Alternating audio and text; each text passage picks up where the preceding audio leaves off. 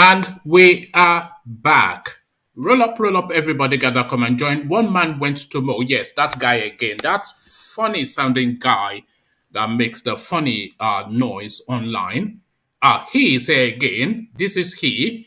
Where are you? Gather, come and join. One man went to mow. That 10 o'clock ish session has commenced. So gather, come and join. Let's spend however long this session lasts together. One man went to mow, the eagle has landed. Water, only water. Water, only water. Where they see ma. Water, water, water, water, water, water, water, water, water, water, water. Only water. Where they see ma. Hapa oh night oh.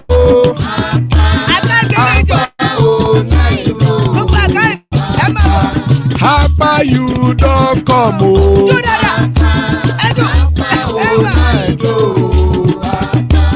Hapa oh night oh.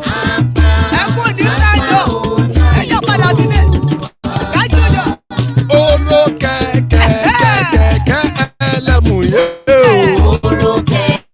Ide shodi ya keke elemu re oh. Oro keke. Bobby master keke elemu. Chifu Failati kekere lemure o.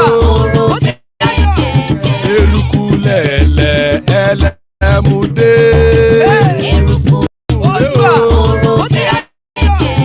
Eruku lele elemude.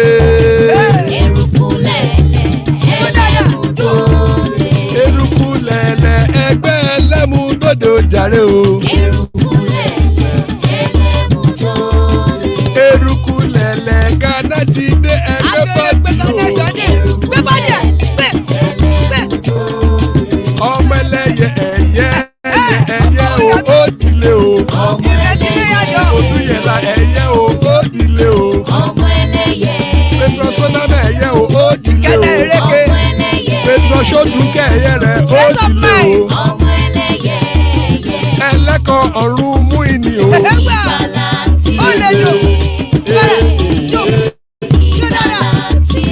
Àkùkọ ọ̀run mẹ́kọ̀.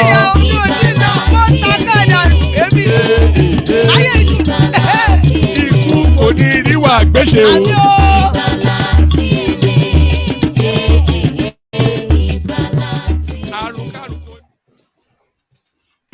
There we are. Ikú kò ní ríwà gbéṣe. Powerful prayers by the Kegites. Ikú kò ní ríwà gbéṣe are just the potency of that. Just deep words. So, Ikú kò ní ríwà gbéṣe, as guys, I bring you this. APC party leader Tinubu opens up, wants support for 2023 presidential ambition. Northern statesman Yakasai making the headline. So the pleading I've already said severally on this platform that the politics has already started. And what this guy is doing essentially is going to power blocks. We saw him at Oji Uzokalu's house not that long ago. And now again, he's with Yakasai now. So make no mistake, this is the presidential election already taking place.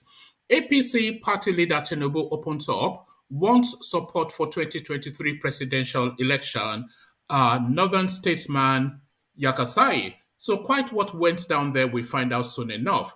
But it looks as though now this might have given this guy reasons to be boastful.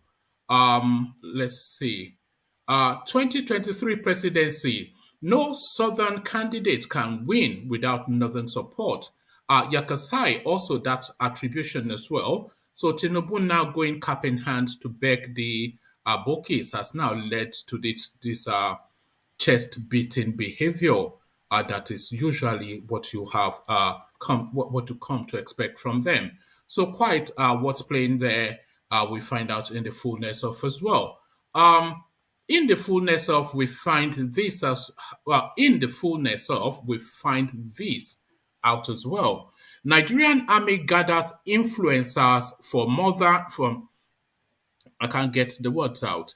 Nigerian army gathers influencers for modern warfare on social media. So this is the space now, because as I often say, all the judgment that matters is in the court of public opinion, and if public opinion has it so, then it is so. So that is really what matters. No court of law supersedes the will and the belief of the people. If the people will and believe, then that is it.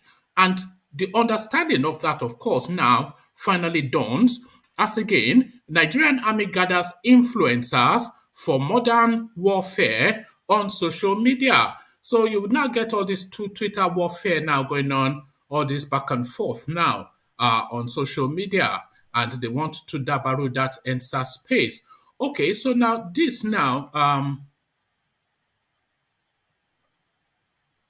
pardon me. These are to a story that we had previously discussed on this platform, but it resurfaces now with even more potency. EndSARS massacre. 100,000 Nigerians signed petition to arrest, imprison President Buhari. So they may disregard, this is a Reno Omokri initiative. So they may disregard this as a bit of a nonsense, but this petition is actually going on in the international space, and there's enough of a weight of a push to push this to the front burner of the international space. Then the consequences might well be one that Aboki from Daura might have to contend with. So again, EndSARS massacre, 100,000 Nigerians signed petition to arrest, imprison President Buhari. So to Reno's petition, we find out the latest development there. Still with the EndSARS narrative, new report confirms massacre of #EndSARS protesters at Lekki Toll Gate by soldiers, police, urge international court to prosecute perpetrators. So that space is not going to go away. I don't even think the linguistic skills of the Owala from Kwara will be sufficient enough to peter this away, to fade it away, because justice now being demanded. And as I said, the voice of the people and the will of the people is the voice of God. New report confirms massacre of #EndSARS protesters at Lekki Toll Gate by soldiers, police, urges international court to prosecute perpetrators. So quite what is going on there, we'll find out in the fullness of as well. So we may or may not land on this story, but we'll find out as we proceed. PDP versus APC. Yari Marafa meet Saraki as defection rumors emerge. So hitherto, the last few months, what all we've been hearing are defections from the PDP to the APC, but it looks as though now the return match now, senior figures within the APC now finding their way to PDP, courtesy of Bukola Saraki. Again, PDP versus APC, Yari Marafa meet Saraki as defection rumors emerge. So quite what is in play there, we find out in the fullness of as well. So plenty to find out in the fullness of. So kick back, lean back, relax, just take it easy. Charge up that glass of wine and surrender to the space as we commence this session that will last a few hours. So sit back as we come in via the eastern quarters. Another Python dance.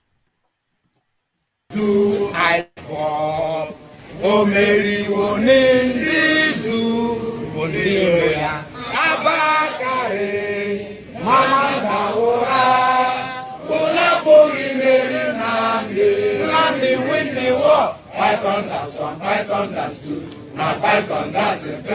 Unapoli Mary Nandi win the war. Python dance 1, Python dance 2, now Python dance 3.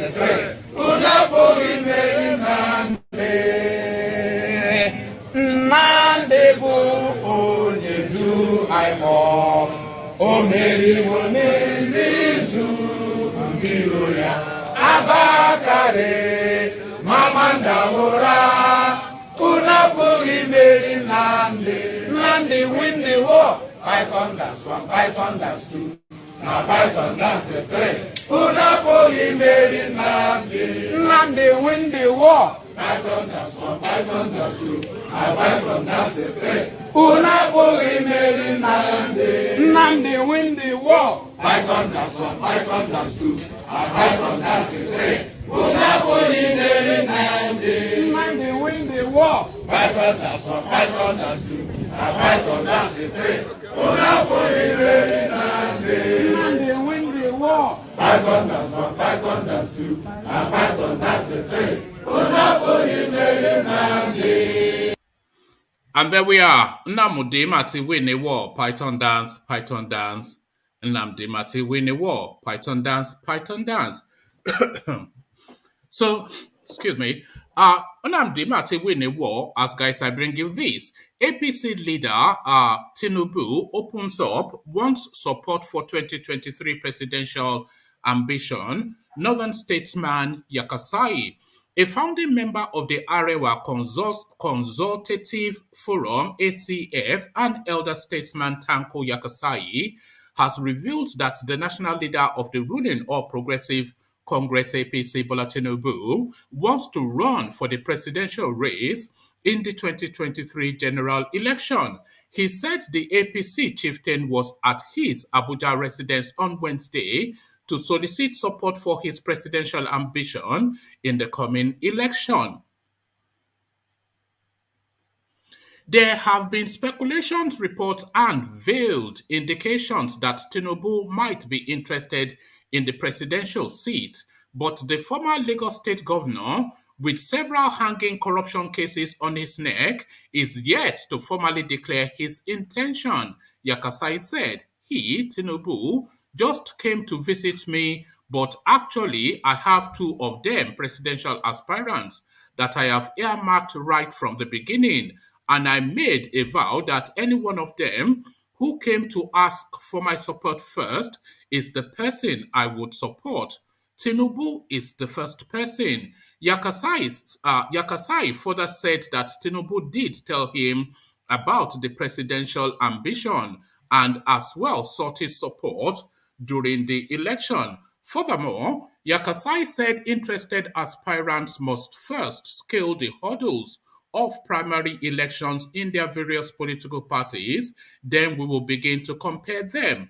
Correspondents had in October reported that Tinubu, amidst his ambition for the 2023 presidential race, spent over 4 months patronizing hospitals in France, United States, and United Kingdom, where he underwent a series of surgeries.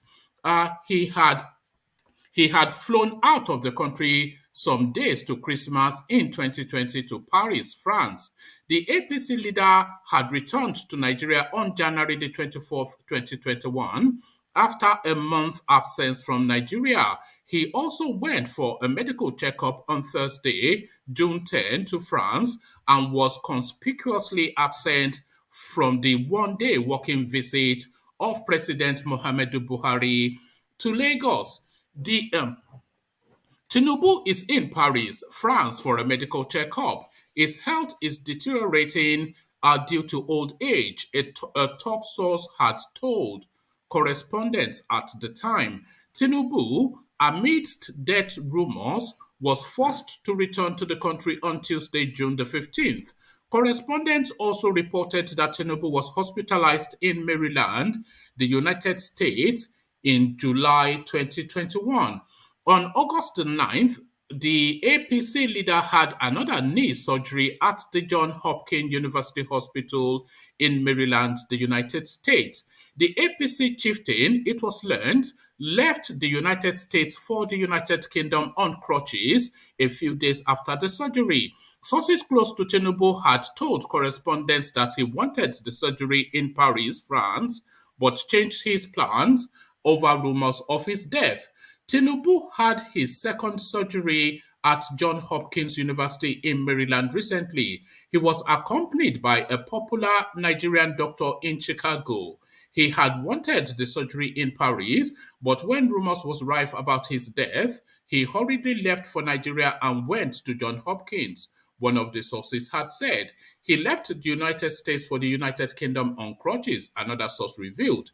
In August, President Muhammadu Buhari paid a visit to Tinubu in London, and the latter was seen with a walking stick during Buhari's visit, confirming correspondents' story that he underwent a second surgery in the United States. His London home also became a mecca of sorts as he was visited by the Speaker of the House of Representatives, Femi Gbadabiamila, Governors Abdullahi Ganduje, Kano State, Dapo Abiodun Ogun, Babajide Sanwo-Olu Lagos, Rotimi Akeredolu Ondo, and Kayode Fayemi Ekiti. So, as I said, that's just the London visit, by the way, not the Bodleian visit. But just look at that roll call, and that then tells you that decisions are being made as to who governs you in 2023.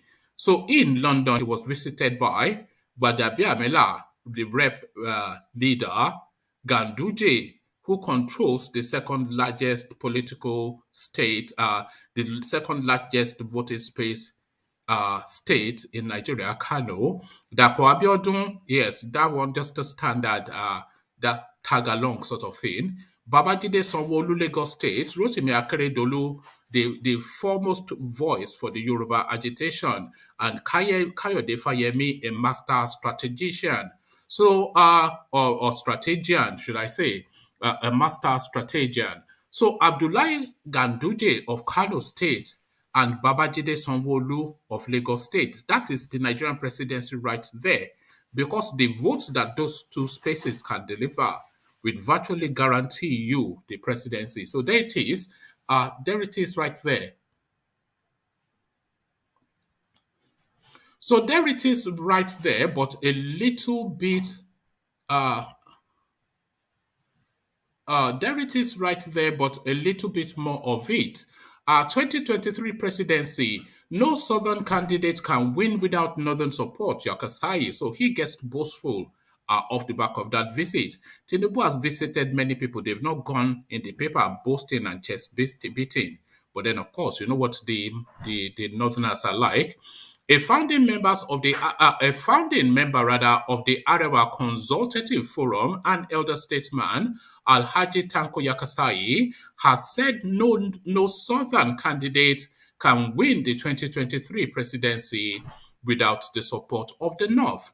The 96-year-old elder statesman made this known in an interview with correspondents on Friday. He also revealed that he would support the national leader of the All Progressive Congress, Asiwaju Bola Tinubu's presidential bid in 2023. So that is his parting shot to Tinubu as he comes cap in hand. Nigerian army gathers influencers for modern warfare on social media. The Nigerian army on Friday sought the support of social media influencers for modern warfare to shape public opinion in its quest to tackle insecurity. We are all aware that cyberspace is the latest domain of modern warfare, said Army Chief of Civil/Military Affairs, Major General Marcus Kangie. Therefore, social media presents a veritable tool in influencing and shaping public opinion, which is critical in deciding the outcome of modern warfare. Addressing participants of the 16th edition of Social Media Influencer Seminar in Enugu, Mr. Kangie said, social media has a very crucial role to play in supporting the Nigerian Army's non-kinetic line of operations, as well as shaping public opinion on its operations. He said that is why the seminar is apt. The seminar was themed The Evolving Role of Social Media in Supporting. The seminar was themed The Evolving Role of Social Media in Support of the Nigerian Army Non-Kinetic Line of Operation. The Nigerian Army is facing public relations crisis following the indictment in the killing of unarmed EndSARS protesters at the Lekki Toll Gate on October the 20th, 2020. The force has also been excoriated for extrajudicial killings of Shiites in Kaduna and suspected IPOB members in Oyigbo Rivers, as well as in troubled parts of the southeast. Mr. Kangie, however, said the Nigerian army in the last 5 years had carried out more than 100 civil military related projects aimed at bridge building with the civil populace. According to him, all these activities are geared at ensuring that the army is seen in the positive light as a responsible organization in the service of the Nigerian people. The chief of civil military affairs noted that there is so much that the social media can do to support the Nigerian army's operations across the country. He said, it is essential to note that tackling insecurity generally involves the use of kinetic and non-kinetic methods. I make bold to inform this gathering that the Nigerian army is making giant strides in the fight against terrorism, insurgency, banditry, and other forms of criminality in the country. Mr. Kangie called on bloggers/online journalists to know and enlighten the populace on the dangers of misinformation or misinterpretation of facts, as well as its negative consequences on the general security of Nigerians and Nigeria. The seminar, which featured extensive interaction between 160 participants, drawn from mainstream and online media, civil society NGOs, and military personnel, started in 2018. So essentially now they are trying to go online with the dollar bags. This is essentially what that means. EndSARS massacre. 100,000 Nigerians signed petition to arrest, imprison Buhari. A petition by former presidential aide Reno Omokri on an a petition by former presidential aide Reno Omokri on a social media platform to have President Muhammadu Buhari tried and imprisoned by the International Criminal Court for Crimes Against Humanity has received 100,000 signatures as at the last count. Omokri announced this following recovery of the platform, which was hacked by hackers who are, according to him, paid by the presidency. The petition was filed on November the 17th, 2021 and reached 50,000 signatures in under 48 hours. Then it was hacked by unknown hackers on the evening of November the 18th, 2021, just as it reached 80,000 signatures. However, following direct consultations between Omokri and those running the platform, the petition was restored to its original language and restored on Friday, November the 26th, 2021, and less than 24 hours after it was restored, it hit 100,000 signatures and counting. The petition is directed at the International Criminal Court and comes after Lagos State Judicial Panel of Inquiry on EndSARS indicted the Buhari administration in its report. At 100,000 signatures in 96 hours, the time when it was hacked was not counted. The petition is the first petition of Nigerian origin to hit that number in that time frame, showing the support of the Nigerian public to make Buhari pay for the heinous murder of young Nigerians murdered on October the 20th, 2020, as Buhari feared EndSARS would lead to his overthrow. So there you are. I've always said the only way we would get justice in Nigeria is to internationalize our problems. If we don't internationalize our problems, then where would you get justice? Who would give you justice? They will continue to shoot you. That is just all that will happen. But if you take it to the international space, which is what is going on now, then we might stand half a chance. So half a chance now, and 100,000 signatories to that.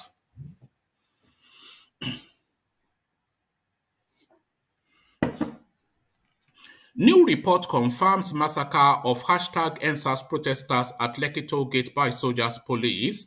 Urge international court to prosecute perpetrators. So this is a report separate and outside of that Lagos State panel.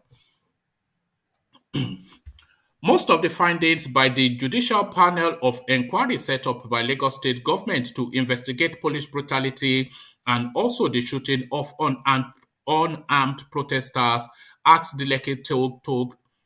Let me start all over again. Most of the findings by the judicial panel of inquiry set up by the Lagos State government to investigate police brutality and also the shooting of unarmed protesters at the Lekki Toll Gate on October the 20th, 2020 by personnel of the Nigerian Army and policemen have been validated by a new, so this is a totally different one, by a new report.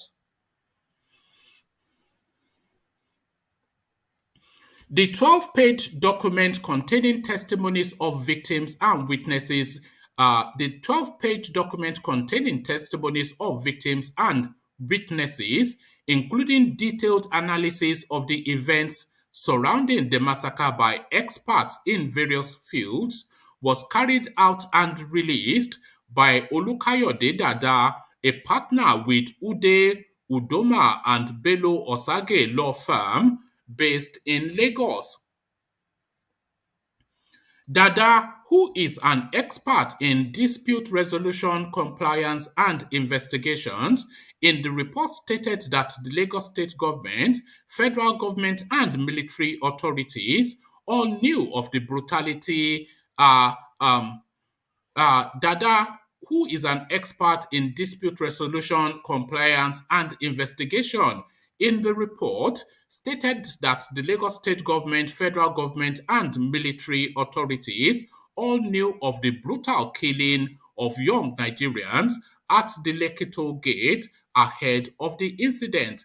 According to the report, the activities of soldiers deployed to the scene of the peaceful demonstration and later policemen from the Morocco Division on the 9th of October the 20th, 2020, significantly qualified as a crime against humanity and therefore should be investigated by the International Criminal Court in light of the Nigerian government's unwillingness to act on the findings and recommendations of the Lagos State Judicial Panel of Inquiry.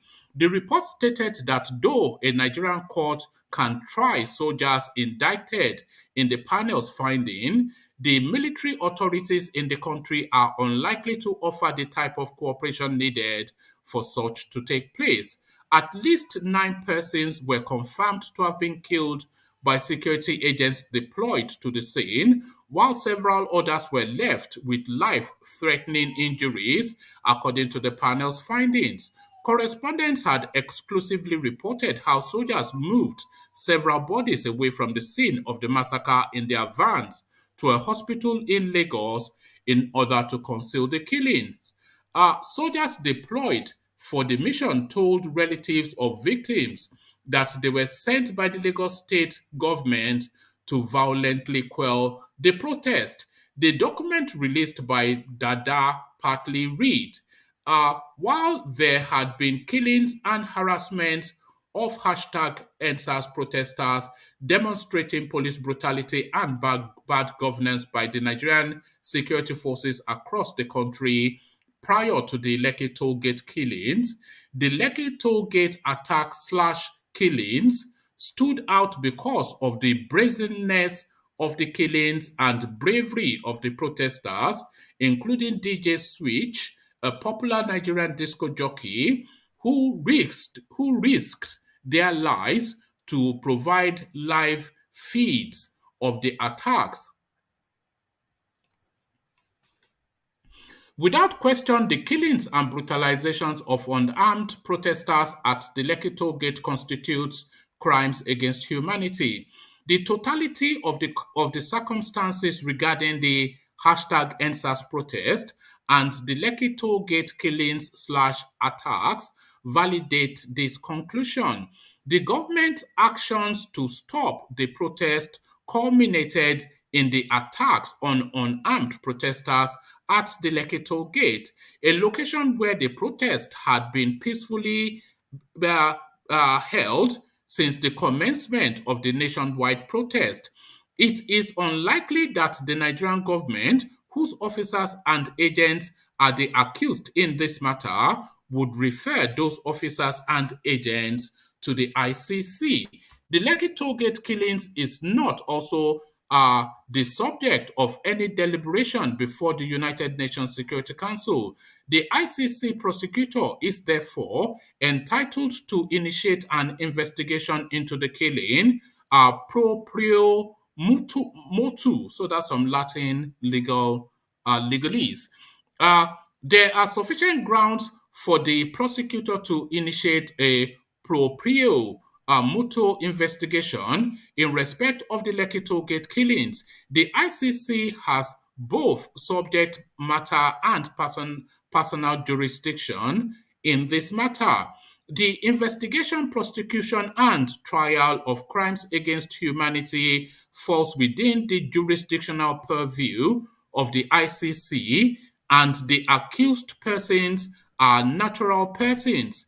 The scale, nature, manner, and impact of the crimes are of such severity that an investigation by the ICC is warranted. Based on the totality of the circumstances, it is in the interest of justice for this matter to proceed at the ICC. Despite ample evidence, the federal government of Nigeria has not initiated any formal investigation or prosecution of the soldiers and policemen involved in the killing at Lekki Toll Gate. While the Lagos state government set up the JPI to investigate the killings, the Lagos state government does not control the Nigerian army and the Nigerian police. The Lagos state government cannot, therefore, impose or enforce sanctions against the erring soldiers and policemen. Although under Nigerian law, civil courts, e.g. the High Court, may try criminal law offenses committed by a serving member of the military, in reality, the likelihood that a serving member of the military would be tried in a civil court depends largely, if not solely, on the cooperation of military authorities. It appears that the military authorities and the federal government of Nigeria have little or no interest in conducting any meaningful investigation in this matter and or achieving justice for the victims of the killings. Crimes against humanity occurred at the Lekki Toll Gate on October the 20th, 2020. Reports of several investigations, including the investigation conducted by CNN, Amnesty International, Human Rights Watch, and the Judicial Panel of Inquiry set up by Lagos State to investigate the incident, as well as eyewitnesses' accounts and ample photographic and video evidence, clearly establish that soldiers and policemen engaged in coordinated, systematic, and premeditated attacks against unarmed civil population, which led to deaths and injuries. Despite the evidence, the federal government of Nigeria has failed to initiate any meaningful investigation of the incident, but has instead engaged in efforts to discredit the reports issued by the organizations, whilst not offering any evidence in rebuttal of the facts set out in those reports. So there you are. It still goes on. So let me just give you the total. It continues. It is evident that the federal government of Nigeria is unwilling to investigate and or achieve justice for the victims of the attacks/killings. Nigeria is a party to the Rome Statute and all the conditions for the ICC to assume jurisdiction in this matter and to, in the least, conduct a preliminary examination and a formal investigation are present. unless the international community brings pressure to bear on the federal government of Nigeria, it is unlikely that there will ever be accountability for the persons who attacked and killed unarmed protesters at the Lekki Toll Gate and for the persons who gave the orders for the attacks. The Nigerian government and officials of the Lagos state government have been working tirelessly to discredit the findings of the panel that investigated the massacre of the unarmed protesters at Lekki Toll Gate last year. Since the report surfaced, Minister of Information and Culture Lai Mohammed described the report as fake and full of errors earlier in the week, while a member of the panel, Ebun Olu Adegboruwa, a senior advocate of Nigeria, has alleged threats to his life by agents of the Lagos state government. Earlier this week, Ms. Kasi something Chukwu Ibe, who took active part in the nationwide protest last year, was attacked for testifying before the hashtag EndSARS judicial panel in Lagos State. Other persons in support of the panel report and calling for the prosecution of the perpetrators have also alleged threats to their lives. The United States, United Nations, European Union, Amnesty International, and several other groups around the world have all called for persons indicted by the panel report to be punished for their role in the killing of peaceful demonstrators at Lekki Toll Gate on October 2020. So there you are. The pressure continues to mount, but will it yield any result? Is the question. Charlie Boy, I see you, and UK, I see you. So to you, Charlie Boy. Charles, are you there? Okay, we don't appear to have Charlie Boy. UK, are you there? Yes. How are you doing? I'm good, UK. Good to see you. So let me take you to this space first. The Nigerian military, they are now going around social media trying to get the social media space now to back their narrative regarding all of these atrocities that they have been committing. What are you making of that move? They are going after bloggers and online publishers, etc. What are you making of that? Well, I mean, that is to show that they are very, very insensitive now, or they don't feel any remorse of, burning down or, killing people, extorting money from them. So that is to show that they don't really care, because if they care, when they do something that is bad, they have to hold them responsible, because that's what they do. Those men that do it, they should face justice. So going to start hunting people, the journalists or whoever people they are hunting. No, they are not actually hunting people. They are actually trying to get the social media on side, because they've now identified that they are losing the public opinion space, especially on social media. So they are trying to get the social media space on side. They cannot, obviously, with a bag full of dollars. This is the thing. Yeah, but they cannot now, because you see, these are fun. They are very powerful. When once something happens, by the time you know it, it will already reach all part of the world. And there's no way they can do it, because even if they say they claim is fake news now, but with you can even do the Google Earth. It will tell you exactly where that thing happened. It can tell you exactly where the incident happened. I mean, they cannot win. They cannot win the war, because almost everybody have cell phone. So if anything happens, you see them, they record it and share it. And it will be very difficult for anybody that has any social media influence to paint a narrative that will paint the Nigerian army in good light. Because the moment you start doing that, then people already know, they know that you've been paid.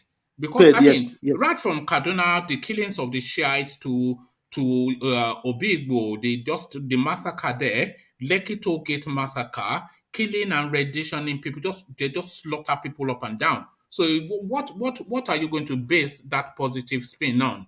You know, that they No, killed you Boko cannot. Haram. No, you Yeah. cannot spin the story. There's no way you Yeah. can spin the story because it's it's very open. It's very transparent. I mean, whatever thing you guys did was very. I mean, everybody know about it except just if people doesn't want to say something, but they know that something bad is going on, but they just don't want to say. But those who see it will always share it. Will always say something.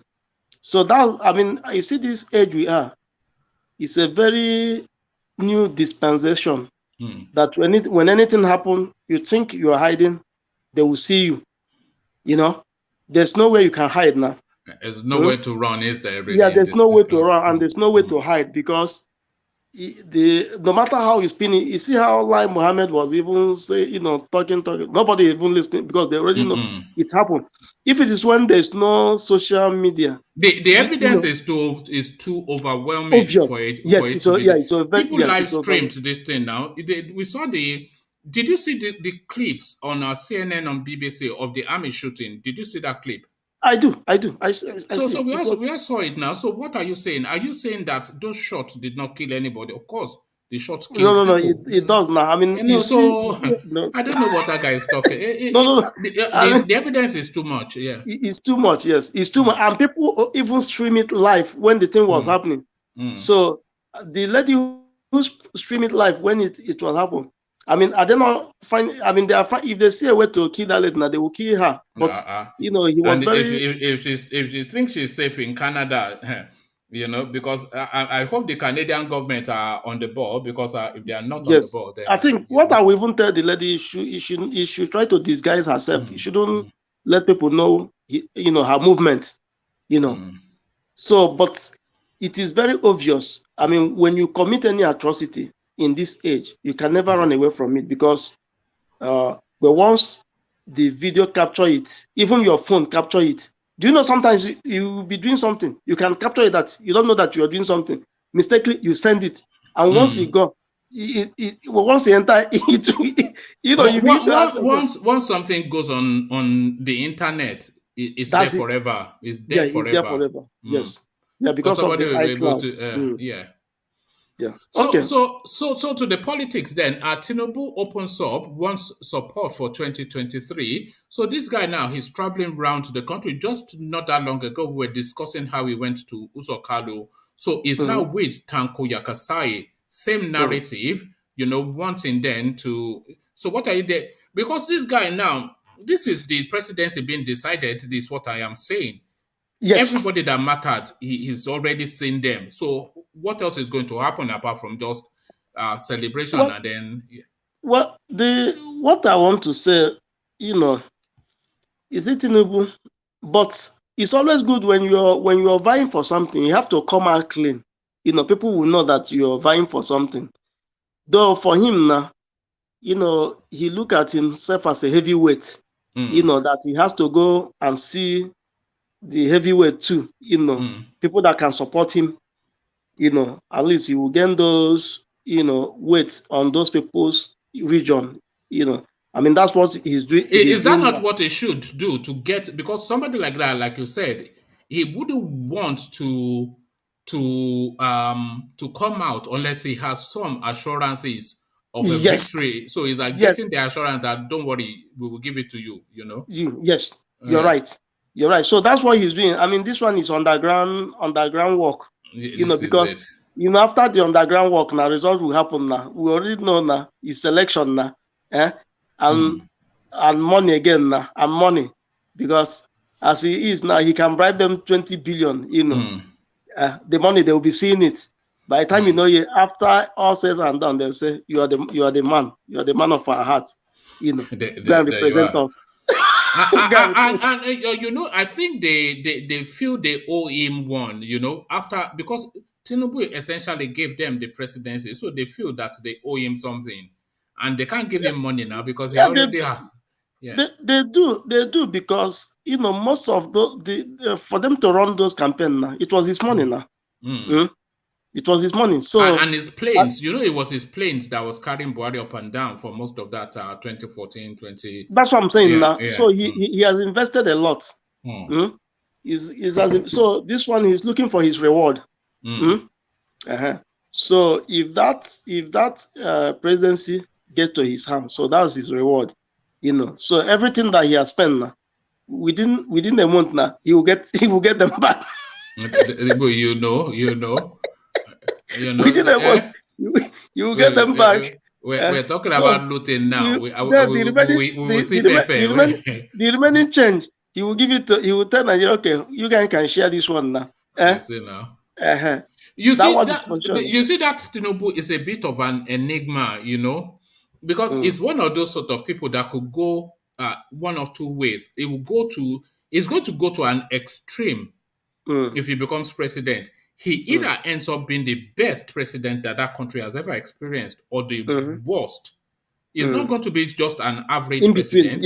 It's either going to be like the very worst. Or the very best. Yes. That's what is going to happen. You're right. You're right. So let's watch and see now. Let's watch and see. I mean, it's just a matter of time. Yes. I think he'll come out soon anyway, and he'll tell us what his intention. We already know what his intentions are. Yes. Yeah, but this space now, EndSARS massacre, 100,000 Nigerians signed petition to arrest, imprison Buhari. So we've spoken about this before. Reno Omokri and his petition, which he is pointing at the ICC, saying that this guy has to be, prosecuted for crimes against humanity. So it's the fastest signed up and the most successful Nigerian petition ever launched internationally. Well in excess of 100,000 people within 96 hours. So to show that the appetite is there, and of course, the weight of the numbers is going to have to force the international space to some reaction. So what are you making then of Reno's petition as 100,000 and counting? Well, I want to ask a question. Does that petition really work? It does work in instances. I know that if the petition is geared towards the British Parliament, if it hits a certain number of signatories, then they are obliged to mention it on the floor in the House. That's not to say they would do anything, but they'll say this petition came in and then somebody mentions it. They might not even discuss it and just mention it, but certainly it will be mentioned.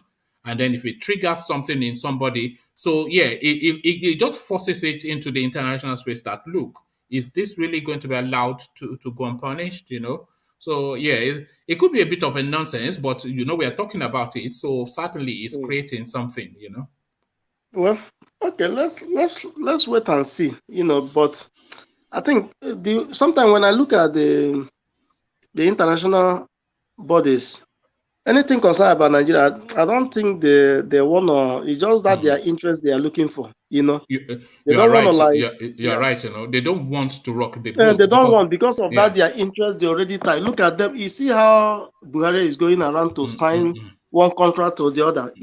So once they tie with that contract, so anything we are saying, it's like we are just. They will just say these people. Do you know that Nigeria has the 9th largest oil gas reserves in the world? The 9th largest. Like the LNG now. The LNG in Bonny. Yes. So that tells you that forget even the petroleum, This and they have not tapped it to the LNG. They have not tapped it. So that's the thing. So if they are nobody is going to jeopardize that because some silly boy was killed in some that. So they don't care. They don't care because if you look at what Nigeria have been through. If let's say Nigeria was like, okay, the thing that Afghanistan, I will even compare Nigerian problem with Afghanistan. But you see how they are, the international are talking about Afghanistan on the TV, on the radio, everywhere. Unlike we, nobody even mention. If they even mention it, they will just mention, and you won't even hear about Nigeria, in their mouth again. So I think the leaders now, they already planned this thing because one, they have to listen to Buhari before any other person now.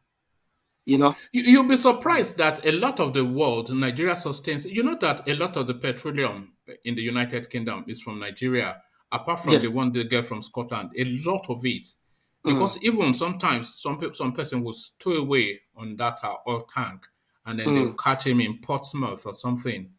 They Mm. get this thing for. If they sell petrol for like a pound something here, if they were to Mm. pay true value, you'll be paying maybe £4 or £5 per liter now. Mm. So they get it for cheap. For them to be able to sell it for, Yep. for a pound something. So do they sell it in liter or in gallon? No, they sell it in liters. In UK, liter. Yeah. While in US we sell in gallon. Or is that what the measure is on your machine? Yeah, we measure in gallon. I know 4 gallons equals to 4 liters equals to 1 gallon. I think if I can, my mathematics. In my so there you are. Yeah. You are even getting it cheaper. So if you think the oil companies are making extortionate amounts of profits by the time that petrol gets to the pump, and by the time before it gets to the pump, by the way, there are about 3-4 transit points of profit. So the people that will ferry it from Nigeria to the UK. So that's a business there that needs to make a profit. Yes, and then like the distributors now. Yes, the oil tankers that go on the seas. So that's a company that needs to make a profit. And then from there, they have to transit it then to where it's going to be refined. So that's another company that makes a profit. And then the refinery company will make a profit. Then all the distribution chains to the pump, they make a profit. And they're still able to sell it at £1.30 thereabout.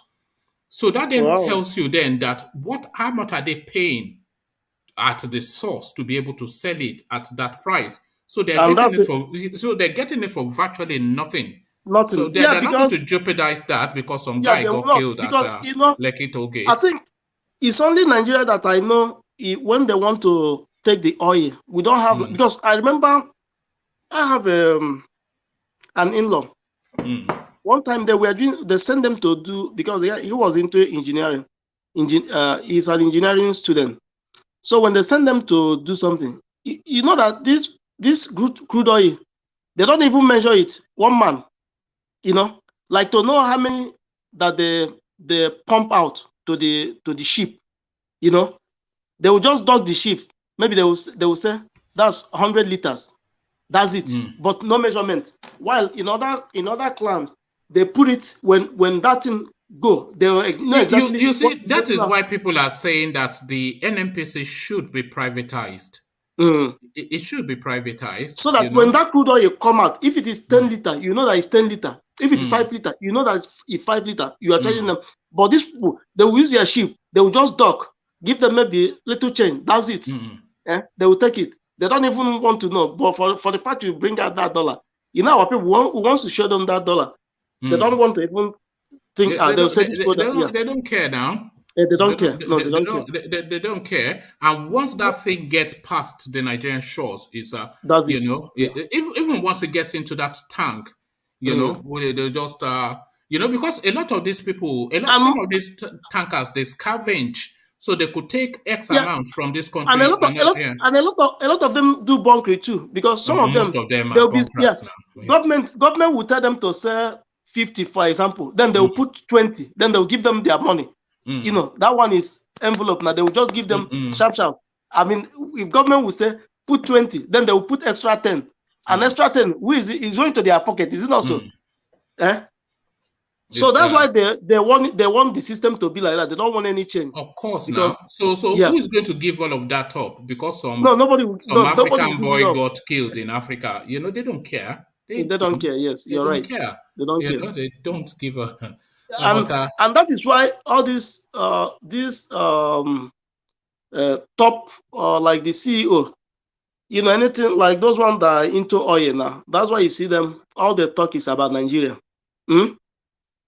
All they talk about Nigeria. Anytime there is like a problem now, they will find a way to make sure that the problem is being calm, so that they won't be losing much, because, as you say, it's a very free this thing. And I think another thing that make it easy for them to be taking this oil because they say like the wharf now, Lagos wharf is very, very good because you don't even drive much. You're already into the big sea. You don't need to like unlike Calabar where you can go through the like creeks, almost like creeks before you see the big water. But for Lagos, once you enter that Apapa, the next thing now the big ocean. So it's very easy for them to dock.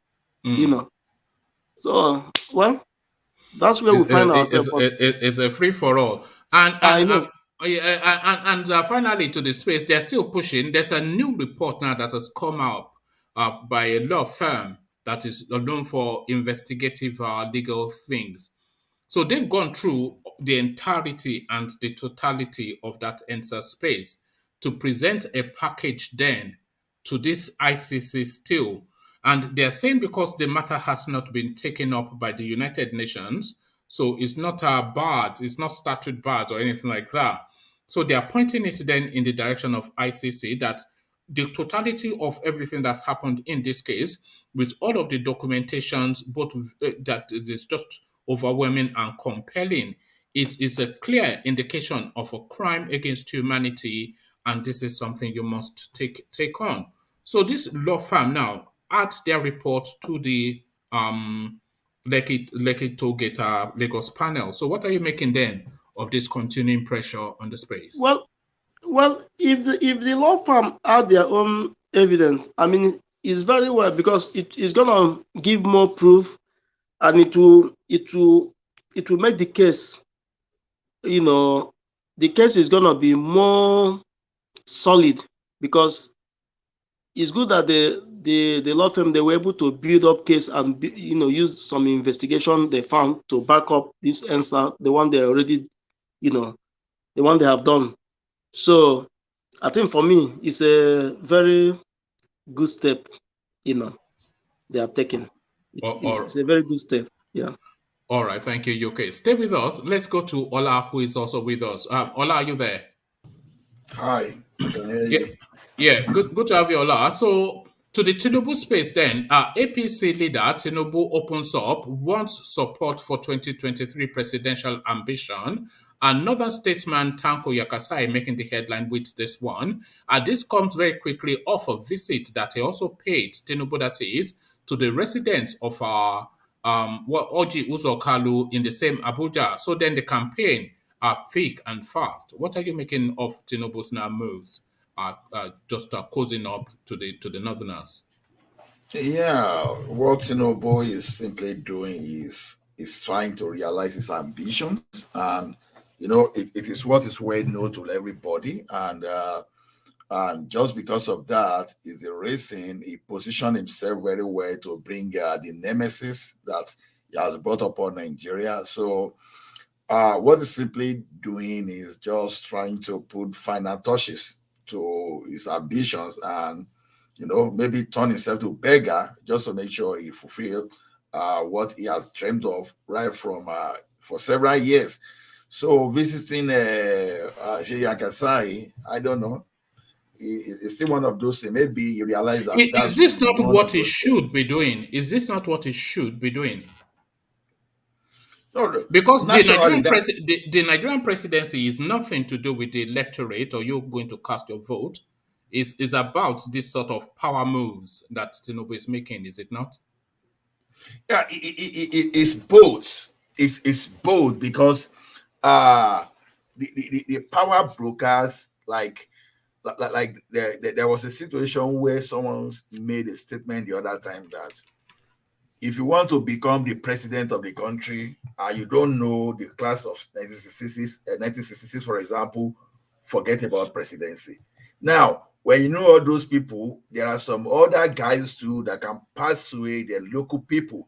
You have to find some leaders. It's just like before Buhari messed the situation up. For example, now, in those days, if someone would like to become president and you go to the like of Buhari and Buhari managed to gather his support for you, definitely it simply means that it's going to work. That is exactly what it is. So it's supposed to be both ways.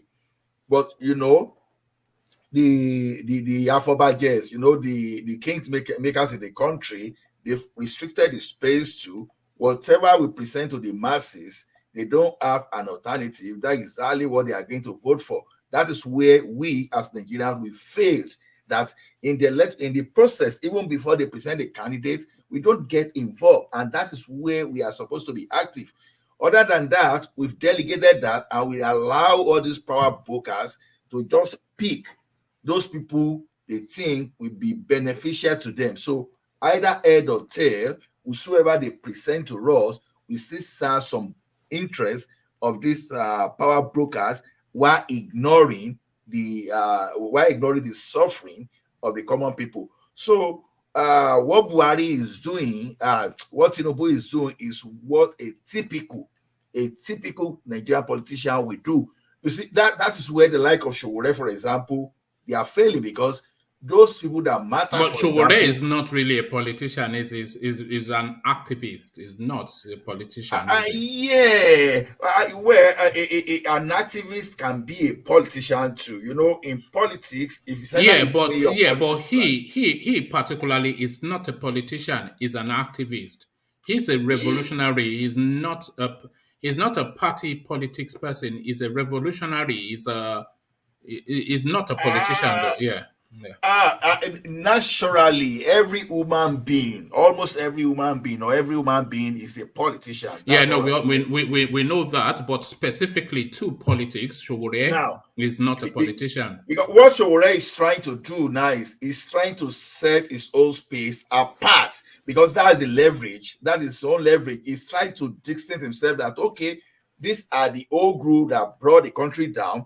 There we want to bring another set of people. So it's creating a need, his political need entirely, which he didn't manage to sell to the people very well. That's where the problem is. So will I say he's a politician? Yeah, he's a politician, but his own type is a type of politician with a brand of fire. You know, the type of politician that already you are revealing your secret, what you are going to do, you know, instead of just saying your program, but you are saying something that is going to have alphas on the mainstream politician. That's just the difference between the type of politics that Sowore and this guy will play. For example, now, if Buhari is going to loot, if Buhari is going to federalize Nigeria, for example, while he was there, the massive managed to keep quiet.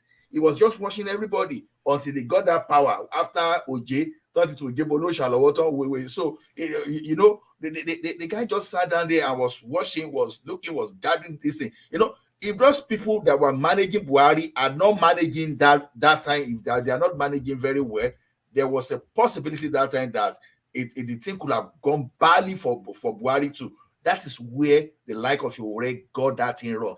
And Sowore, for example, got the support of the like of Obasanjo, the like of Sowore is not a politician. Sowore, anyway, let's leave Sowore to one side and just Tinubu's politics. Is he playing it right? Yeah, exactly. No, yeah, based on what is on ground now, based on the mainstream thing in Nigeria, he's playing it right, because those are the people that we help. Okay, for example, now if the like of Yakasai is respected in the north, for example, and he managed to bring these people. You know, in Nigeria, for example, we normally suffer from what you call a pluralistic ignorance. For example, just because this one now believe in this thing, everybody believe in that. So that's the type of instrument our leaders used to capture and gather support for themselves. So once you see this leader going to this place now, everybody follow. For example, there are many people, they don't know why they are following Tinubu, for example. They are just following just because our elders are following. So it's just a kind of a pluralistic ignorance. So pluralistic ignorance is just a kind of tactics that these northern leaders, you know, they've used very well in politics, because you just enthrone a leader, you enthrone some kind of administrator without even knowing why you are supporting that. But those people that are bringing them forward, they know why they are presenting that, but the followers, sometimes they don't know why they are presenting. So by the time they make the selection and they present to us, it's too late, because they just give us either take this devil or take the other devil. You must take one out of that devil. So there's no way the saint will come into that place. And unfortunately for Nigerians, they make that thing so expensive that You know, the entry is so high that nobody can just wake up from anywhere and just come into that. No. So the like of, you know, the like of Moalu, Showore, and those people that will have come to that thing, if they have mastered this type of tactics very well, I think by now Tinubu will be sweating for it. So Tinubu will have his way, because normally he's doing what he's doing. The like of Abiola, they did that in the past. They captured the mind of those people that matter most, to the extent of even defeating Tofa right in his own state. So to me, is Tinubu playing it well? Of course, things are still working for him for now. We don't know what is going to happen tomorrow. To me, he's playing it very well. That's what I can say about that. All right, thank you. And to Yakasai's comment that it says no southern candidate can win without northern support. So that's Yakasai now speaking off the back of Tinubu's visit to him. So, but I'm not quite sure what he means by that, because no northern candidate conversely can win without southern support. So I'm not quite sure what he was speaking to with that. Are you? No, but it's a statement of fact. Neither can the northern people, northern politicians, win without the southerners. Just because now, when there was nobody to take Buhari across the country, when there was nobody to take Buhari, to sell Buhari within the southwest region and southeast region, for example, the guy contested how many times? He lost everything. But immediately, he managed to get someone within the south. He got some more in the like of Tinubu, in the like of Amishi. You know, when they sold their brother just for what they were going to gain politically, then they managed to call some of the vote from the southern part of the country, and the vote went to Buhari. So it's normal. It's normal, because if we want to look at the population and everything, so you can't say you get all your vote from south, from the south, for example. There's no way you are going to win. How many, for example, how many states do we have in the south? Was it 17 or thereabouts? You understand? And you need to win 2/3. The minimum, you need to win 2/3 of the entire state in Nigeria before you can even say you want to become the president of Nigeria. So there's no way you won't need northerners, even if by the content of the constitution of Nigeria to get that. And don't forget that these people too, when it comes to electoral malpractices, you know, they are expert there too. So when they say that, no, there's no way, because Nigeria is not made of only the south alone. It's made of both the south and the north. Now, if we're now saying south, and we're now trying to carve out the area like Middle Belt out of that thing, it's another thing entirely. Now, if you are adding Middle Belt to the south region, for example, I mean the north central to the south region, if they are going to make up the 2/3 required, the 2/3 of number of states required. Yeah, no. What I was getting at, essentially, is that it's a bit of a non sequitur to say that that no southerner can win the election without northern support, because, like you rightly said, you have to get 2/3 of the country, and that necessarily means you have to get some of the north too, and you would need northern support. Buhari tried 3 times, I think, to go it alone with a northern agenda, and he failed until he got that southern support. So it was just it's a bit of it's a non-statement to say that you cannot win without the northern support, because you cannot also win without the southern support as a northerner. So essentially, I'm not quite sure, maybe he was trying to big up his own people and massage their ego, but it's a non sequitur, a non-statement, a bit of a nonsensical thing to say. Yeah, I understand. It could be like in form of maybe they are being talkative, but then when you make that thing, there's a way you tell some people some statement of fact to intimidate or to warn the person that, look, if you think you want to stand alone, remember that you can't do this without us. It's just a way of raising some kind of a position, to bring whosoever that is interested in the national job to say, okay, look, we know that you want to do this thing, but you have to negotiate with us. It is all about negotiation. Otherwise, we all know that this thing is constitutional requirement. We don't have to say it. But there's a way where you want to intimidate someone.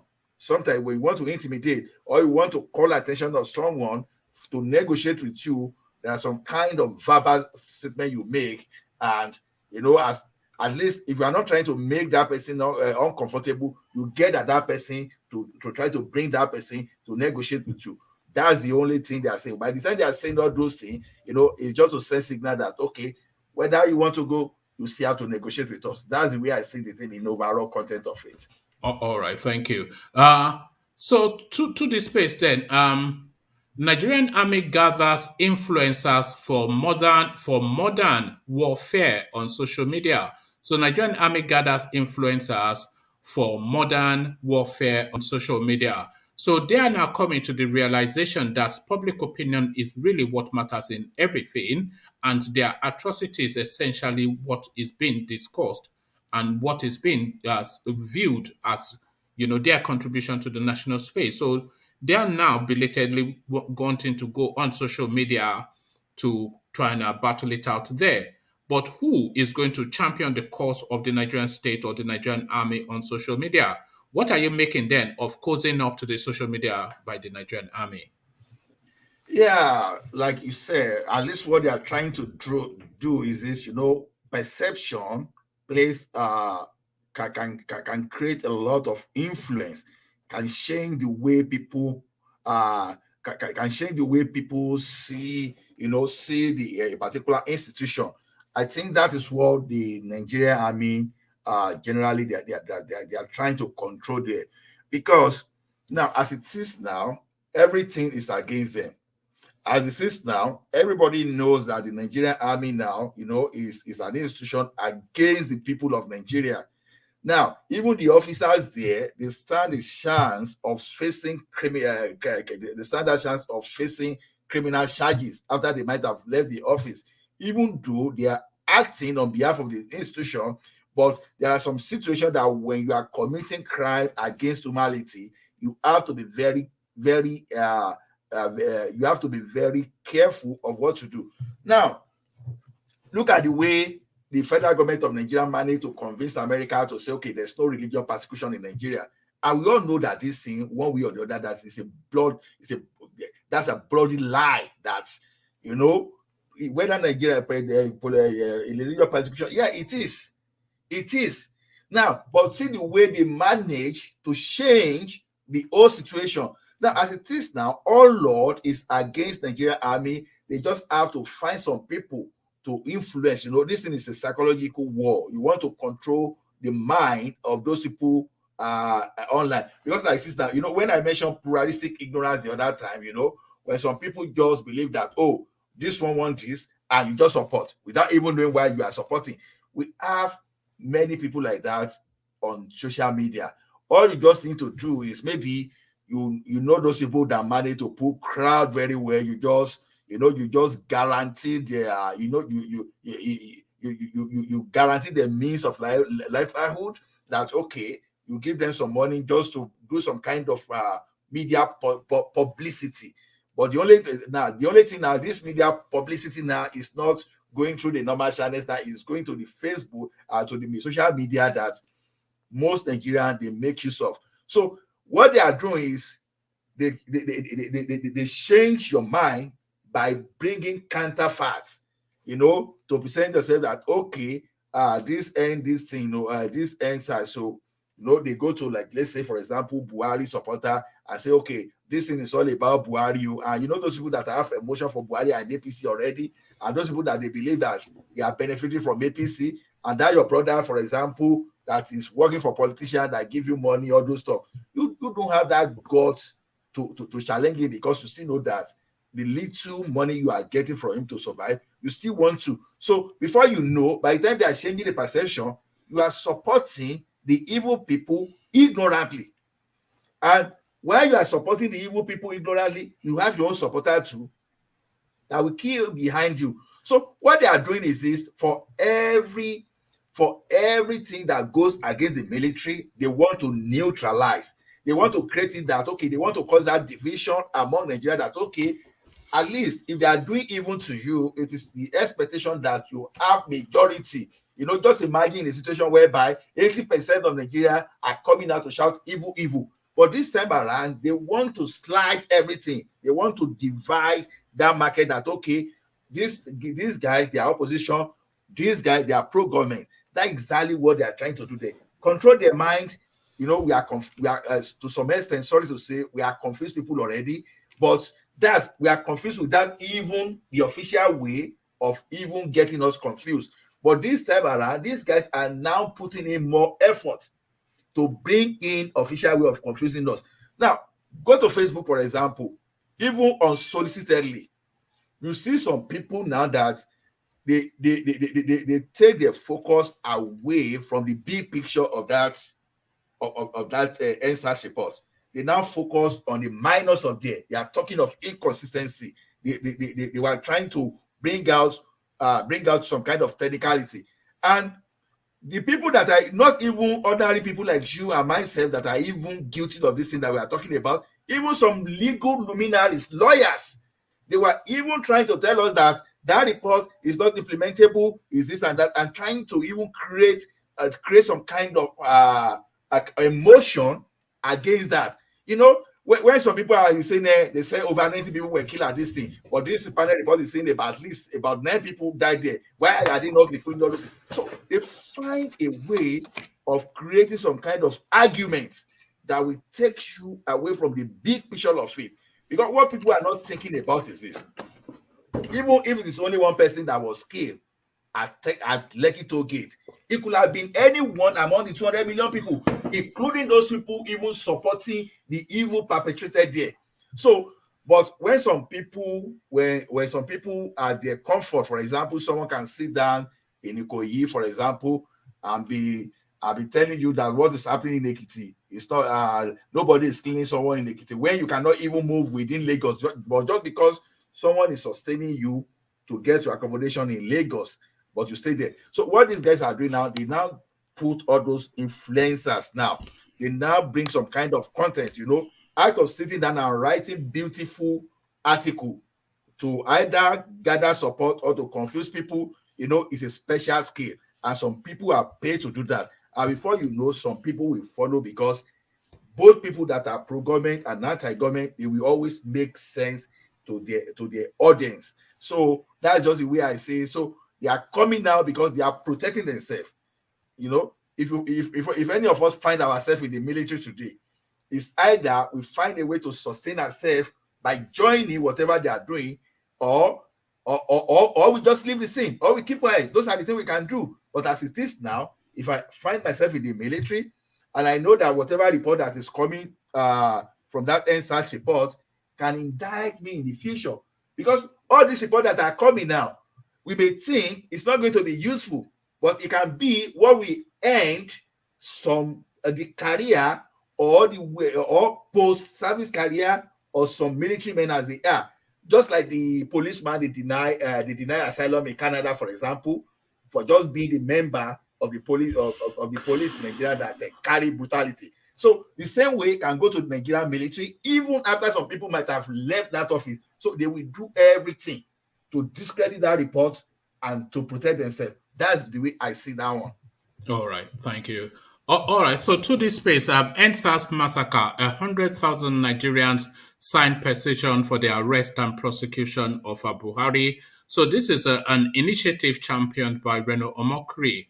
So is this petition, of course, targeted towards the ICC, just off the back of that panel report.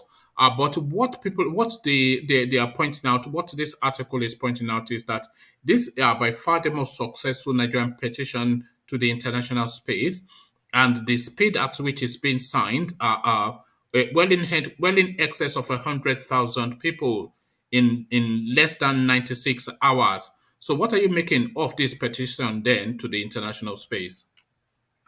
Yeah, to me, whenever we have success like this, even though if you ask me if I think Buhari will go to Hague now, I will be cautiously optimistic. The probability of him going there, I will even rate it less than 50%. But one thing is certain is that what we in Nigeria, part of what we are suffering today is because in the past we lack this asset in terms of documented evidence that we can use against those people that have committed crime against the state. Now, and one of those things that, and unfortunately for us too, we don't. We've lost the culture of reading, so we don't read. But when you have event like this in this generation, that the app internet is thing, in the future, for example, you want to try to see what happened during Buhari time, because the internet never forgets things. You can easily have reference to it. Now, this particular petition now is not going to just end up at that international court only. Even some people in the academic world, in the academia, they will pick this thing and they will conduct research on this thing, that they will make this thing popular. Now, the nemesis of what is happening now may not even catch up with Buhari himself. It may be his generations that the thing will catch up with. So that is why things like this is always good. I like it the way it is, but will I think Buhari can I say for 100% sure that Buhari will go to it? No, he may not. Because why am I saying that is that the government that will succeed Buhari, for example, and African leaders, they will have to show their cooperation with the international court before they can even do that. Look at our tailor, for example. Now, the tailor that is supposed to have been repatriated to United States of America to go and see his good friend Hush Puppy. He is being protected by the government. What is happening? Nothing. So the same way to post Buhari administration, if the government of Nigeria is not pushing Buhari to that space, nothing will happen. But one good thing that will happen for those people that will learn from experience of what we are suffering now, that if you want to have the repeat of it tomorrow, and if people want to be truthful to themselves, this type of asset will be there for people to see. Those days that Buhari will say something that people will say, no, he didn't say that. You will tell people that inflation during Buhari started killing the middle class. People will say, oh, no, it didn't happen. When you mention all the offenses against the humanity, against the human rights offenses that Buhari committed between 1983 and 1985, when some people try to tell people even before Buhari can defend all those things, all right. But now, what this are doing is that at least for someone to create petition, if you are proving something, people will say, even when this thing happened, we even created petition, and because it's on the internet, it's not something that you keep searching from one book in the library. It is what you can easily refer to. That's why I'm saying that's one of the benefits I see. But whether Buhari will go to Hague, I'm still not sure. All right, thank you. And finally, to this, Ola, still within the ICC space, a second report has come to corroborate the Judicial Panel of Inquiry Lagos report. This report was put together by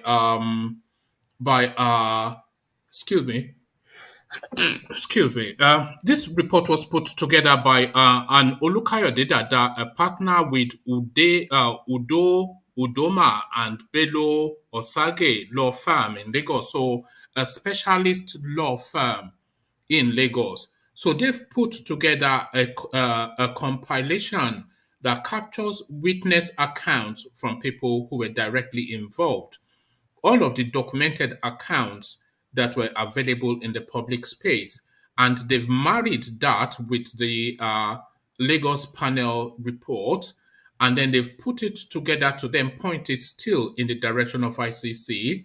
And their argument is that this thing would never, because they are saying that the Nigerian government is not has not ordered any investigation into that space, that there is nothing, rather than even try to, acknowledge and investigate that space, all they're doing is attacking all the evidences that points to that space. So they're inviting essentially the ICC now for reasons of crimes against humanity to come and investigate then that Lekki Toll Gate space. So what are you making of this continued move to internationalize the Nigerian narrative? What I can make of it is the right way to go, because as much as you try to expose, the more you try to expose this government, the better. Because when you present facts and some people are backing and they are countering it, they are just shouting, it is very easy to see who is lying and who is saying the truth. So now, look at the way the panel manage the situation. The interesting thing is this: before they even submitted the official report, they made sure the report leaked, because we know the government we have, for example, you will present one report to them before you know what is happening. By the time they are bringing out the original report in the future, they might have manipulated that report. They might have changed the report, to match their own purpose. But now the report has leaked already. They've leaked the result out already. They leaked the report out already, which make life more unbearable for these people. So all they could do is just to keep shouting that it's not true. Look at Lai Mohammed Ali was saying, for example, he could not even get any facts to even discredit that thing. All he could say was that, the report is not true. He was even telling CNN that they are too quick to even praise that report when they. So the thing is, as you have so many people, because now look at this for example. Now look at what is happening in Nigeria. And these people, they've covered this imperfectly. You won't even see most of the things that is happening in Nigeria, for example. You won't see most of them on the mainstream media houses. Where you get these things is maybe individual that use their phone and they send to unofficial channels. One way or the other, they didn't get to this. So if those people, for example, that are bringing out their own report to corroborate what the government did, if they are not coming out, for example, to make sure that they push the government back as they are trying to push the narrative, the government will go away with it.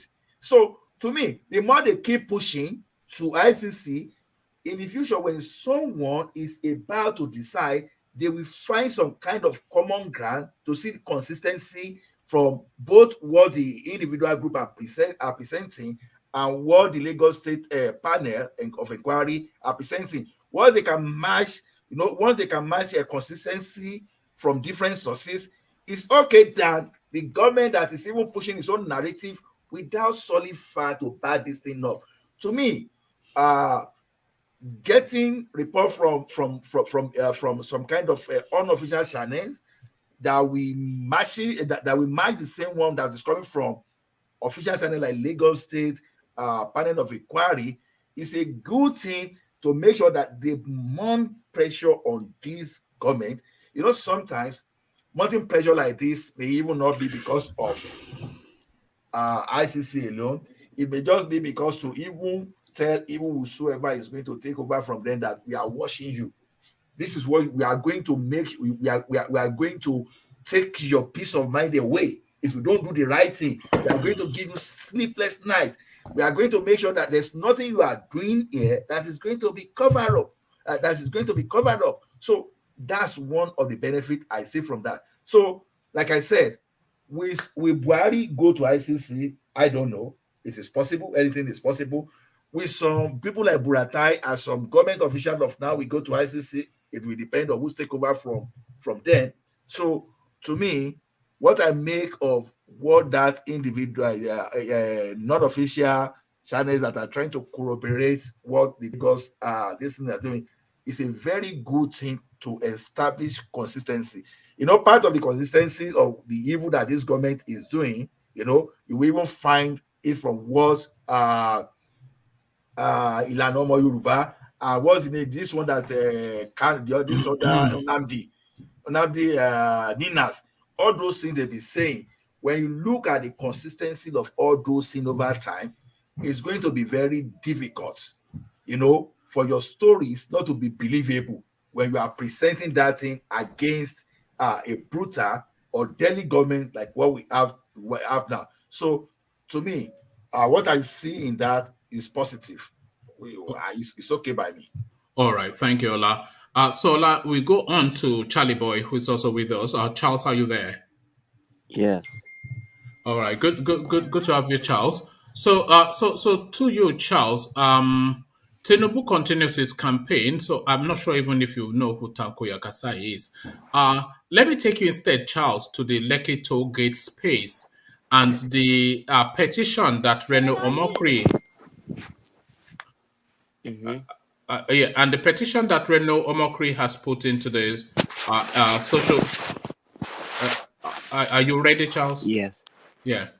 And the petition that Reno Omokri has put into the social media space, that petition now has. What are you doing, Charles? You're freaking me out a little bit. What's going on? Yeah, settle down. So that petition has garnered well in excess of 100,000 votes. So what are you making then of the international pressure being put on the atrocities of the Fulani guy?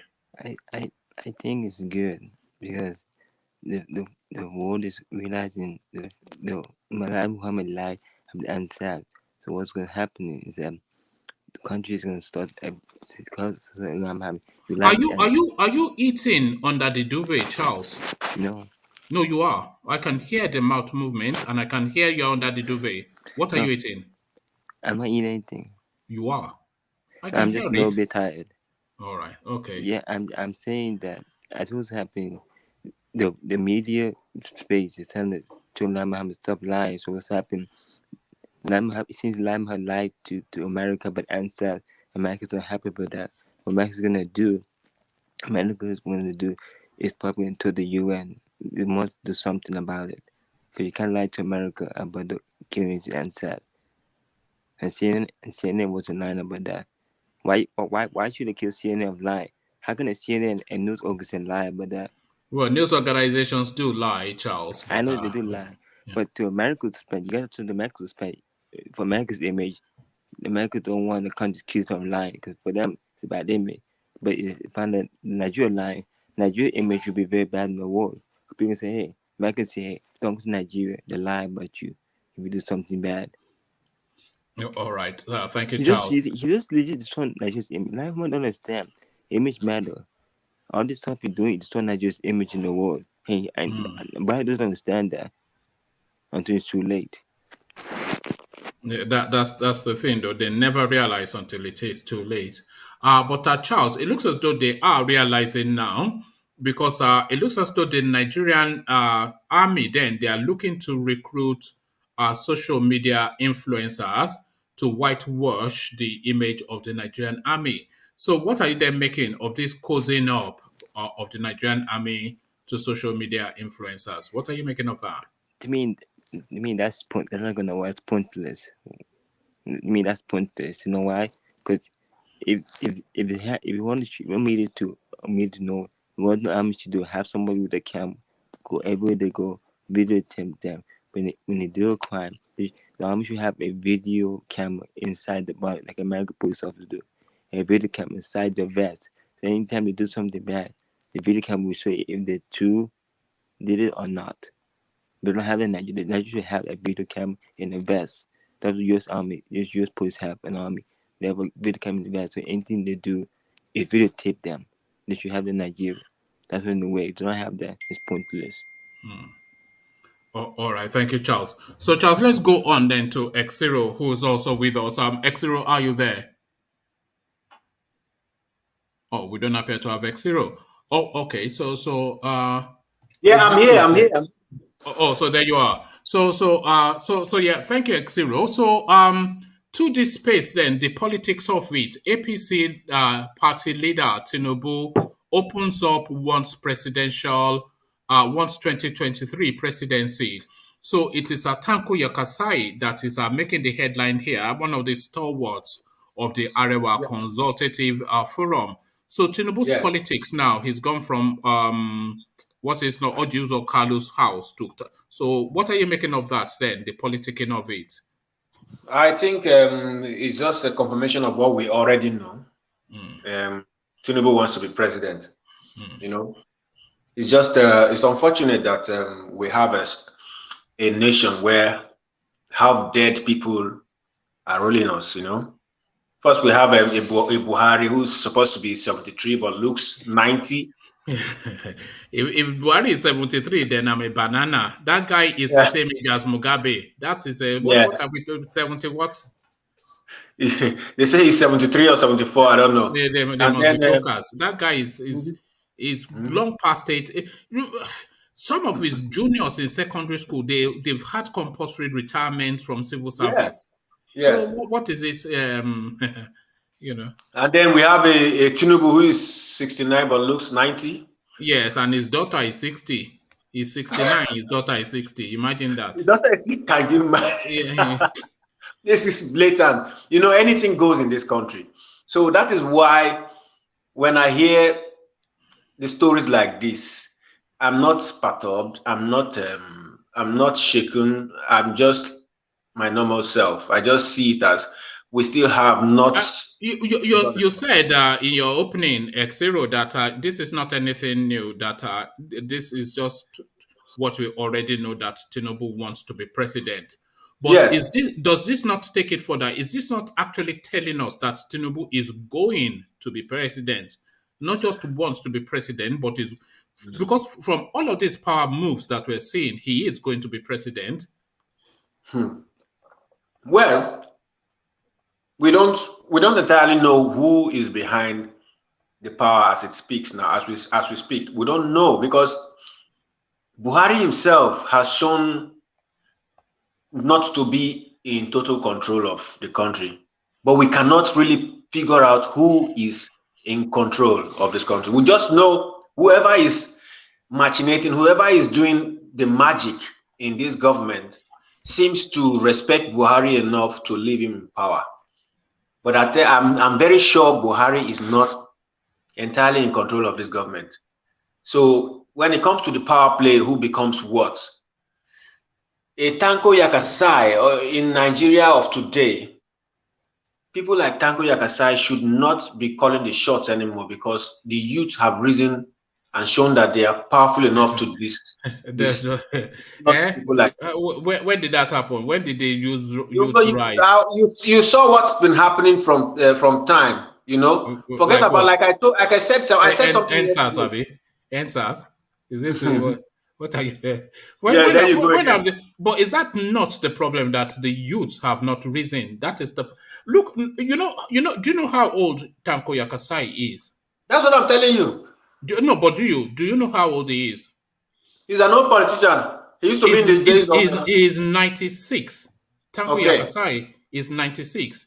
Tinubu, I think we can all comfortably say he'll be round about 75 to 76. I think Tinubu is older. Yeah, or even at least comfortably we'll say 75 to 76, if not 78. Atiku about 74 to 76. Buhari 84, 86. You know? So where is the name of this? The youths have woken. They will never wake up. If they've woken up, look at the names and the ages we're talking about. No, the youths have. Oh, a 78-year-old Buhari goes to speak to 83, 96-year-old Yakasai on becoming president of Nigeria. There's no youth in the space. Yeah, I think there are youths. The only thing is there's a wedge on the youth. They're still kneeling on the necks of the youth. The youth have not been able to come out and express themselves. So that is why the people like Tinubu will still be campaigning and still believe he can be a president in Nigeria, in this kind of Nigeria. This is the only kind of Nigeria where he can be president. When we normalize things, people like Tinubu will go and retire permanently. In fact, be resting in jail. And don't forget, these people are so selfish that there's a word that his wife used. There was a time, there was in the National Assembly, there was a kind of restive session where they were trying to, I think something was happening then, and the wife made a statement, said she doesn't care about anything. All she cares is to be the first lady. I think you remember that time.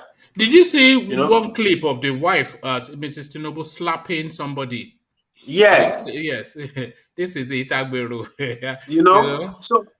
So if a Tinubu becomes president, I wonder what Nigeria becomes. Because I will tell you one thing for a fact: the Igbo people are not safe.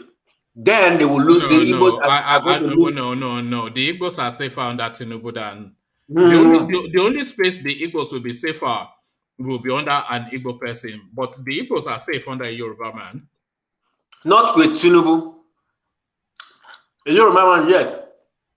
Tinubu, no, because Tinubu. Don't forget that a lot of people have clamored to Tinubu to dislodge the Igbo traders in Ladipo, in Trade Fair, Festac, and Tejo. You know how they dislodge the Igbo traders in Tejo? They actually use the bomb, a dynamite, when they have gone home. Oh, come on, man! And You're better than this now. Is this Radio Biafra? Let me tell you. Is this what Simon Ekpa told you? What are you doing, man? You are bigger. You are my bigger and better than this now. So you are family coming here had to shop do. there. You are coming here So to do Simon Ekpa. I'm giving you first-hand information. I'm giving you first-hand information. You are giving me Simon Can Ekpa. Can I interject here? Can I interject, Simon, Norman? sorry, Ola, let's hear from Ajale Koko. Is doing Simon Ekpa, Ajale Koko. Zero, don't run that narrative here. It's very, very wrong. And you are better than that. Zero, yeah. Don't say Igbo will not be safe under Tinubu. Look, I hope I'm wrong, but let me make my point. Okay. You are completely wrong, and that narrative is completely wrong. Don't play it. But please don't misunderstand me. I didn't say Yoruba. No. I said Tinubu. Yes, I didn't say Yoruba. Okay. Yes, you said Tinubu. No. Yes, exactly. No, let me tell you. Okay. In the history of Yoruba land, Tinubu is the first governor or government under him that appoint Igbo to a cabinet position in Lagos State. So if he that hate Igbo people, he will make an Igbo man that's such important position in government. I mean, don't say it, man. I don't know where you're getting it from. Where you're getting that idea from? No, he got it from Simon Ekpa. You know, it was under Fashola that Igbos they were saying something about Igbos being repatriated to their space. And Fashola is under Tinubu, and Tinubu is It wasn't particular about Igbo.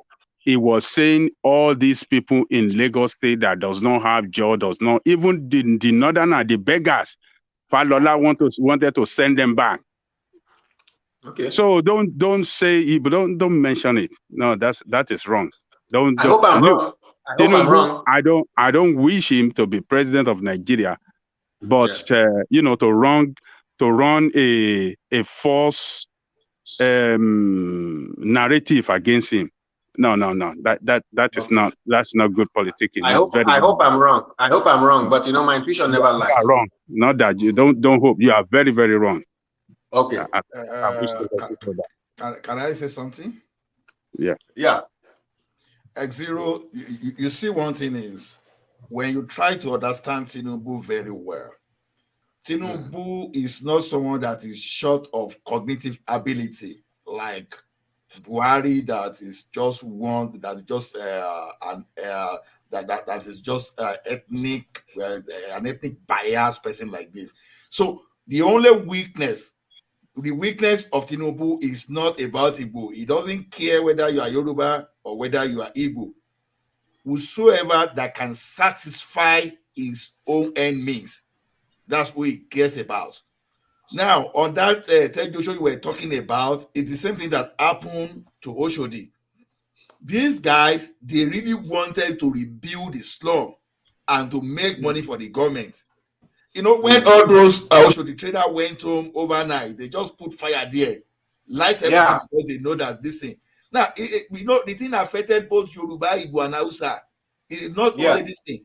The same thing that happened at Joshua too. It was the government for them to rebuild that place and make that thing. They did that thing on purpose, not because of a particular ethnic group.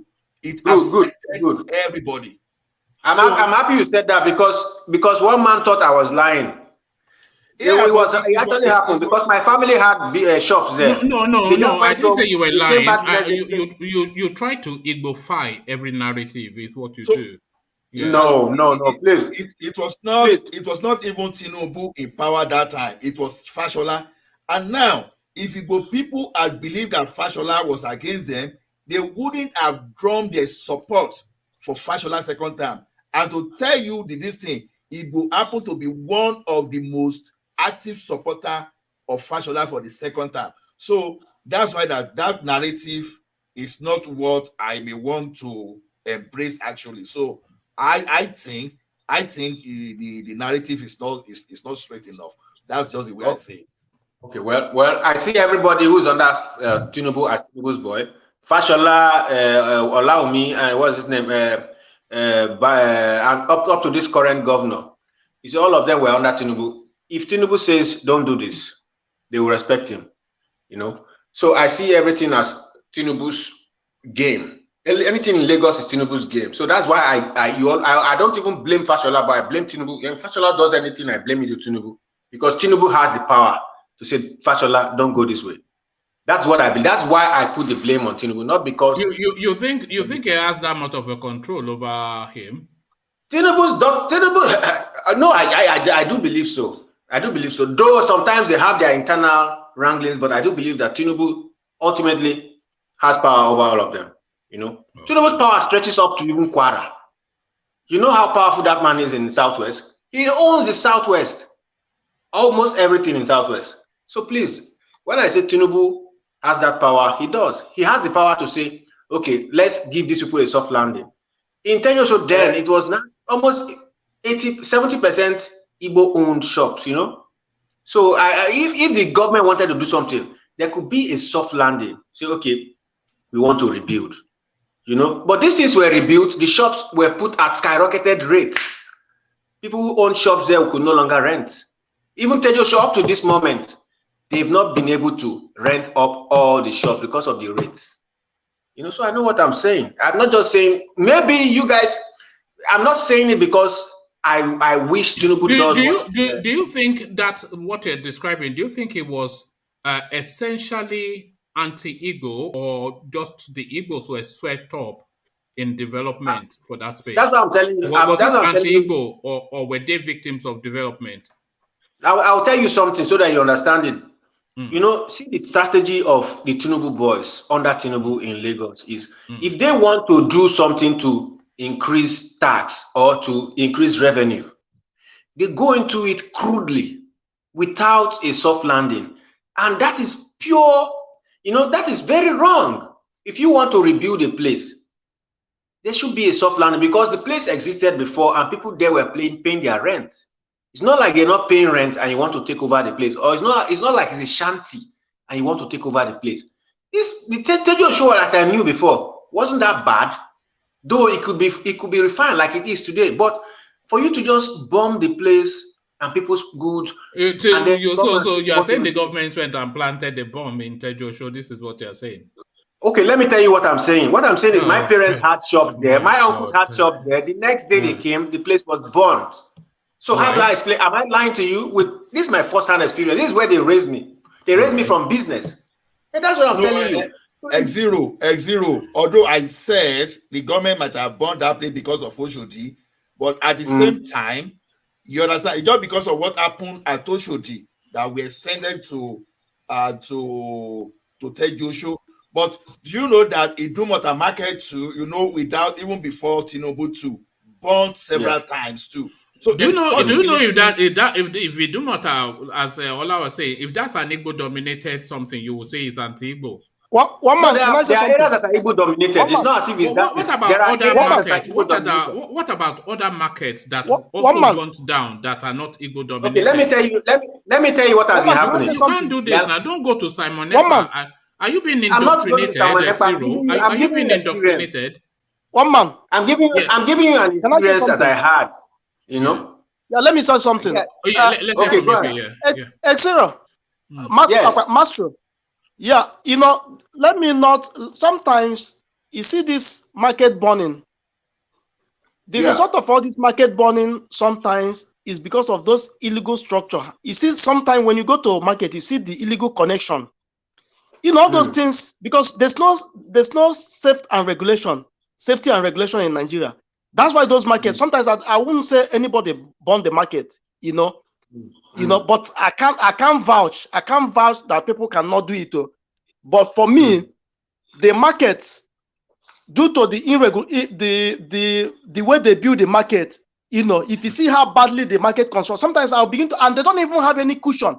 Like, because for me, if I'm a market chairman, what I will do before they build any market or the existing one, what we have to do, we'll plan that each of the strategies location, there must be borehole. I mean, we'll sink a borehole so that there will be a pipe in case anything happens. The water, we don't need to wait for any fire service. So that's burning of market. I don't blame it to anybody, but I know there are some bad people in Nigeria. But I mean, it could happen, it could not happen. But this thing, this is my own opinion, and this is my own solution. That every market should have a very solid water pump strategy, like a kind of fire hydrant. Each of them, that will help to save. They should even have a unit that the market pays for. That's a fire response unit. But to what you're saying, thank you for making that point, UK. A lot of these shops, those markets, they are so popular and there's so much money to be made there that all the shops, they are back to back, wooden partitioning. Now, a lot of these shops, they stockpile clothes and everything. But do you know what then, when you were talking, what just came to my mind? At the back of those shops, some of these people, they actually cook. They do a quick meal, but that's already a danger. But the real danger is they'll pile wire after wire on top of sockets. A lot of those wires cobbled together to charge phone, to do this, to do that. So it's just, I'm surprised that more markets are not being burnt down, just the way those people, like you said, and there's no safety measures being put in place. But that's not to discount what X0 said, because the quickest way, of course, to claim that space back is to burn it down. So if they needed it to clear it, rather than go to the courts, they just burn it down. Yeah. What I was just trying to express, I'm not trying to say that Tinubu might not turn out to be another type of president. None of us on this platform wish him to be president anyways. But I'm not trying to say that Tinubu might not turn out to be an Igbo friend. But what I'm trying to say is from experience, when I was being raised, my parents went to their shop one day and everything was burnt. And not just burnt, it was dynamited. I said a particular section fell off, and then the government came in and said, okay, see this is what we have to do. Because the structure was not illegal. It was actually legal. Some people have even bought their own shops, not that they are paying rent, they bought it over. So now when it was rebuilt, they have to go and raise money to buy new shops. That means their existing shops before was now null and void. Were they not insured? You see that how you're talking about traders here. What do you mean? These are multi-millionaires. What do you mean traders? They are multi-millionaires. You know what I mean? These people are just traders. These people are just traders. But I'm just saying. With educated children. I'm just telling you this, so you know, and every day the Lagos state government has problems with Ladipo market. I don't know why, but it seems they want to displace the work. Is it a good dominated too? Yes, it is. It is. Look at that. Look at that. Eh? No, but let me shock you. Let me increase your shock. Mr. Cybernepa. They were having problem with the trade fair. They were having problem with them. So I don't know. Sometimes they just come with there's a better way of doing things. And if you want to build classy market, you can build them without touching the existing ones, so that people will now move to those ones. Or you can influence, you can even put people there and then they pay over time. But for you to go burn existing ones and then expect those people to come and rebuy what they owned already, it is a harsh method, and Tinubu and his boys are used to that. I'm not saying that it could not be done better. I'm just saying, why do they resort to those kind of methods? That's what I'm saying. X0. Yeah. You see that Oshodi. Confirm, Fashola never denied. Even what's the name of this Kai leader that time? They never denied burning. They never denied burning that of Oshodi. Of And course. that's the reason the suspicion was on When the you say they government. never hold on, when you say they never denied, did they admit?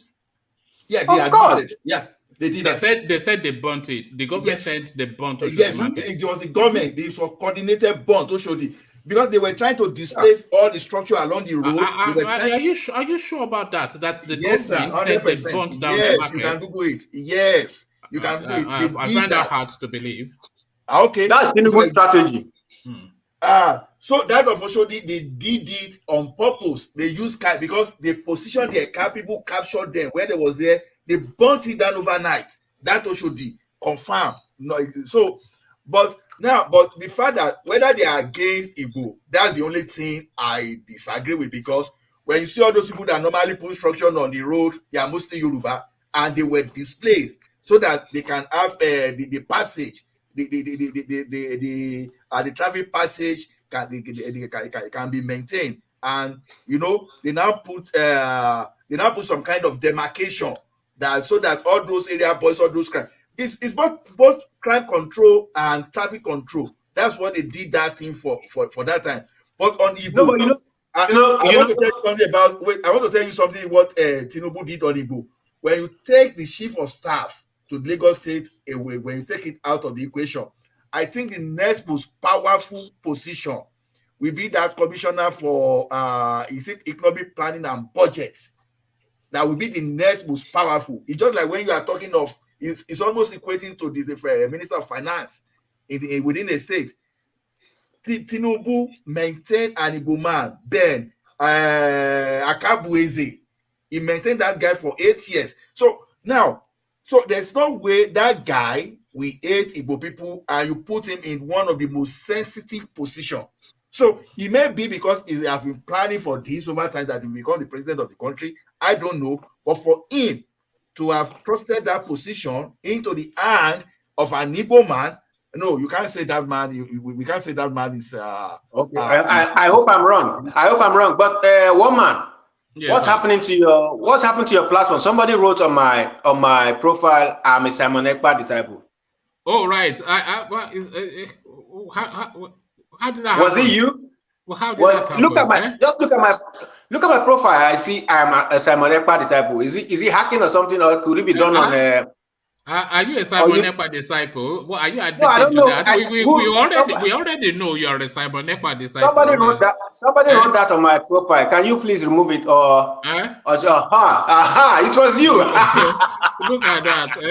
You are a Simon Ekpa disciple. No, I'm not. Right. No, I'm not. I'm not. I don't do those things. I don't do those things. But there's something, being a foreigner, being made to be a foreigner in a place where you were born and raised is not a nice feeling. There is no need for anybody to feel like a foreigner in Lagos, because Lagos does not. It doesn't foreign anybody. Yes. When I was much younger, I didn't know this. I didn't know I was not a Lagosian until I started growing up and I started seeing. I am not a Lagosian. No, but you're Yoruba. You're Yoruba. How do you mean? But once people hear your name and it doesn't sound Yoruba, you become a foreigner. It doesn't make you feel good in a state where you were born and raised. I don't even know my state, Anambra State. I don't even go there. I don't even know the language. So you're a wanderer then. You're a citizen of no mean city. I visit my state. I visit my state every Christmas. But what I'm saying is, I lived basically in Lagos. And to grow up and start realizing that because of the things that happened to my parents and their fellow Igbos in markets where they have to close shops because one thing happened. I mean, I wondered why those things could not be, well managed. Why they have to close their shops sometimes and say, you have to clean this, you have to do this. These things could be properly done. That's what I'm saying. Without instilling. Do you know we did a session just a couple of days ago about Tinubu's daughter? Who is a Yaloja, right? Yeah, trying to sweat some Yoruba market women for money, and he shut their shops down for going on 2 weeks, asking them to go and bring her 5 million. These are Yoruba market women. Imagine if they were Igbos. You would have gone to town. You would have gone to Igbos town with that. on a constant basis. Ladipo market is being stressed on a constant basis. It doesn't make you feel right if your parents are working there, your traders. That's what I'm saying. Can I make a point? Yeah, go on, UK. Master. Yeah, I want to say something. You know, see, look at the huge problem we're having in that society. Just for example, we that in overseas, like, okay, for example, in US, when you move to any state and spend like 6 months, automatically you're a resident of that state. Yes. No matter whether you were born there, you are wearing, for the fact you are paying the county tax and the state county tax there, automatically your address alone show that your mail come there. Let's say six good months, you automatically you are that resident. So this issue of state of origin, that's the problem that we are having. You know, if you're not before. But that's already a situation, the situation on ground. But you know, this treatment of Igbos, I'm not saying Igbos have not fared well all over Nigeria. They have, but you know, to treat people who pay tax that way, it's not right. Yeah, so let me interject 1 month, please. Let me finish. Please let me finish. Okay, UK, you are there. Yeah. Okay. So this state of origin that we do is one of the things that have divided Nigeria. Okay, let's say, I mean, they call us Nigeria.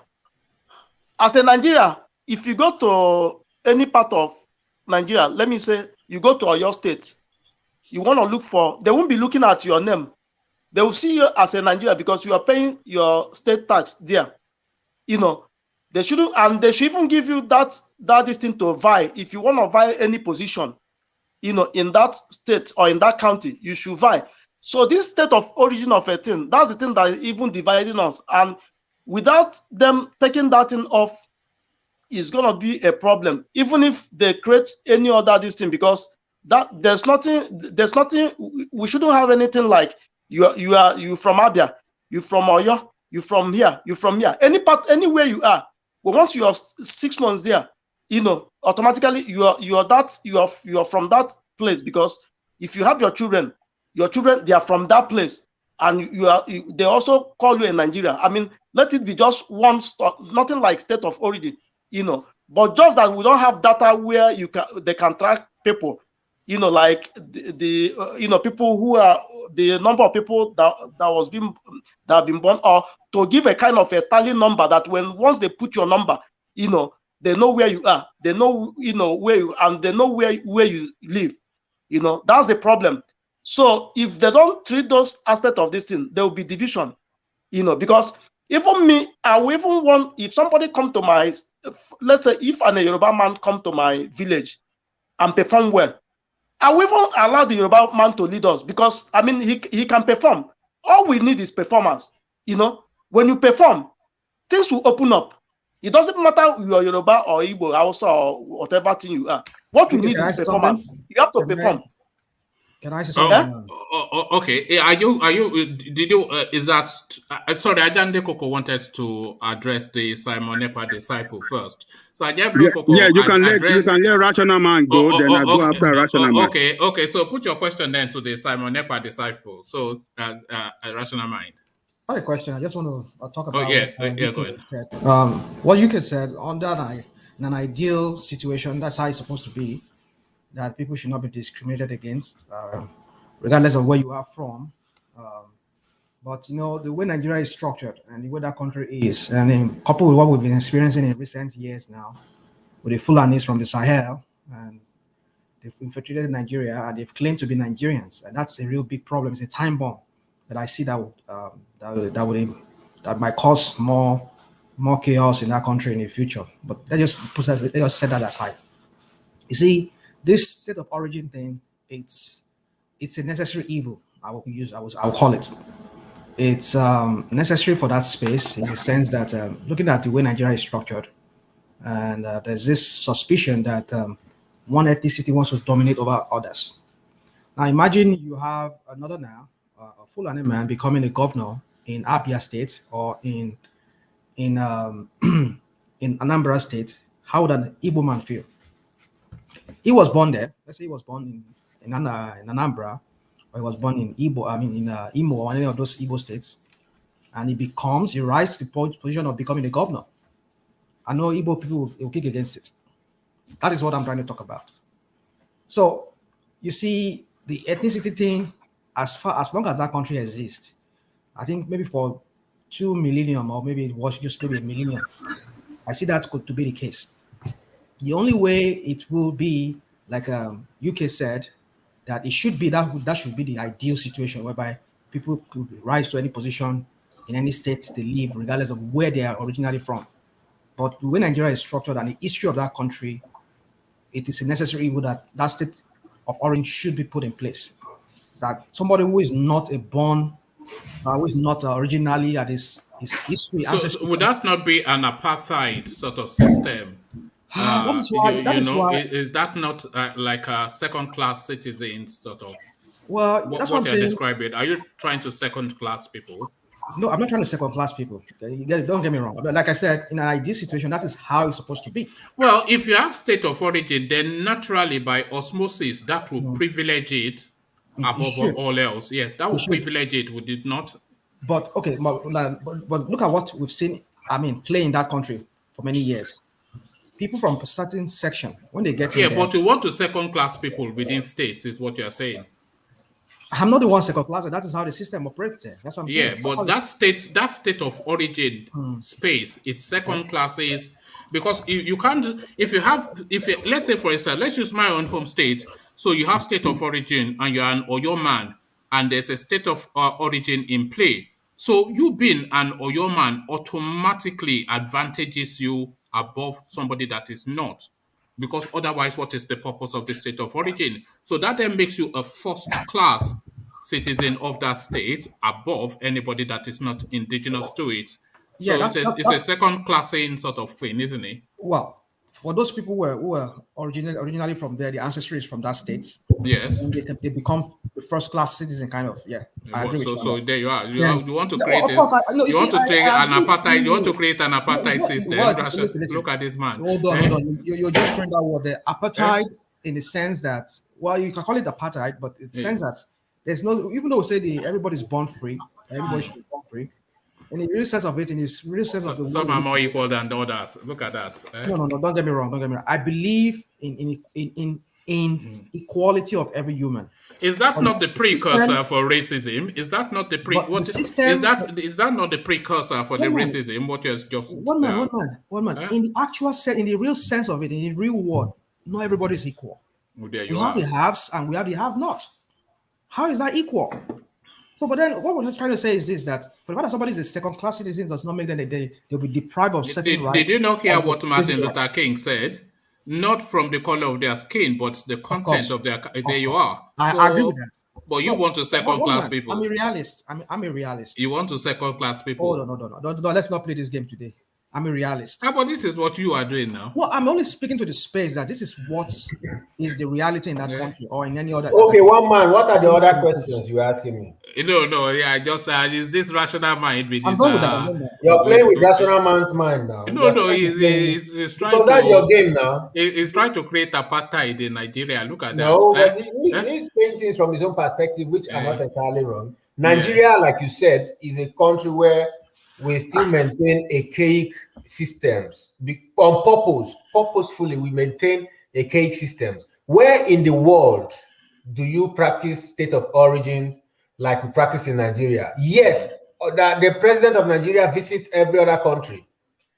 Nigeria is not the only country where we have people from different ethnic groups. But Nigeria seems to be the only country that never changes. It retains all the ignoble systems, the archaic systems of the world as left behind by the colonial masters. They never change. Let me come in, one man. What you guys talking about that state of origin is wrong? What do you mean? No, it creates a two-tier system, does it Yes, not? it What creates a two two-tier tiers? system. What do you mean by two tiers? Because if you're Why from do the you want to if go you and, no if you're why are you willing to go and control another people's place? No, you're getting it wrong. Hold on. Yes. You guys forgot that we are people of origin. You forgot that we are native people. You forgot that we have a place that we call our ancestral heritage. So you don't want the people of the soil to have the control of better thing in their own space. So because you want to allow people to come to your place, so you should give them the same opportunity to. It's not done. It's not done anywhere. Does that or does that not create a two-tier system? It doesn't create a two-tier system. It's meant for self-preservation. Ajalekoko, let me ask you a question. You understand what I'm saying? It's meant for self-preservation. When you let me add to what Ajalekoko is saying. Can I just interject? Hold on, Ola. Yeah, can I interject? Yes. Yeah, go on. Yeah. You see, you have the floor, so yeah, go on. Yeah. Ajalekoko, holding a position in your own state doesn't make me take over your land. It is because of the warped way Nigeria practices politics. That is why a governor can start taking this. Why can't you go to your own state and go and have that position? I'm just trying to describe something for you. Do you not have your own state? We know that nobody is coming to become governor in another person's state in Nigeria. Yeah. But I'm just saying it is possible. Yes, if the way you guys if the way you guys are driving it, you will see one day an Igbo man will say he want to be governor of Lagos State. But and Hausa will say he want to be governor of Lagos State. If we have hold on. Yes. If you want us to abandon that state of origin status, then you will see an Igbo man say you want to be governor of Lagos State and Hausa man. That is what I'm trying to explain. And you think that should hold? Sorry, Ajalekoko. What would be your just give me 1 second, Xero. What will be your objection to what you just described? What would be your objection to an Igbo man being the governor of Lagos State? What would be your objection to that? I have my objection that state position should be reserved for people of origin of that state. They love their own state better than any other person. Over and above merit. Over and above merit. Look, forget about above merit and all this thing. You cannot be patriotic. You cannot be as more patriotic to that state if you're an outsider than the person that was born and origin from that state. That one is a fact. Even in the United States will not let you be president of the United States except you are born here and they have your history. They know that you are the son of the United States before you can be president. You can't just be, if you are brought at the age of 1 year old, you can't be president. You can never, and you are raised all the way up in the United States. You can't be president of the United States because you are not born here. But if you are born there, you can. Yes. If you are born in the United States, yes. Why do you think they did that? Why did they do that? Why did they do that? Ajalekoko, Mukhtar from Sokoto, born and raised in Surulere, 3 generations. It can never be governor of Lagos State. It can never be governor of Lagos State. Because it's not a state. Its state of origin is not Lagos. Okay, let me ask you, a zero that is talking that was born in Lagos can never be governor of Lagos State. But was Tinubu born in Lagos? That's a story of another level. Forget about that. Okay. That's a story of another level. For this discussion. So don't even bring that. You have been hold on. I try to interject because you have been playing this narrative about Igbo. They went and burned market because it's Igbo people. Just don't play that here. It's completely wrong. Is that No, the first time? Hold on.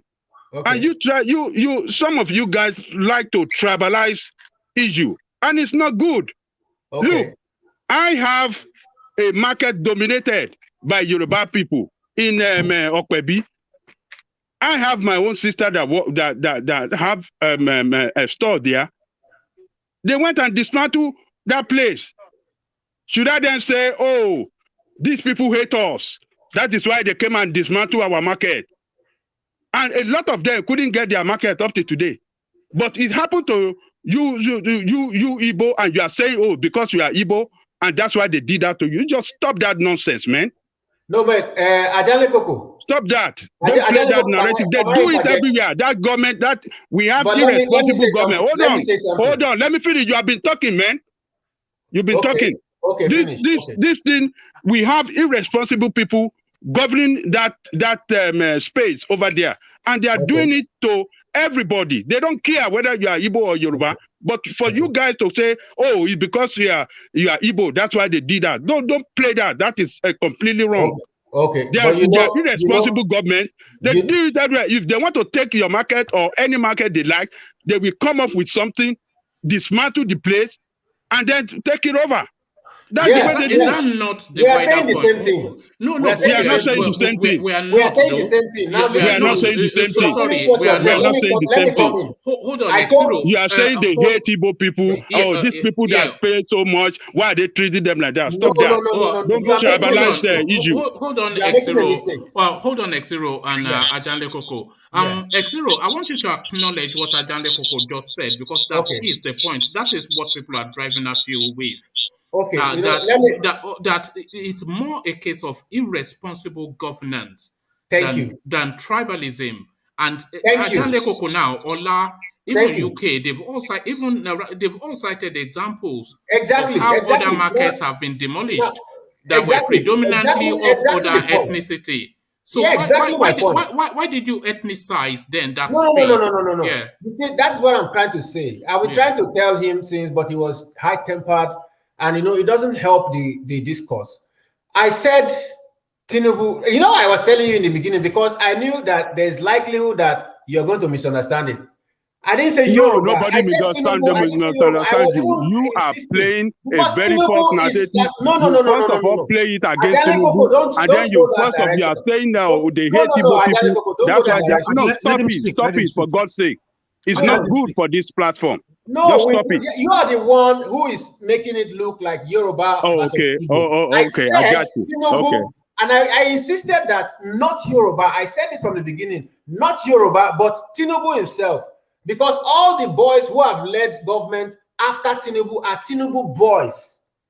And Tinubu has power to say, okay, let's tamper this issue with a little bit more common sense, because it might look like we are witch hunting Igbos. I said this. All the on people that you are even wrong. Hold on. You are even wrong on that. Fashola regime is different from Tinubu regime. You can't blame Tinubu. Oh, yes, you cannot blame Tinubu for the problem that Fashola created, or the problem of this guy created. I mean, is for the problem that Sanwo-Olu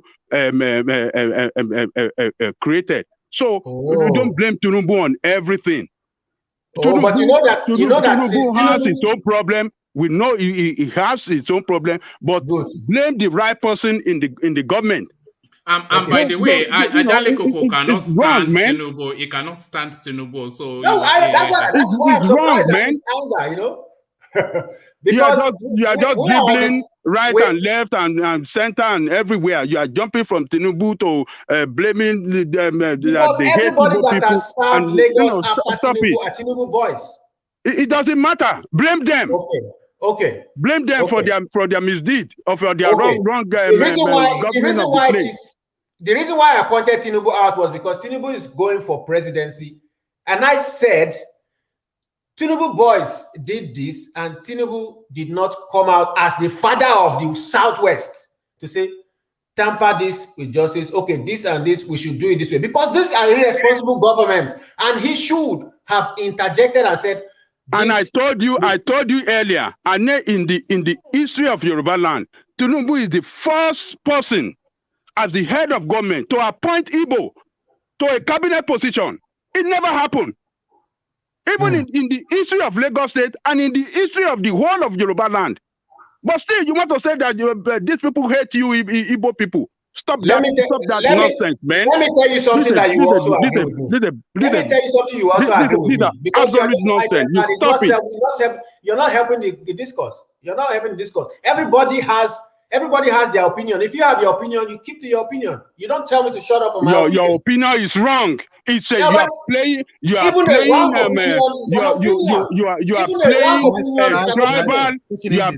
this tribal narrative with your opinion that you are. I don't know the kind of opinion you are talking about. It's too tribalistic. I think you've made your point. I think you've made your point. So just let me made your point. Good. So a wrong opinion is an opinion. I stand to be corrected, but this is my opinion. Now, during the last election in Lagos, they used Agberu. What's this man's name? One Oluomo, chasing Igbos all about. Tinubu is the head of the Southwest politics. What do you have to say to that? I'm telling you that Igbos are being hunted by this irresponsible clique of guys. I'm not saying Yorubas are bad. Of course, Yorubas are not bad people. But this clique, after Tinubu and the rest of them that have ruled Lagos, they've used Agberos to terrorize Igbos. It's a fact. What are you telling me? Am I just X0, what do you say to the assertion that the Eastern quarters revel in a victim playing, always looking to be victims of one person or one situation or the other? What do you say to that? Okay, first and foremost, everybody has their own opinion, you know? And yes, you might say what you want to say, and if it resonates, it becomes okay, fine. But what I'm saying is this. What I said is from my own experiences. I didn't say Yoruba. I insisted that not Yoruba, but this clique of guys that have ruled Lagos, from Tinubu to Fashola to the other, this is what has been happening, you know? And just to justify that fact, during the last elections, Oluomo and his boys were chasing Igbos everywhere. Even the Oba of Lagos said they are going to throw Igbos in the lagoon. What are you going to say to? Why are you just making it look like I'm just saying this? I'm not saying this is Yoruba. Even the Yorubas entered the Oba's office. You are jumping into another space now. No. Tinubu is the leader of the Yoruba. Why? You are jumping into another space now. You are just jumping from one space to the other. It's banging table. Don't bang No, I'm just telling you the truth. I'm telling you the truth. Yeah. You know, because you cannot raise your temper because you feel like it is affecting you. I'm sorry if you feel that way as a Yoruba man, but I am more Yoruba than Igbo. But that doesn't mean that I should allow bad politicians to maltreat my people. Tinubu is the leader of the Southwest politics. He should come and explain why the use of touts to terrorize Igbos during election. You know that Igbos... No. Maestro. Yes. See, MC Oluomo doesn't understand whether you are an Igbo or you are an Hausa man. Oh, come on now. Wait now. Now, MC Oluomo on his own was responding to the story of Lagos is no man's land and all those stories. And mind you, when those things are happening, these politicians, they don't just come out expressly and stop all these people from doing whatever they are doing until the thing escalate to a particular level. Now, like as you've been saying, that all those governors that follow Tinubu, they were persecuting Igbo. No, I disagree with you on that actually too. So that's what Ayalekoko is fighting, that even if you don't like someone, say the fact about the person, don't fabricate statement against that person. Now, mind you, there's one thing I wanted to point out the other time. As an Igbo man, for example, you can even pick up a ticket if they accept you to say you want to contest governorship election. But the thing is that with the people of Lagos State, just like the people in the from the northern part will not allow you to contest in their state, will they allow you? That's it. If you want to base it on the law of the country, as a Nigerian that you grew up in Lagos, yeah, you can pick up the ticket and contest the governorship of Lagos State. But will they vote for you is another thing. So this state of origin we are saying we want to eliminate. There's no way it's going to function in Nigeria because an Igbo man will always gather around his own kinsmen, the same way Fulani and Hausa will do, the same way Yoruba will do. They will protect their heritage. So to me, till tomorrow, I'm against those people that are saying take away state of origin. As a Yoruba man from Ekiti, if I want to contest in Lagos, I will lose. Except those people there support me. They won't say I'm a Yoruba man. No. The same way if a Lagosian come to Ekiti, he will lose the election before he won't pick his ticket. So this thing is not a function of maligning the Igbo people. Let me say this to Maestro. Do you know that an Igbo lady became I think becoming a legislator in Lagos? Do you know that? Yes, I know. So and then I think in Isolo area there, and then you know that area is heavily populated by Igbos, and they voted massively for him. For her. Rather. Yeah. Now let us now understand the context of what you're talking about when you talk about MC Odomo was chasing and all the rest of them. Yeah. Now, you need to understand the context. There was an election coming up, and you see, let me say this to you. Even in the East, if a particular non-Igbo section becomes so powerful in your area or in your space, what we saw happen in Lagos, where with the Oba of Lagos, I'm sure an Igbo, Igwe, or Eze, or whatever would have done the same, or a powerful leader in Igbo land would have done the same thing. Igbos are very powerful in Lagos. They are seen as a threat to some political blocs, like the bloc of Tinubu. Now, if you look at the context of what happened that led to Oba of Lagos saying that, because it was said that the Igbos were going to vote massively for Jonathan. And Oba of Lagos saw that as a threat that if Igbos voted massively, the vote of Lagos might be split. I mean, there will be a split in the vote of Lagos. Some will go to, possibly he might even carry the vote. I mean, Jonathan might even win a vote for Lagos. Was it Jonathan or Agbaje? Not Agbaje. Well, the thing is, no, this is it. When he made that statement, Agbaje was a PDP man, is that not so? Yes. They were all contesting under during the 2015 election, is that not so? I think so, yeah. So now, I was in Lagos then. I was fully in Lagos at that time. I went on the visit. So anyway, so the vote was seeming that because this guy came to Lagos, he did his Jonathan, he did his how do you call it, his rally in Lagos. People came massively, and the Igbos were the people that were massively supporting Jonathan. I was at trade fair that very day in Lagos. So it was seeming that people might lose Lagos, or possibly this vote might be, there will be a split in the vote, and Tinubu will not be able to bring Buhari into power. Like he has already promised Buhari he was going to make him that president. So that was why the Oba of Lagos issued that threat that any Igbo that vote against vote against Tinubu, vote against the APC party, whatever, they will jump into Lagoon. It's just a kind of like, I'm not saying he meant it. Even though he meant it, he cannot do it because he doesn't have the power to do that. So what I'm trying to make you understand is this, that you need to consider the context.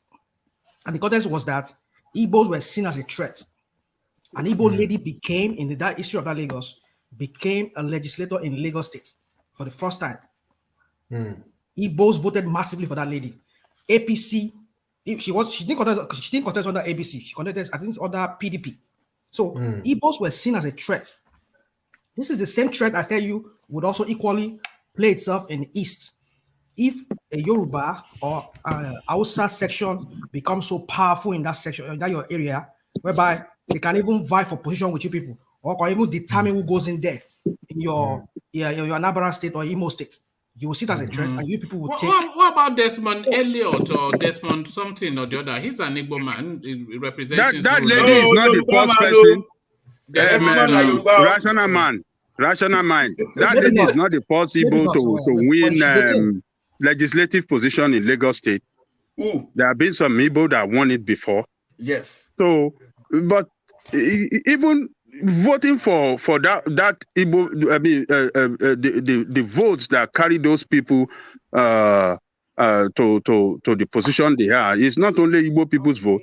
Yoruba have voted for them as well. Yoruba that are PDP. Yeah, so but this this tribal sentiment, or we shouldn't drive it. It's not. It doesn't worth it at all. There are two things here, Ajanle Koko. You see, there are two things. It's either somebody is tribal or you perceive somebody as tribal. I've explained to you, but you seem to have your. It doesn't mean that because you are born in Lagos that no, it's not that. It's not even that. It doesn't mean. It's not even that. I'm trying to say something here that, when things like that happen, I'm saying from my own innocent experience. So it's even better for you to even pick from, you have to sample people's opinions and know, okay, maybe we got it wrong here or we got it right here, than for you to just, in anger, destroy everything, throw the baby and the bathwater. Try to pick something from here.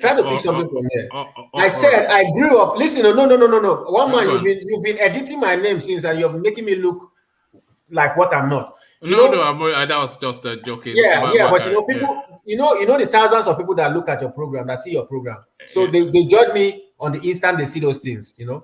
So I was trying to say from the beginning that, look, in this same Lagos state, Raji Rasaki and what's his name, Jakande ruled. We didn't hear things like this. All of a sudden, Tinubu came in. And you are still playing the wrong narrative. Maybe it's the wrong narrative, but it's just stop it and move on. Move to another thing. Okay, let me say something to you, and then you just tell me how you've understood it, and then we'll move on. I'm quoting now from Ajanle Koko, and what Ajanle Koko said just earlier in your back and forth is that is the narrative you are painting is too ethnic, and the proper narrative is bad governance and bad leadership rather than targeting of any ethnic groupings. So he has cited examples of other markets getting similar treatment. So do you buy that as a more plausible argument than an ethnic narrative? Do you buy that? That's why I told you initially that Ajanle Koko is taking offense rather than, looking at it from the perspective where I'm coming from. We're saying the same thing. I said since Tinubu and the likes, the ilks, took over, it's been a bad government. And they have handled this issue of shops without a soft landing, which is bad. We're saying the same thing. And I insisted that this is not a Yoruba thing. But Tinubu and his boys have taken over the politics of Lagos. But it is not an Igbo thing as well. It is bad. It's bad That's what I'm saying. As he explained it to me now, I never said it's an Igbo thing. What I said is my people in Ladipo have been having constant problems. My people in Trade Fair have been having constant problems. In fact, you cannot live peacefully. What about the Yoruba pepper seller in Oshodi market that is having problems too? That's what I'm saying. That's why I told you. That's why I said they are not your people by your definition. This is not a Yoruba thing. This is not a Yoruba government thing. It's not an Igbo thing as well. So anyway, I don't think you're getting it, but I get you quite all right. It's not an Igbo thing from your own explanation. Now I can understand. No, from my people. As if they are speaking from my own perspective. I said they are targeting Igbo people. They are not targeting Igbo people. They are not targeting your people. I didn't say that, but you can also understand from where I'm coming from that during the last election, forget about last election. We know what happened. We know what happened then. It was a tussle for power. That one is different. But when it comes to demolition of market and all those places, that one it was bad governance, and they had their own plan, to dismantle the market, take it over, and then share it among their political cohort. That is the game everywhere. Good. There are markets everywhere that were bulldozed and burned. Not only the ones that are occupied by Igbo. I told you about my own sister. Is it Makoko? Is it Makoko? Those people that live on the sea. Those people that live everywhere. They're out to chase them out as well, and they want to chase them out from their own land. That is prime land.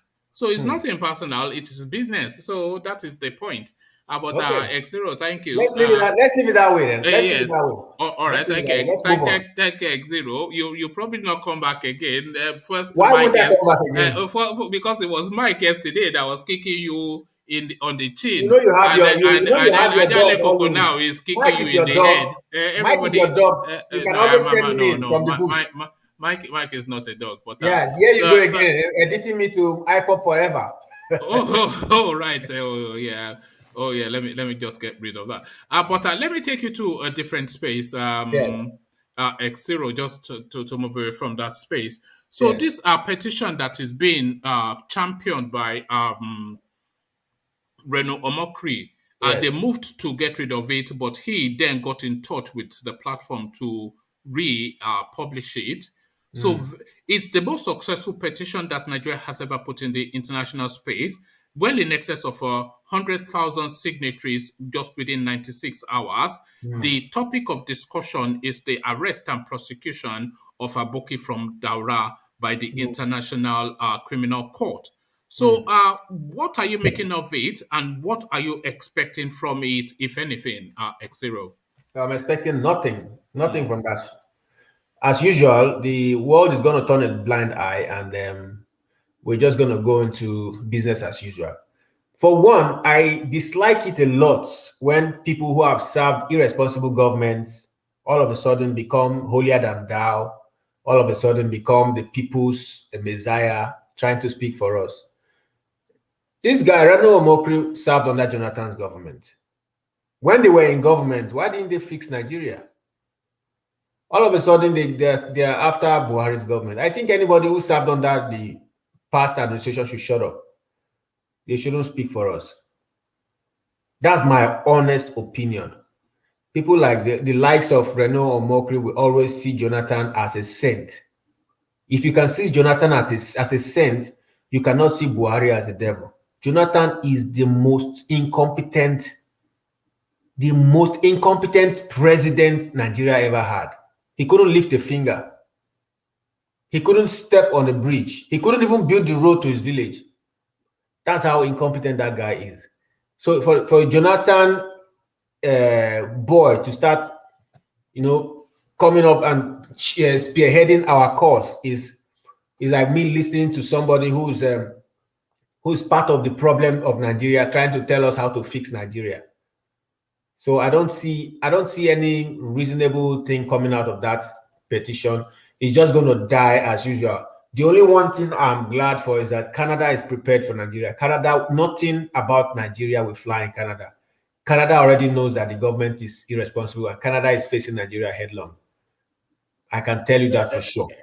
X0, can I ask you something? You said Jonathan is the most incompetent. So how will you classify Buhari? And one thing is this. Yes. I can't hear you. Sorry. I think we have to draw the comparison between... Hello, can you hear me? Yeah, I can hear you. So, but we have to draw the comparison between Jonathan government and this particular government. So now, the basis of this Omokri write-up is because of the crime against humanity.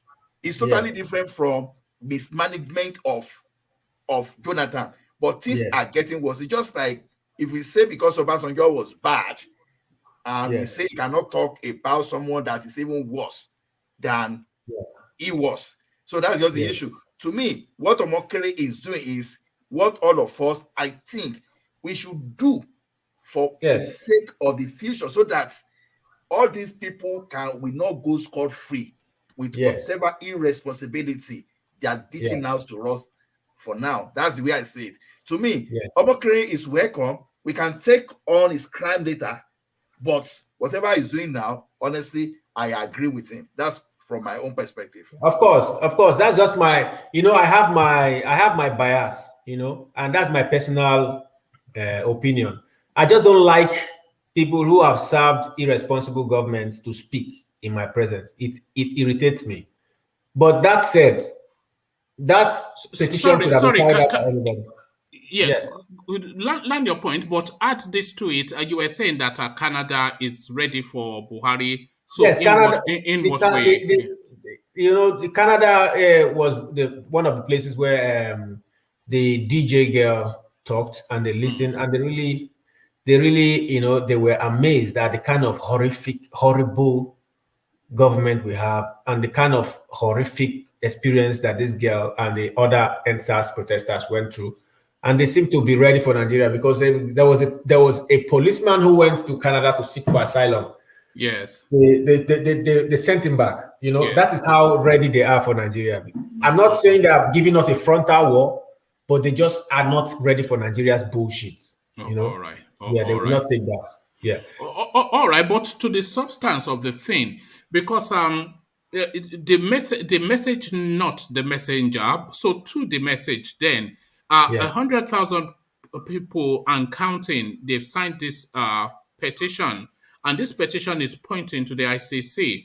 So if sufficient enough of a clamor is agitating for this thing, do you suspect that it might ignite a response from the ICC? And if the ICC effectively acknowledges that petition, then it opens a window then to go into that space and agitate frontally. When I was answering that, I think you went to take a smoke. So I said it that it will. What do you mean? I don't smoke. How dare you be smart? You have your pipe, man. I heard. It's not a pipe. It's a vape. Okay. But carry on. Look at this guy. You're a rascal today. Okay. Pardon me. So I think they're just going to allow this to die down again, because what I see, I've been sensing in the world, in global politics, global diplomacy these days, is that nobody wants to, tamper with status quo, because it's just going to, distort their arrangements. A lot of these countries have their coils in Nigeria, sipping our resources, and they don't want to distort that arrangement. I remember I was listening to somebody talk, and said something like, there was a time they were talking in an Italian parliament, and some of the Italians were not ready to listen, because they have their Italian companies in Nigeria, sink deep in Nigerian oil bullshit. And the same thing in France too. And the same thing in the UK.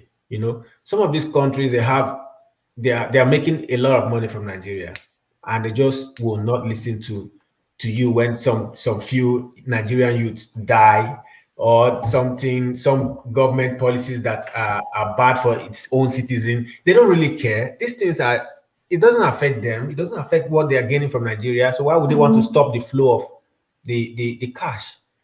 So it's only a country. The only country I would say that really gives the right response to Nigerian bullshit is Canada. And unfortunately, they're not a world power, So I think it's just going to die down. All right, but I partly agree with your position, X0, but I don't fully agree with it, because if there's enough of you see, if it makes the headlines internationally within the spaces that matter, to the point that questions are being asked within their own space about people that matter, then it achieves something.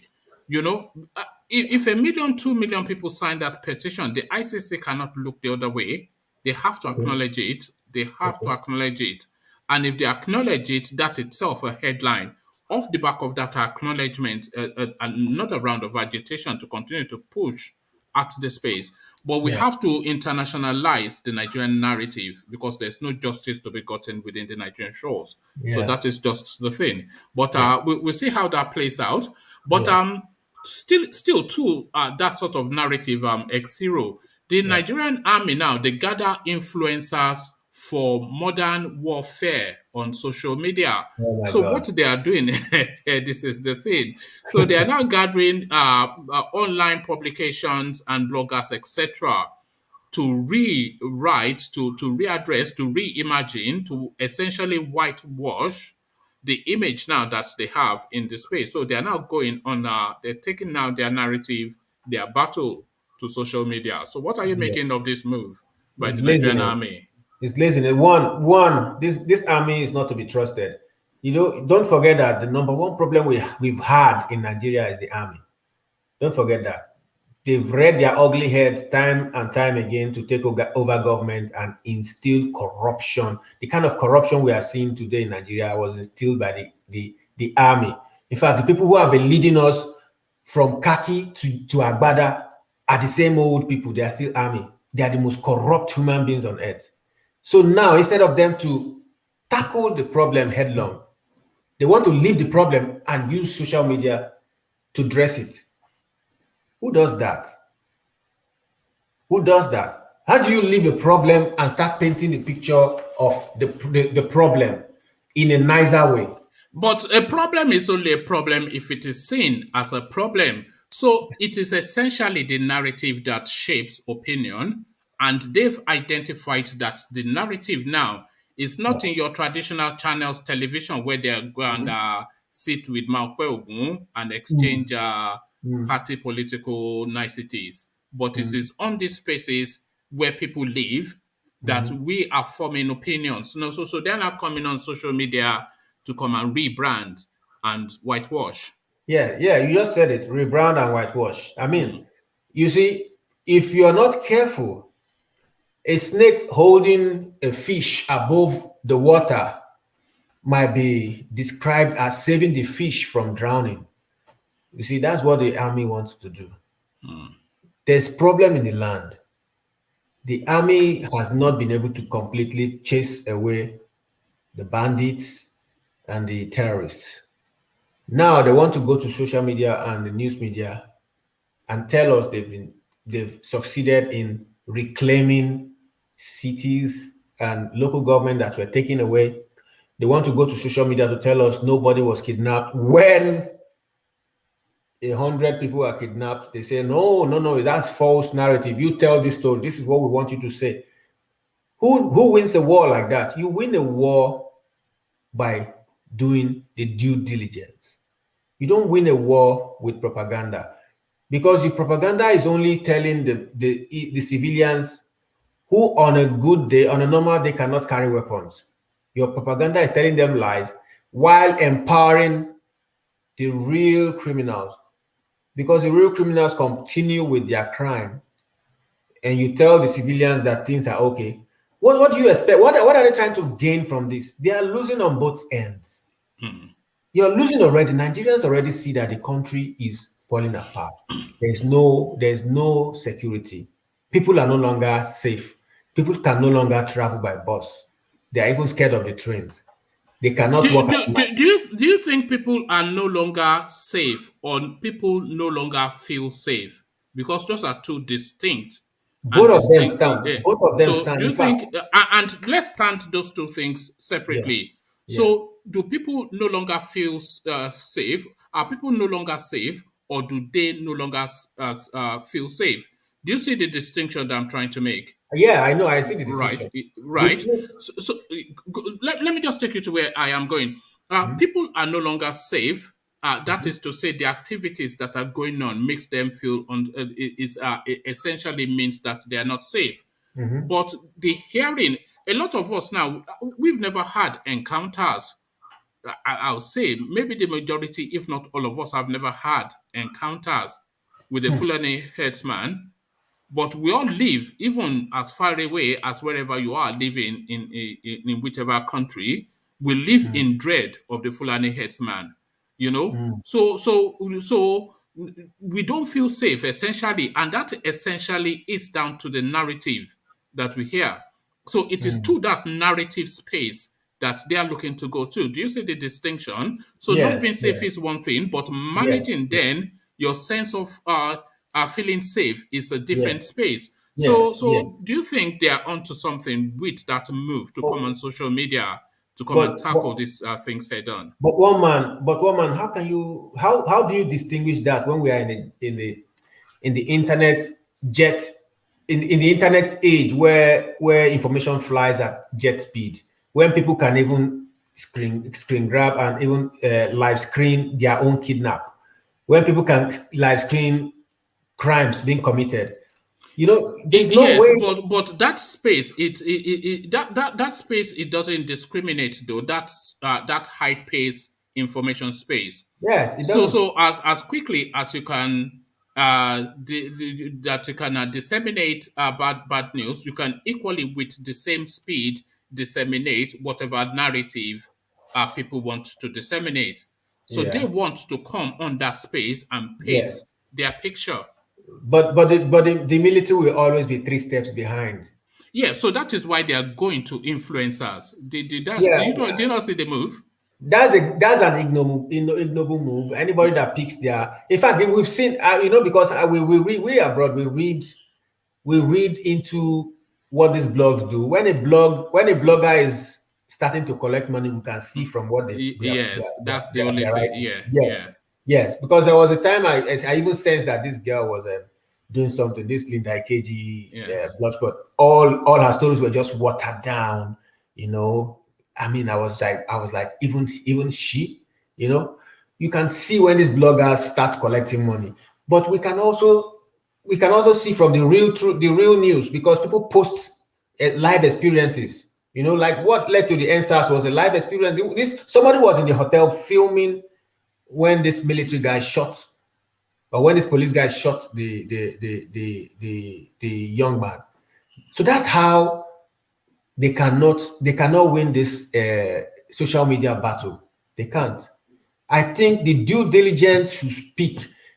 If you do what is right, people can see and people can relate, and people will understand that, okay, at least this is what is up. That's the only thing that can save the military. The Nigerian military has been known to be high-handed and summarily kill people. Don't forget that even during the days of Jonathan administration, they were using knives to cut people's heads, to slit their throats, because they didn't want to waste bullets.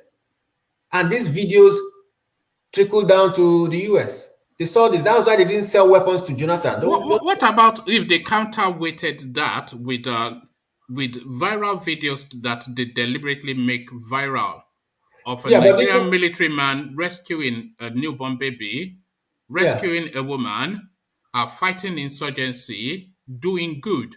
If they start to put do good narratives out on social media to counterweight. You can't put do good when you don't do good. You do good and put it. Well, they can orchestrate good.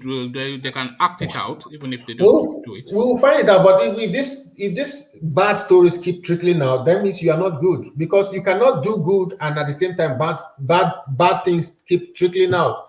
Because if you are doing good perpetually, or you are doing good using that as your internal policies, it becomes norm. It becomes what we see. But you cannot be a bad person and fake goodness. It will not work. What are you talking about? You can't. You can't. Of course, or is that not life? There are bad people faking goodness all the time. Don't forget that these videos, the international, the Americans can decipher what is fake and what is real. If a bad video of the military goes out and they see it and they decipher that this is authentic, then they know that the military is just playing this game of lies. Just like they lied that they didn't shoot anybody in the at Lekki Toll Gate. You know, it's just going to bounce back. The only way to tackle this is to do due diligence. Just do the right thing. Do what you are paid for. All right. Because another example of that was that news that we discussed yesterday, the designation of groups of Fulani headsmen as terrorists. So that will go viral then, and then the narrative will be that they are fighting from within. But thank you, X0, and I promise there's not every time you come here that you get to bang the tables. I could hear you banging tables once upon a time. You were so frustrated because Ajale Koko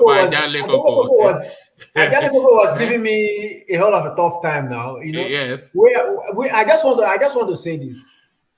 I'm sorry if you might feel miffed at the way I express certain issues, but you also have to understand that I'm from a different tribe, and I see things and I say things as they affect me. And it doesn't always mean that I was directing it at your own tribe. You know what, Jad, somewhat is you born and raised in Lagos, describing Yes. yourself as of a Yes. different tribe. That Yes. is what made people feel That's why I uncomfortable. tell because you. if you are not a Lagosian, then who is, you know? No. That's why I don't want to. You don't go that direction, because Adele Koko will come out again and start to bang his own head. He's back. This is it. Adele Koko doesn't like treachery. He doesn't like that language. I was born and raised in Lagos, but you know. Yes. So who is more Lagosian than you then? That you are now No, trying that's to why I be said, Igbo? You are more but Lagos than Igbo. Yeah, but the truth is, when I was young, I was feeling like a Lagosian. But when I started growing older, I started seeing that I'm not a Lagosian after all. People call me Omo Igbo. Even when they called you Omo Igbo even as a child. No. This guy contradicting himself. You see how this guy is contradicting himself. He said earlier that the state of origin, we should forget about it. We should is one of the problems. We shouldn't go by state of origin. We should just see ourselves as Nigerian wherever you live and this. And now he's saying that the problem that he observed in Lagos, we should try to understand where he's coming from, that he's not a Yoruba man. What is this guy talking about? You are making a mistake. You are making a mistake. I see this whole narrative of removal of state of origin. I think it's by those people who want to control other people's space. That's how I say it. Because if you want to control other people's space, and then that's the only thing you can do. Take away that state of origin, and then open the space to anybody wherever you are from in Nigeria. And so, which means an Hausa man can come to an Igbo land, which I doubt it will never happen in an Igbo land. An Hausa man will come and become a governor in Igbo land. Now that would never happen in Igbo land. So you see, let's not create this narrative. I mean, in an ideal world, which is never ideal, the world is never ideal. But in an ideal society, an ideal world where everybody knows what is right, it should not be an issue. Wherever you are from, the rational mind, I don't even think state of origin is even a determinant in who contests for the governorship election. No, it is not. It is not. It's not. But invariably, at the end of the day, people will vote on that line of tribe where you're from.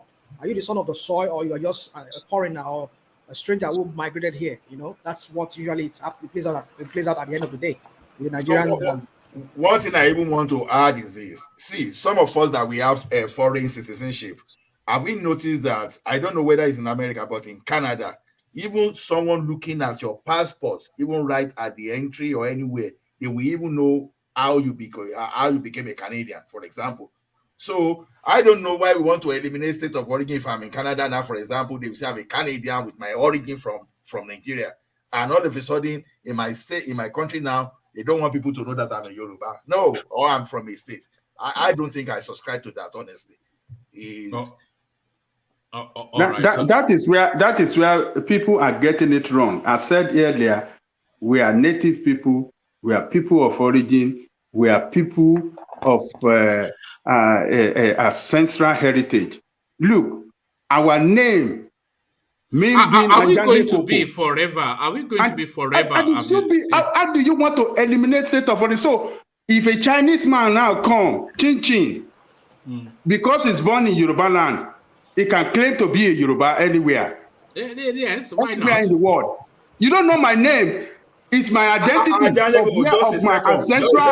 my ancestral heritage. In America and Canada, they still recognize all those Aboriginal people. First Nation, Inuit, and all those things. They still recognize them. So I don't know why it is our own case we want to eliminate our origin. To me, we are killing our culture. We can't dissociate ourselves all of a sudden. That is, I don't see why.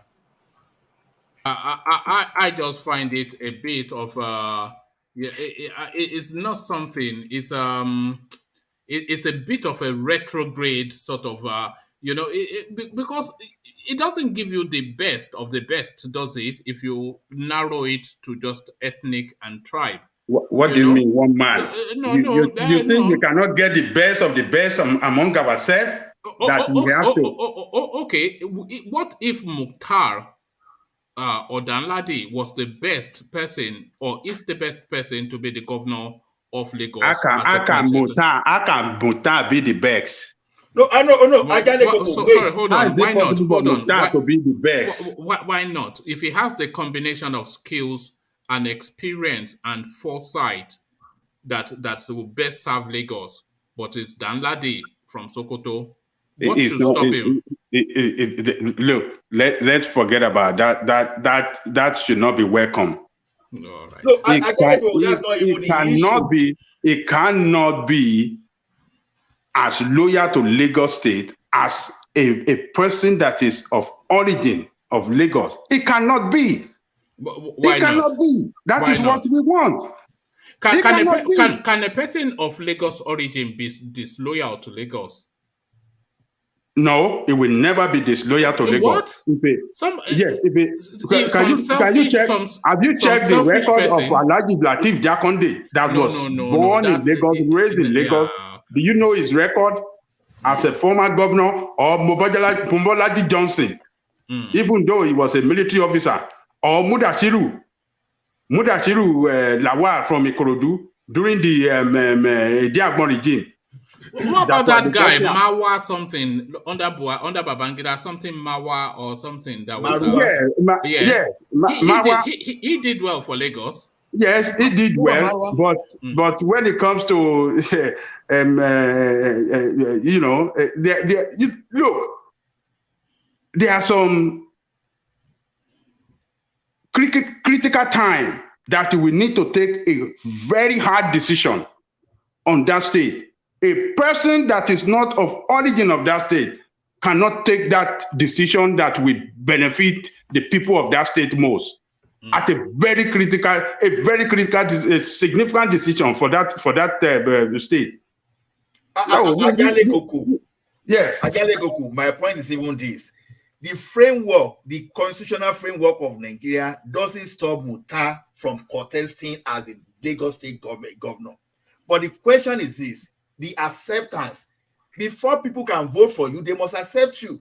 So if Mukhtar can convince Lagosian that, okay, constitutionally I can contest, but will you guys accept me? That's the problem. So like Mukhtar, what if they did? What if they do? What if they do accept him? Yes, but what if they do accept him? Good, because the framework of the constitutional framework allows Mukhtar to contest as the governor of Lagos State. So there you are then. So Mukhtar can be the governor of Lagos State. No, I don't think constitutional framework. No. Constitutional framework does not allow a person that is state I of open the constitution in front of me here. I have it here. So, what did he say? Okay, it's a legal requirement for becoming the governor of a state in Nigeria. Now, the first to be elected as governor of a state, you must fulfill the following requirement. He must be a citizen of Nigeria by birth. He must have attained at the age of 35 years.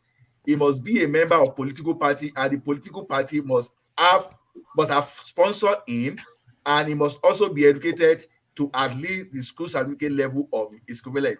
That's just the 4 criteria. So what of time of residence in Lagos? They didn't mention that. Years of residence. So years of residence. Nigerian by birth is the requirement. So it doesn't matter. So Uchenna can be the governor of Ekiti State. Go and put him if it is possible. If it is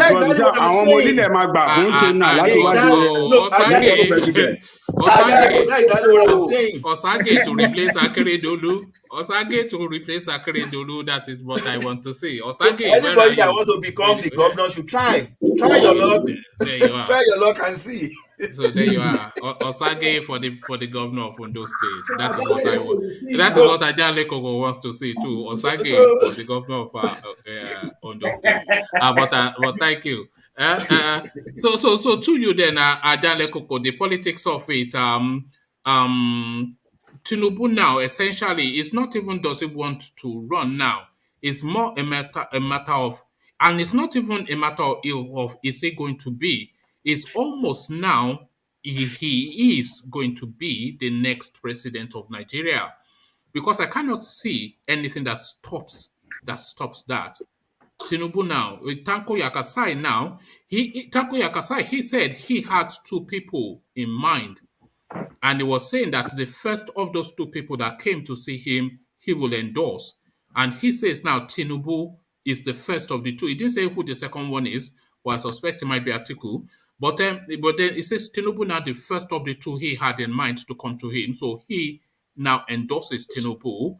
Tinubu, of course, just a few days ago, we were talking, what is it called? Oji, Kalu, and the entire Yoruba land already on lockdown. So now he's got the north, now he's got the east, and he already owns the west. So Tinubu essentially president-elect, Ajande Koko. Well, one man, I don't see him as president-elect. We don't know what is going to happen in Nigeria between now and 2023. We still have to wait and see. And he still have an hurdle to cross. He has to be the candidate of the party. So after securing the nominee of the party, that is when the game will start. Right now, what he's doing around is just soliciting for support, going around the country and soliciting for support from those that matter politically.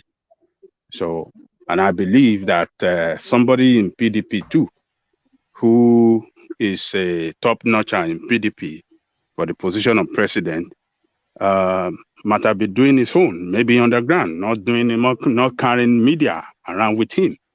So it's a game to watch.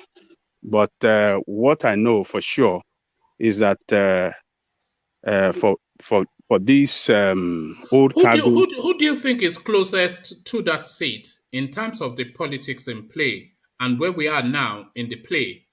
Who do you think is closest to that seat in Nigeria now, to the Aso Rock seat?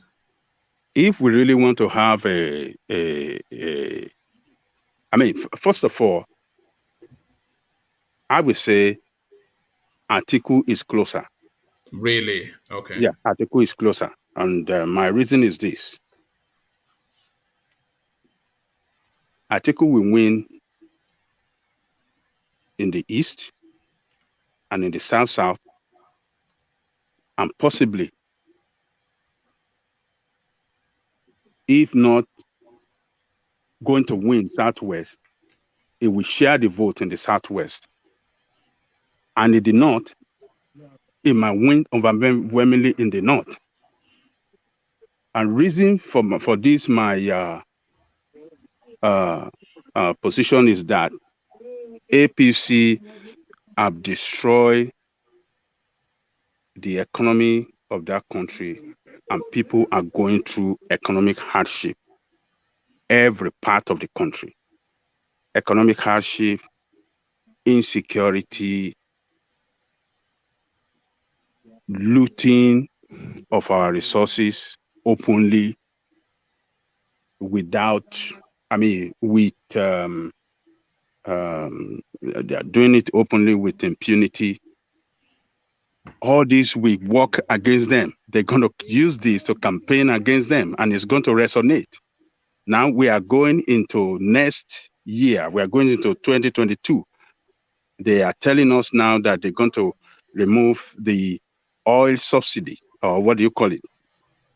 Petroleum subsidy and electricity subsidy. They said it's going to bring more hardship on the people. People will not vote for a party that have brought hardship to them. I know that for sure. It is going to resonate the campaign of PDP that, look, at our own time, how much were you buying petrol compared to them? How much was the exchange rate compared to now?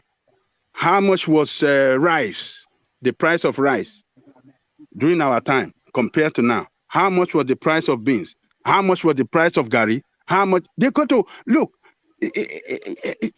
An hungry man is an hungry man.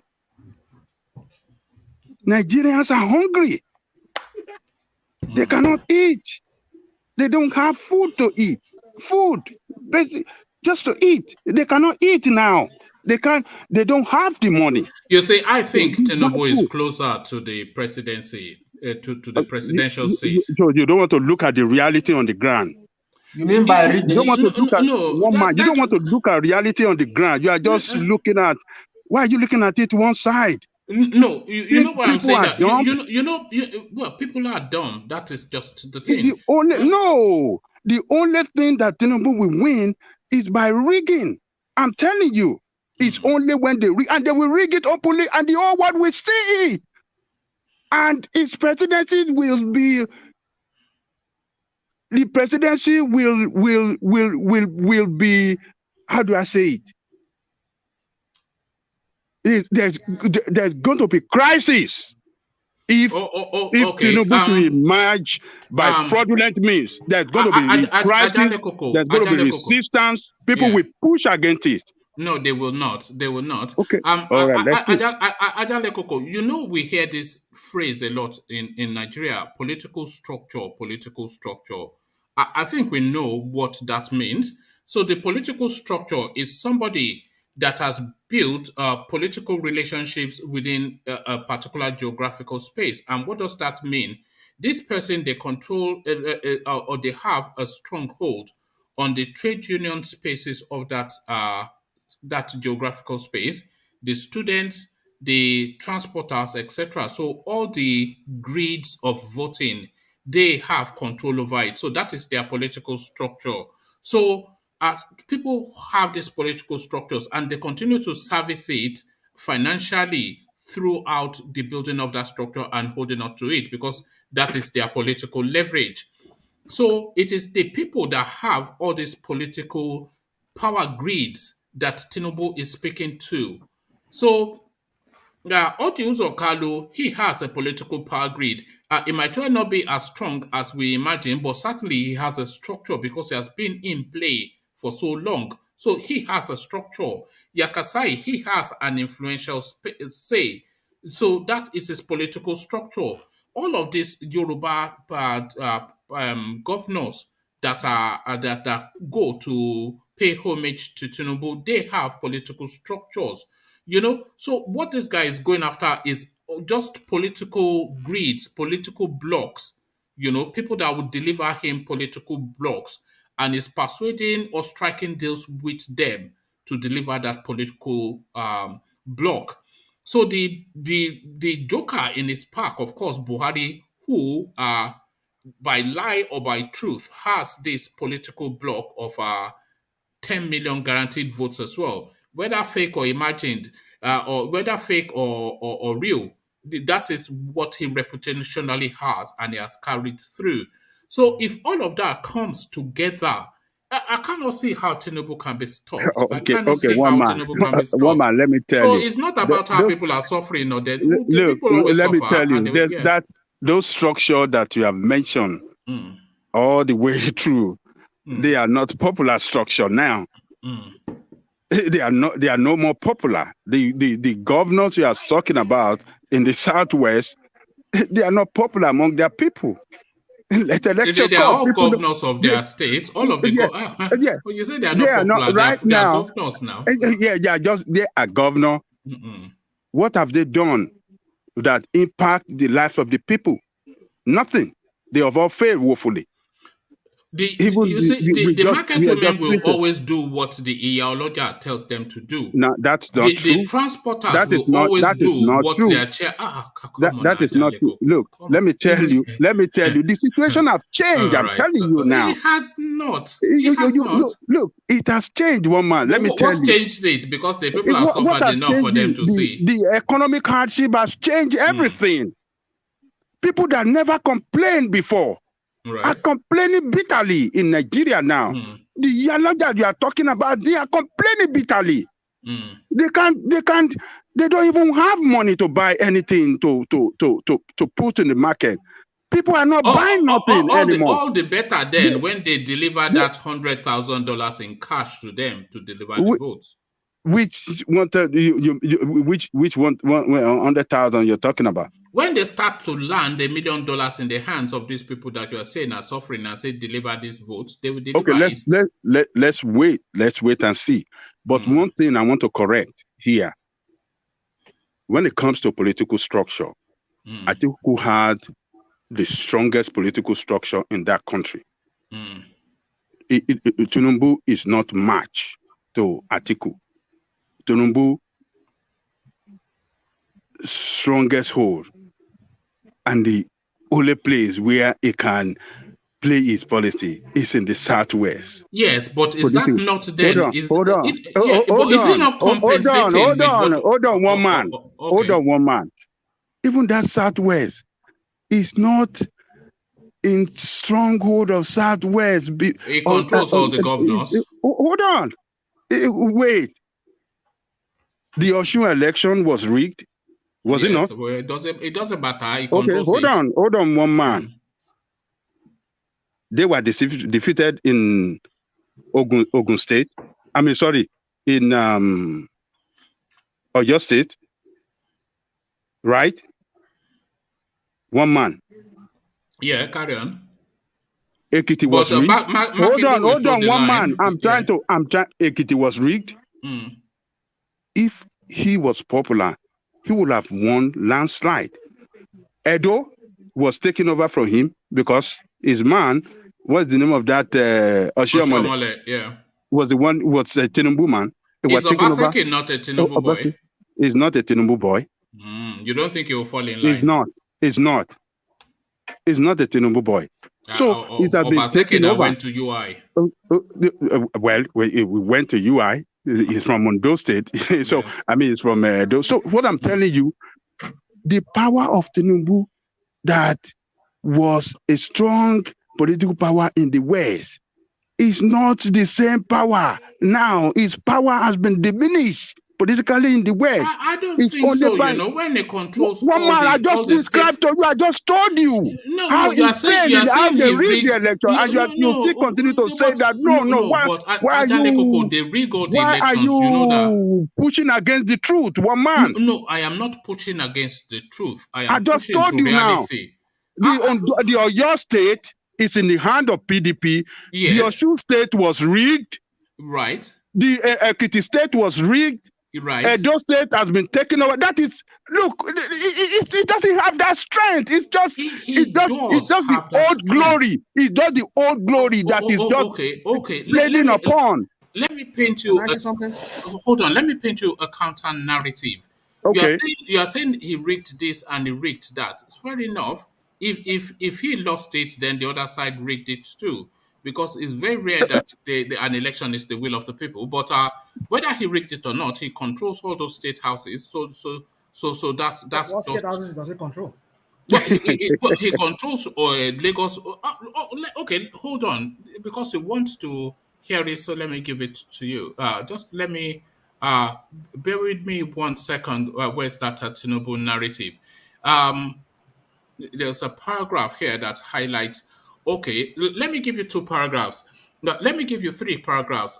He left the United States for the United Kingdom on crutches, another source revealed. In August, President Buhari paid a visit to Tinubu in London. So that's a political grid right there. In August, President Buhari paid a visit to Tinubu in London, and the latter was seen with a walking stick during Buhari's visit, confirming correspondence story that he underwent a second surgery in the United States. So that's one space right there. His home in London also became a mecca of some sorts as he was visited. Now listen, the Speaker of the House of Representatives, Femi Gbajabiamila, he left Abuja to go and see this guy in London. Governors Abdullahi Ganduje, Kano State, he left Kano to go and see this guy in London. Dapo Abiodun, Ogun State, he left Ogun State to go and see this guy in London. Babajide Sanwo-Olu, he left Lagos to go and see this guy in London. Akeredolu, Ondo State, Kayode Fayemi, I think they shared the same plane to leave their respective states to go and visit this guy in London. This guy controls all the states. One man. That, look, because you see his political associate Right.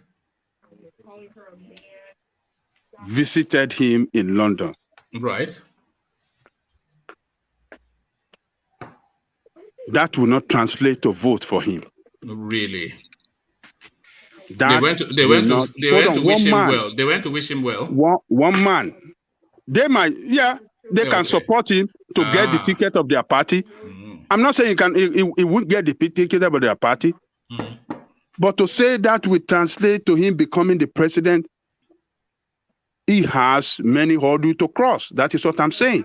And I am telling you, or rather I have told, like I told you, that the economic reality on the ground in Nigeria is not good for their party. Their party has messed up the economy of the country. The people are they are brought hardship to the country. Why was PDP voted out? Why was PDP voted? Yes, because people feel that we were facing insecurity and there was corruption. Right. Okay. But now, hold on, one man. Okay. Has corruption not double under APC? Right. Has the insecurity not got worsened under APC? Right. Okay. This is what people going to compare. So what story is PDP going to tell? The story that PDP is going to tell is that during our own time, it wasn't worsened like this, the way it is now. Right. The situation has worsened than before. The currency, the economy was still better during the PDP than the way it is now. Right. The external debt of Nigeria during the APC at the time APC took power was $8 billion. Now it has increased to $40 billion. And Atiku's reputation for corruption.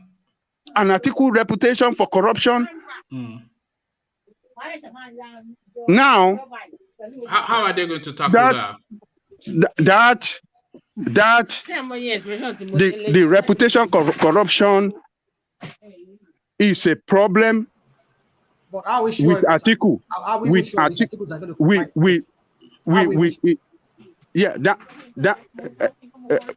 Are you trying to interject? Yes, I'm saying. How are we sure that Atiku is going to fly the ticket?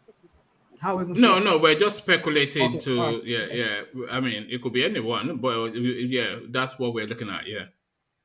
Yes, his reputation for corruption is not good as well. But what the people are going through, people are looking for a change now.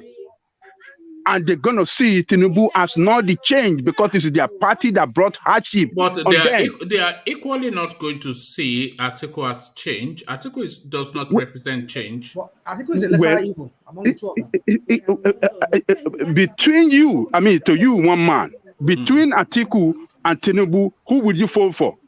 I would vote for Atiku, but then I've always had a preference. Why do you want to vote for Atiku? Because I feel Atiku has a sharper mind. And I feel he's more Nigerian. I think he's more Nigerian. I think he's more of a Nigerian than Tinubu, and I think he has a sharper mind. I think he has a sharper mind. I think. So why don't you think that a lot of people will take the same position like you? Well, because the politics is different. The politics that Tinubu is playing. It's a politics. It's not playing politics. Power blocks. It's playing the politics of power blocks. Well, what I'm telling you is that Atiku has a better structure, a well spread out structure, political structure in Nigeria than Tinubu. He have structure all across that country. Tinubu does not have it. Who else has structure? Hold on. Let me tell you. Let me let you. Let me land. Let me down one man. Okay. Let me land. Right. Then I will let you. Okay. Tinubu does not have it. Right. Tinubu does not have structure in the north. Tinubu does not have structure in the east. It does not have structure in south side. It does not have structure in middle belt. It's depending on people. Atiku has that structure that have been working for him since the beginning of this political dispensation. All right. And they are still intact. Okay, who else has political structure in the PDP apart from Atiku? And how strong is that structure?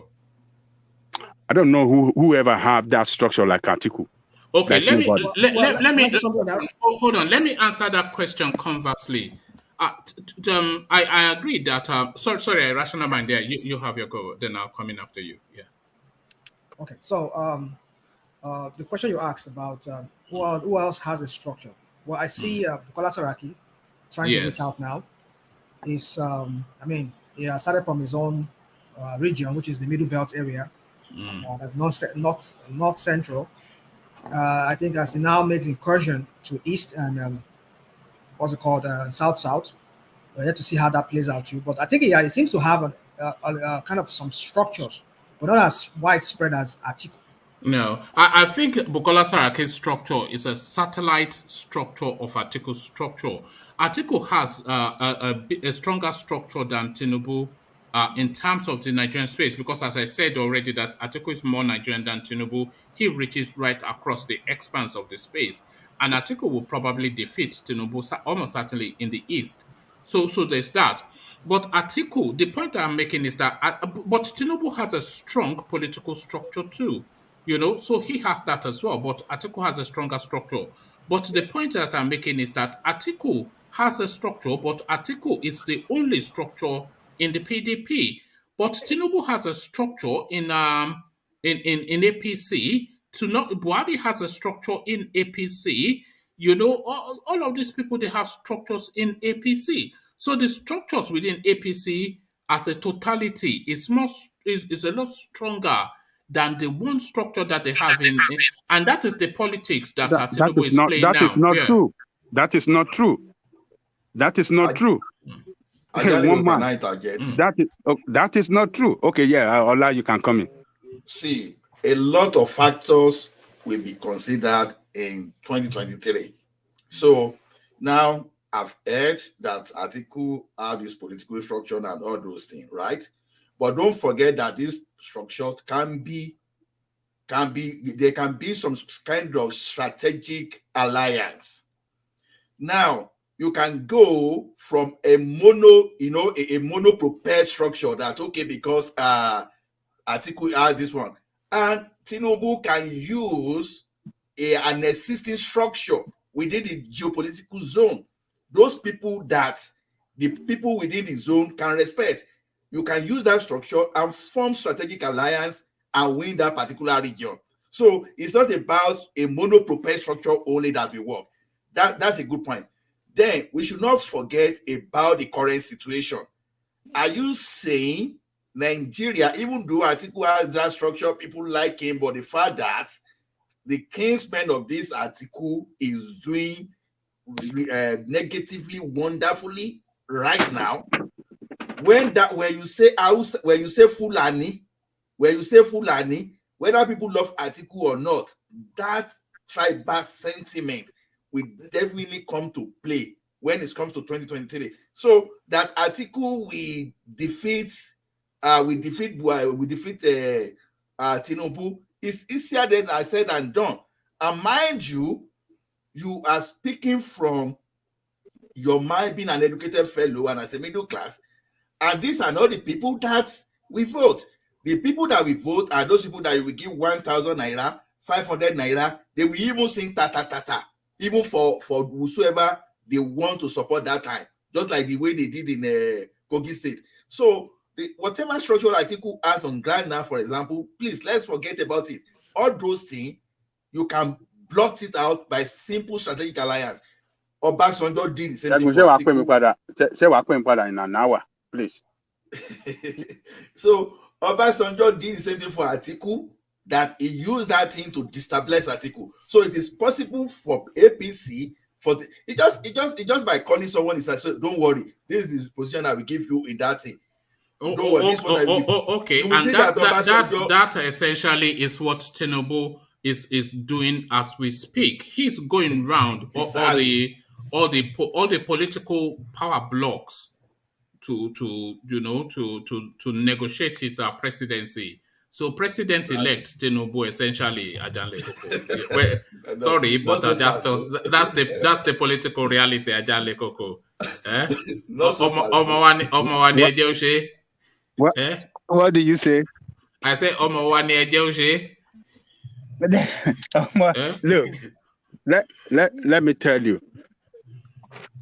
One man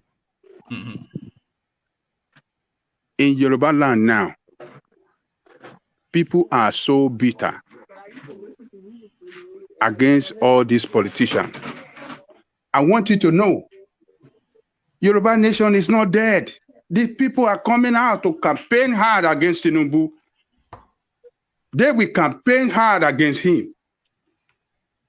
People will campaign hard. Look, the issue of Igogon is there. They will use a lot of things to campaign hard against him.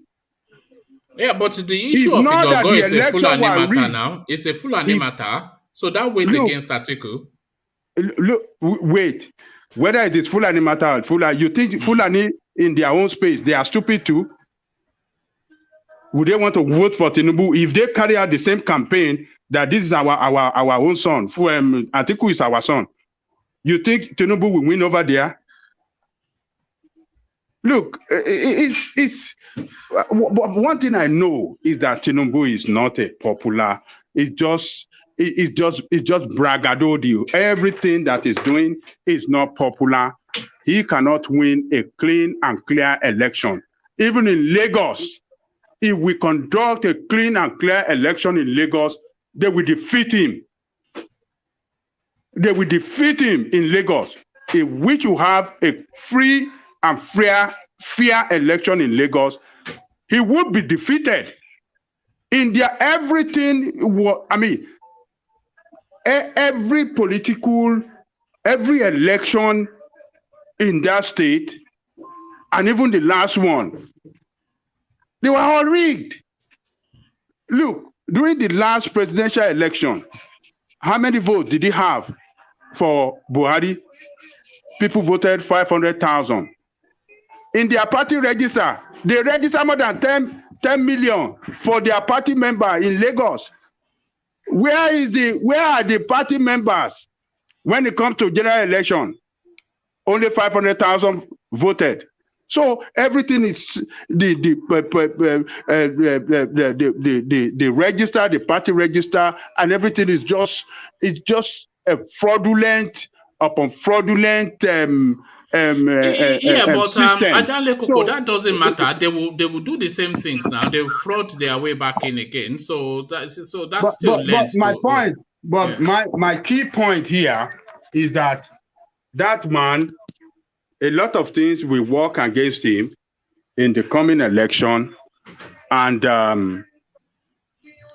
if against Atiku, I don't see him defeating Atiku in the north. I know that for sure.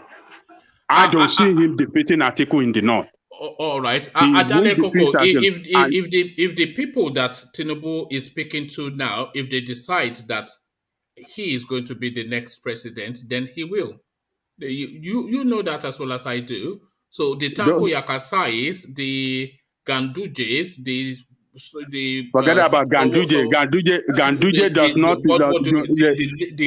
The second largest vote count, Kano, outside they of Lagos. Voted. Ganduje did not even win the last. They rigged it for him. It doesn't matter.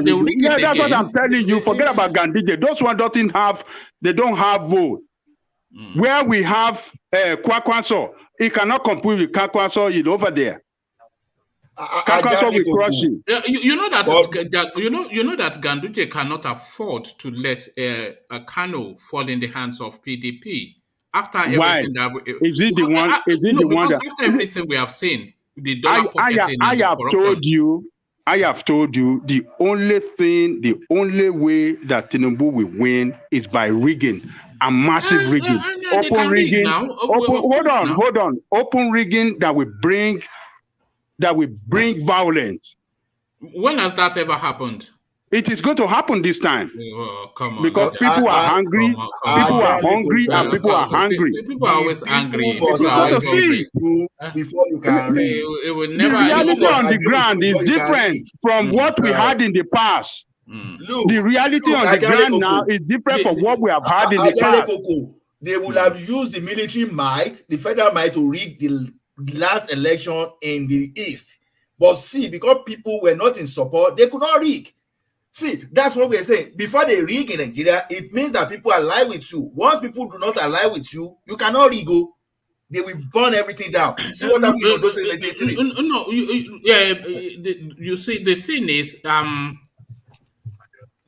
for the people not to, and I agree with what you said, that if the popular will is, you cannot rig against the popular will. But the thing is, the options are so murky that nothing really represents the popular will. Because when we get into the narrative of the politics of when the APC starts to go after Atiku and they remind us exactly who he is, and then the PDP starts to go after Tinubu to tell us exactly who he is, then you don't really see that none of them will really represent any sort of real popular will, because they are all dirty. They are both dirty. And then, of course, in that space, rigging easily done. Okay, one man. At that juncture, at that juncture, my suggestion, I have said it several times here, Nigerians cannot get anything from these two parties. If Nigerians continue to vote for either of these two parties, they are all just voting for the worst to come for them. They cannot better the life of Nigerian people. And what can better the life of Nigerian people is when we have restructuring. How can we get the restructuring? The way we can achieve the restructuring is by voting for smaller parties. Vote for smaller parties in your local government, in your state. We don't need parties that will dominate others. Let Lagos State have another party, smaller party that will control it. And so other states across the federation. When that happens, restructuring began. And when restructuring begins through that step, what we are going to have is alliance. The political parties will start forming alliance. That is restructuring in progress. Alliance. You will see those that are conservative in nature will be meeting. Those that are progressive in nature will be meeting. You see, ideology will now set in. That what is our own ideology? Who is that party that we want to ally with that have the same ideology with us? And once they were able to perfect this here and there, then there will be emergence of a president that will be ready to work for the people. But when we have this kind of structure, we have a structure where we have a party, big party, big for nothing, not big for the people, but big for themselves. What do you call it? The political cabal. We cannot have a nation. Voting for smaller party, that is the only thing that can save us. We vote for smaller party will form an alliance among themselves to bring out a common candidate that will work for the people. Because alliance will be based on agreement. Open agreement. Who votes in Nigeria, Ajan Lekoko? Who votes in elections in Nigeria?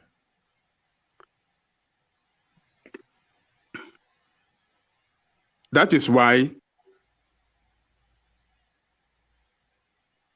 we have to go by these routes I am suggesting, so that we will start having a free and fair election. All right.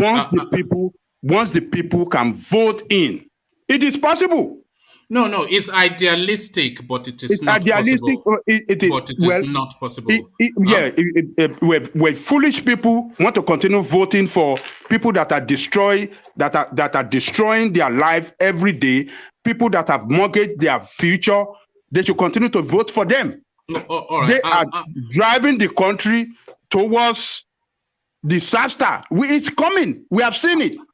The moment they remove that petroleum subsidy, they will see the people problem will readjust when they triple. remove it. People will readjust. You think so? Yes. Let me You'll answer be sending more money home. Yeah, no, we all will. But let me answer my own question. I was asking who votes in Nigeria. So let me describe to you who votes in Nigeria, and then you may well tell me if you agree or disagree. But before I tell you who votes in Nigeria, let me first tell you who does not vote in Nigeria. The people who don't vote in Nigeria are the students, because they are just happy to have that day off to drink. So they constitute the mass of the people. We know it's a young country. The other people who don't vote in Nigeria are the educated and the middle class, because they feel they are above it, and they feel that the elections are going to be rigged, and they feel that the politicians are dirty. So they constitute a mass as well. So the students, the middle class, and the intellectuals, they don't vote essentially in Nigeria. So now who votes in Nigeria? The people who vote in Nigeria are essentially mainly the transport workers. They vote in Nigeria because they vote strategically and as a matter of duty. The market women, they vote in Nigeria. The artisans, they vote in Nigeria. And those constitutes the bulk of the voters in Nigeria.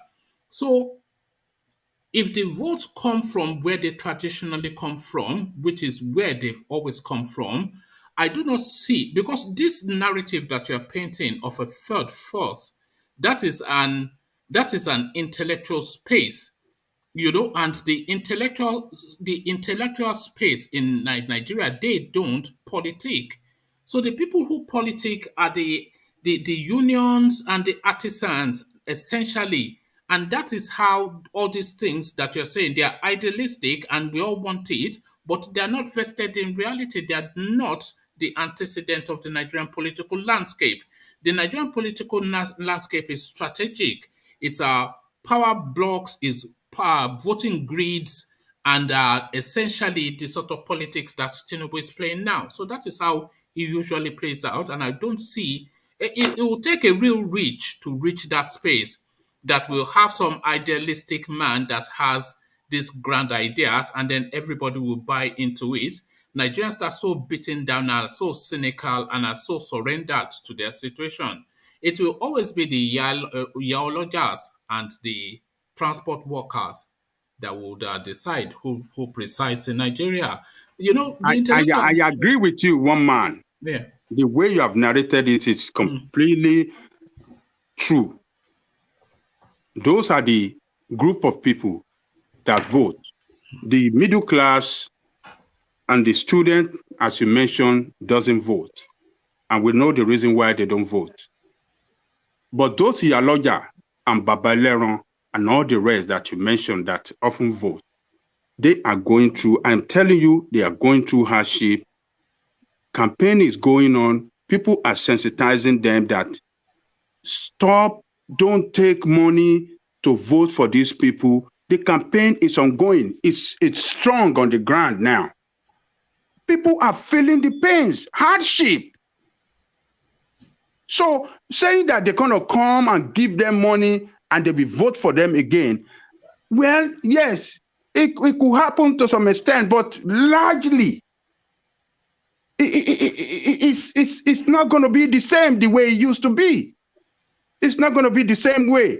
It's going to change this time, because I believe that the middle class now have seen it clearly, and they will surely participate in voting. It is affecting them now. A lot of them are losing their job. A lot of them are not feeling it easy anymore the way they used to feel it. So it's not going to be the game as usual, or how do I mention it? It's not going to be the usual way they have been playing it. It's different this time. The hardship that this party has brought is going to work against them. That is what work against Jonathan. The corruption and insecurity. People campaign heavily against Jonathan on those things, and it's going to work against them as well this time around. Do you think that Kogi State will still go for what do you call it? This Bello. Bello. Yeah, Bello. It's not going to go for their party because they have not brought no development at all. The same way in many states of the Federation, people have seen it. In my own state of Ogun State, it's a failure completely. Everywhere you can't see development anywhere. So people are going to vote with anger against that APC, no matter what. Whether it is Tinubu or this thing, people are going to vote. The party is the problem. People will vote against that party. That was what happened against Jonathan. Jonathan was the power of incumbency. But you forget there's hunger. There's hunger in the land now, John Lekoko. That's what I'm saying. Yeah, Eddie go for APC Kesebe. Everybody can say that, but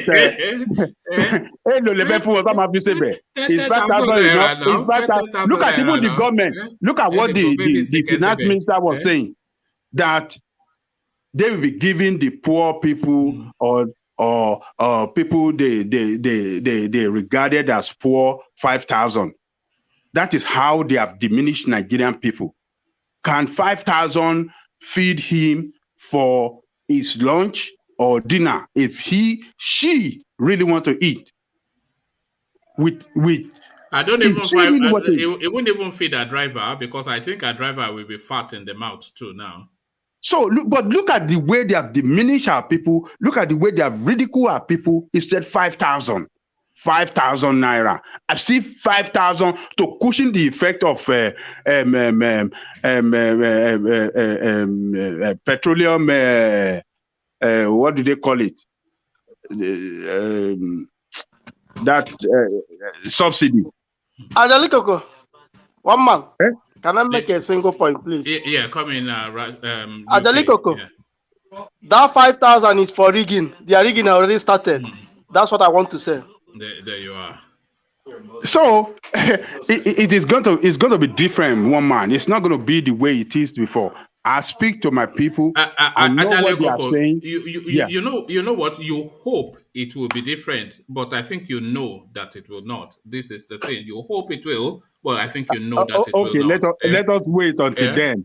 We will be alive by the grace of God, and we can be on the platform to discuss it again. And we will remind ourselves that, I said this and that. Yeah. So let's wait.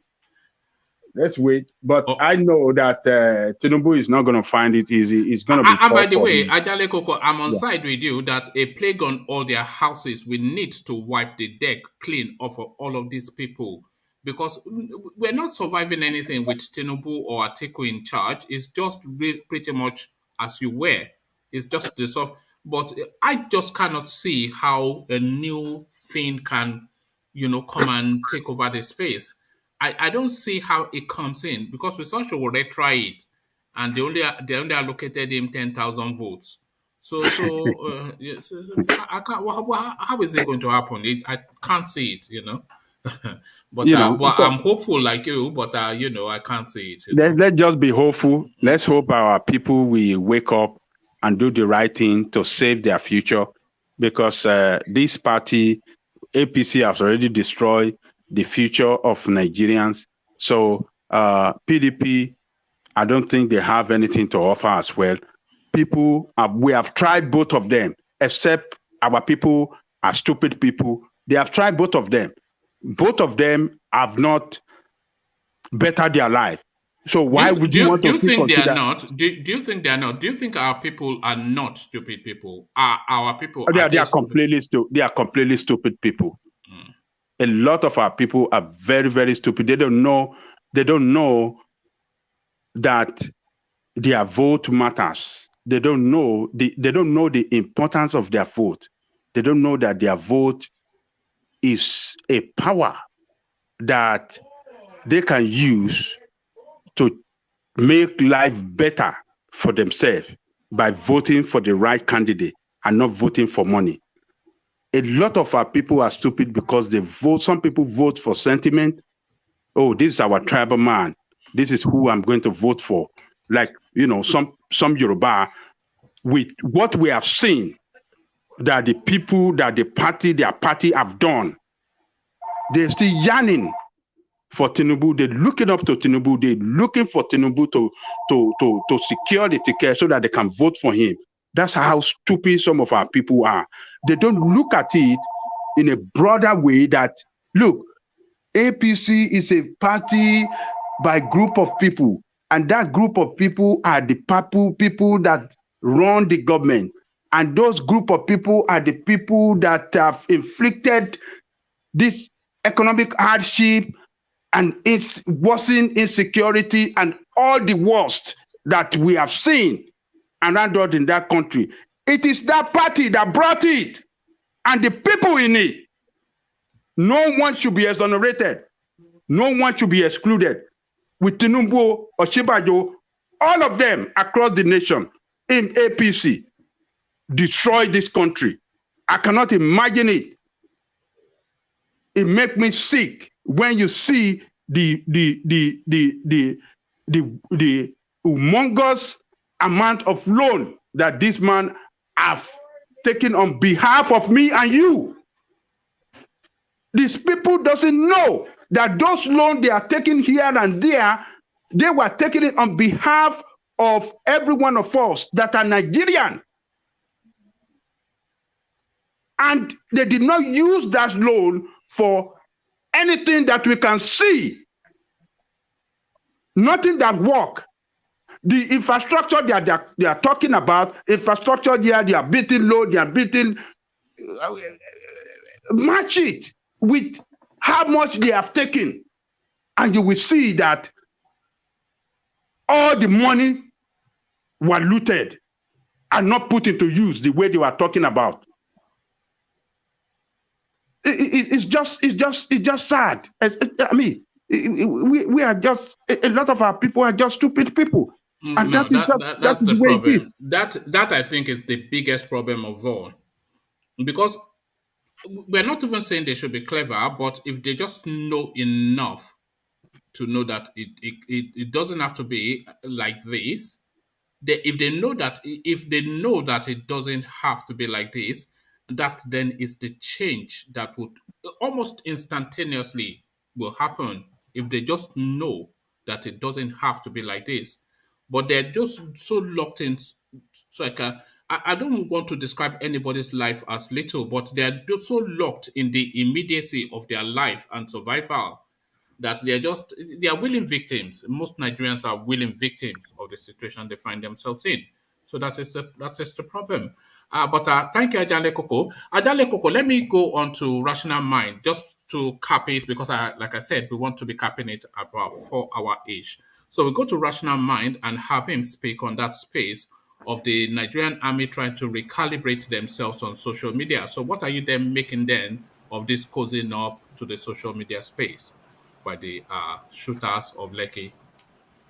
Well, we know the Nigerian army has lost its credibility, especially with the recent events in that country. Beginning with the EndSARS, and also the recent things going on in the east, southeast, with the over militarization of that space has brought that disrepute.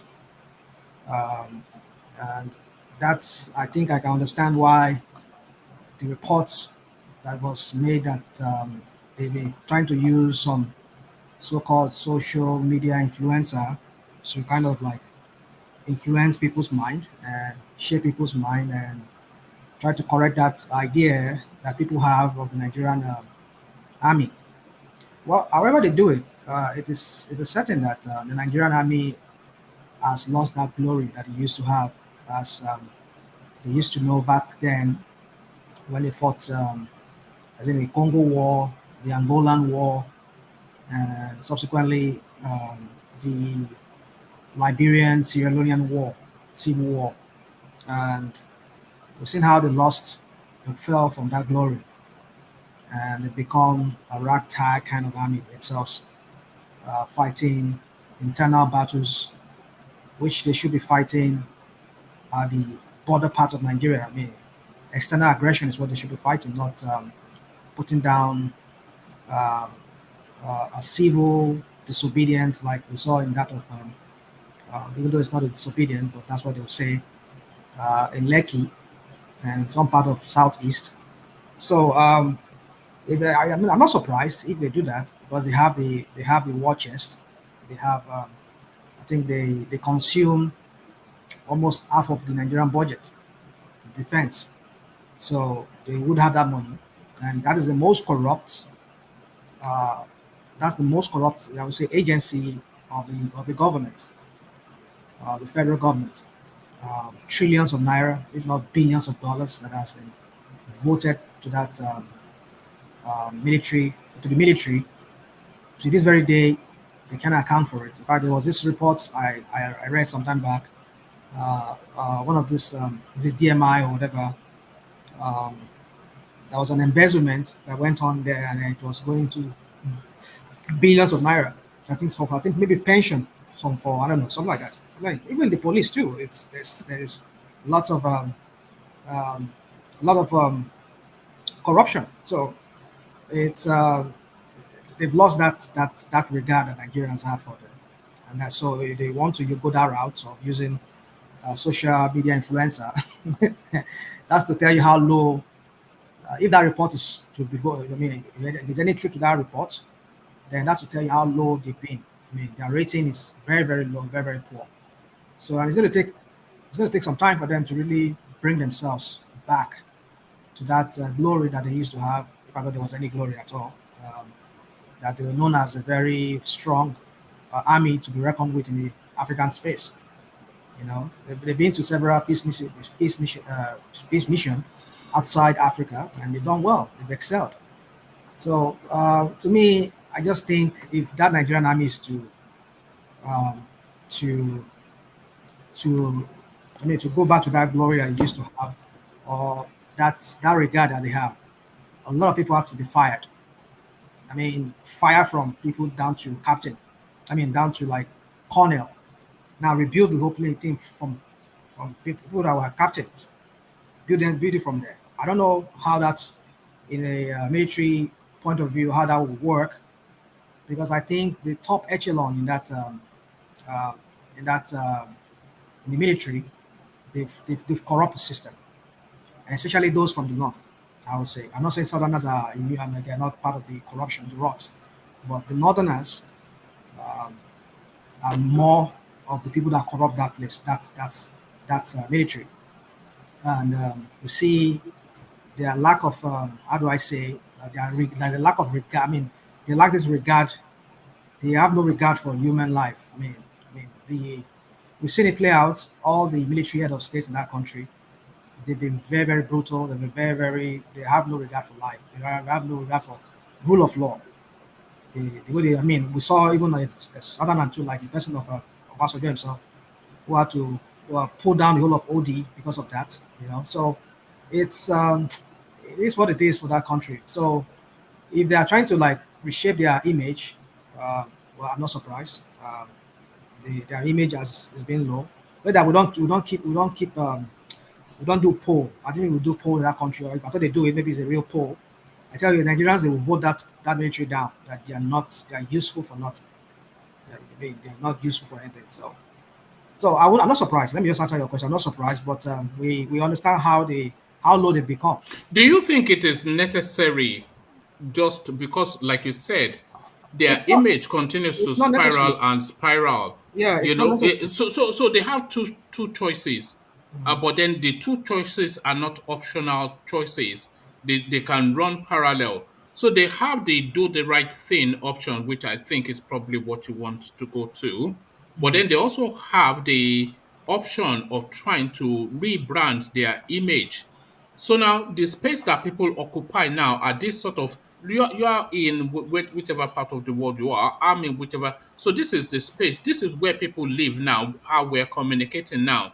So they have to come into this space where people live in order to engage with what is going on there. So just to rebrand their image, because that image, as you said, in tatters. Yeah. I don't think employing erats or social media influencers is the way to go for this. Because what's the point of you employing these erats or social media influencers and then you're still in your vomit? You're not changing. You're not doing anything about yourself. Yeah, no, that's what I'm saying. The two can go in tandem. They can recalibrate in practice and rebrand in the media space. Maybe that's what you should do. So recalibrate or just reform the whole military, the whole army, and then do what is right, fix things, be more civil, even though you have to be more military, but be more civil in your interaction with the civil populace. And this brutalness that don't allow yourself to be used by politicians.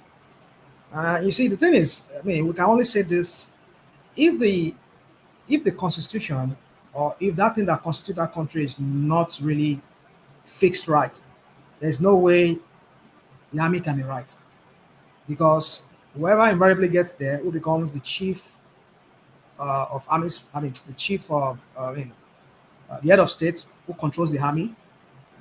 If we don't spell out in concrete terms what his power is over the military, even though we know he's the commander-in-chief of the armed forces, but we need to spell out clearly what is, so that he doesn't use the military against his enemies. But we see it in case of this man that is dead. We've even seen it in the past in case of so many past head of states. President, head of state, military head of states, how they use the military against their enemies. So we need to spell it out. We've seen it in the case of Obasanjo, in the case of Buhari, how they use the military against their own opponents or people they perceive as a threat to them. So we need to clearly state it out in the constitution. What and to what degree the military can obey the president and all those kind of things. So in a civilized society, that is how it should be done. Because if you give the president one man an absolute power, and if at all you're giving him the absolute power, can it be checked? Who and who can check it? Can the judiciary or can the legislator check it? This is how it's supposed to be. So, but then if we have this man that has absolute power, he can crush his enemies or anybody he perceives to be his enemies. So that is why I said the military will continue to be the way it is. No matter whatever restructure they internally take within themselves, they will still be under the control of whoever gets in there, who himself is a despot or a tyrant. And so they will always be that way for them. And so that will always bring them to disrepute. So, in fact, what I'm trying to say is this: yes, they should reform, but there's no way that reform can take place without the federal government itself being reformed. What constitutes that country, that federates that state, or that grants that power to the federal government, without it being restructured or reformed in any way, there's no way the army can do anything, and that it will bring an impact in the army. Because it's when it's reformed that reform can also translate down into the army. But I doubt it. If you can quote me anywhere, from what I'm saying, no matter what reforms that they might do within the army, well, maybe they might go a little bit in bringing some kind of reform. But I tell you, it will not really be long-lasting. Because when somebody else gets there, it's going to be the same thing again. So let the federal government be reformed. Let the constitution state the power of the president over the army, and who can checkmate him, and who else can checkmate the other people. So that's how it's supposed to be. Without that, I don't think any reform or any social media influencer would really wash whatever wash their whatever bad image they've ever had so far. All right. Thank you, Rational Mind. So thank you. And thank you, gentlemen. So we'll cap it off here. We've just hit that 4-hour mark that I was setting as a benchmark. So I'll take just rapid closing remarks. And when I say rapid, I mean just fairly quick closing and short to the point closing remarks to land on Ajan Lekoko. So we go in the order that it follows. We go from UK and then we go and we sweep it through to Ajan Lekoko. So UK, thank you for your company. Your remarks. Yeah, one man. Yeah, thank you for the platform, for your consistency. I want to thank everyone, even the viewers. I know all these things we are saying is just our opinion, but I know it has been going a long way, because I know even people who listen to us, they copy us. So, but I believe one day all these things we are saying will make a very big change in that country, so that everybody can have a better life. You know, even people who live there, you know, they can see what they call good life. You know, I wish, you know, our wish will come true, so that that country, you know, will turn a new leaf. Even people who is going to rule, and at least my prayer is that these old ones, I mean, let them just die off, so that a new people can spring up, you know, that will give a very good change in that nation, you know, where everyone will call a nation, and where everyone will be proud of. So that's my own distinct contribution. So I want to let everybody, you know, people on the platform, they should subscribe and share, you know. So that's all I want to say this night. All right, thank you, UK. I want to say good night to everyone. Thank you. You sound half asleep, so you've had a long day. Have you had a long day? You know, sometimes when I finish work, you know, yes. When I finish work, then I just feel relaxed. You know, be listening to this gist now. All right, thank you. Yeah, hopefully you join us again. Yeah, one day we'll go back and plant that cassava. This is it. Yes. Thank you, UK. So thank you, UK. So next to you, Ola. Yeah, thank you everyone for your audience. Good that we've discussed a lot of things, but what I just want to advise all of us is in the political calculations in Nigeria, this is what I keep repeating, and not only me, the middle class, the educated one. We are the one trying to intellectualize. We are the one trying to have probability for who is going to become the next administrator and this. At the end of the day, when it matters most, we don't go out and vote. And that is why the politicians, they keep having their good days. That's why they are able to rig massively. So if we really want to move that country forward, we have an option of either forcing the political class to restructure the country ahead of 2023. At the same time, too, we have the choice of going out there and vote for those people that we believe can deliver, and not necessarily those that we think these people want to stay there. So if we can do that, that means that we started participating as we are supposed to. That is when we can now decide on how to steer the wheel of the country to safety. So to me, I encourage the middle class. Let us stop intellectualizing alone. Let us be active in the political arrangement of the country. So thank you everyone for coming on for coming online, and I encourage everybody to join and participate and give new opinions so that we can learn and we can know what to do. Thank you, everyone. Good night from All this right, part thank of the you, country. Ola. Thank you, Ola. Good to hear from you. So from Ola, we go to X0, who I suspect may have left us, but we go to X0 anyway. X0, are you there? Yes, I think X0 has left us. But from X0, we go on to Rational Mind. Rational Mind, to you. Yeah. Thank you, one man, and thank you, everybody, once again, for staying tuned and listening to us. I would like to appreciate everybody. Well, we just want you to also subscribe if you've not, and you click on that button that says like, and that way you can help propel the channel, so that you can get notifications too whenever, because I do get notifications sometimes, or should I say sometimes, every time whenever you go on live. So anyway, so on the topic for today, a lot has been said. I know with Tinubu visit and everything, it goes to show that I think Tinubu wants to jump into the race, because what I perceive is, if really he wants Oshibajo, he will just sit down, say, "I'm your father. Go make your connections. Go talk to people you need to talk to. I'll support you." But for the fact that he himself is the one doing the whole walkabout, going here and there, consulting and everything, it's beginning to be that clear to us that he's the one who wants to contest now. That man, it has been his it has been his lifelong ambition to be a president of that country, and so I don't think he will give it up on anything. So, well, I see that going on, and he's trying to make uh, uh, make that connection for 2023 for himself. You see, I just want us, if Nigerians, let me just say this, maybe I'll use that and conclude. I just want us to learn from how other democracies, even the democracies that we copied from, which is like America and Canada and other places, before they select their candidates, they should go on a debate. Let's say, for example, if APC has like 5 candidates, aspirants who are aspiring to fly their tickets, they should all go on a debate.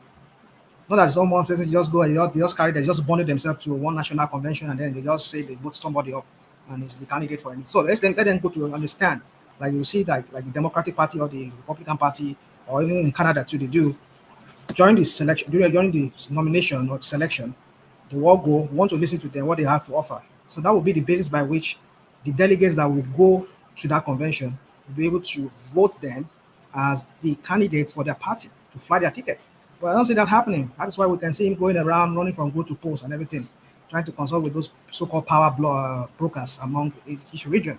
So you have to tell that this is not democracy in Nigeria. It's all about chronism. It's about who you know, who gets you there. So that's all I would just want to end it to. So I think Nigerians need to start looking at that from henceforth. Well, all right. Thank you, Rational Mind. A real delight. Just a regular voice now on the platform, Rational Mind. So the voice that everybody comes to listen to, of course, Ajan Lekoko, take it home for us. Thank you, everybody.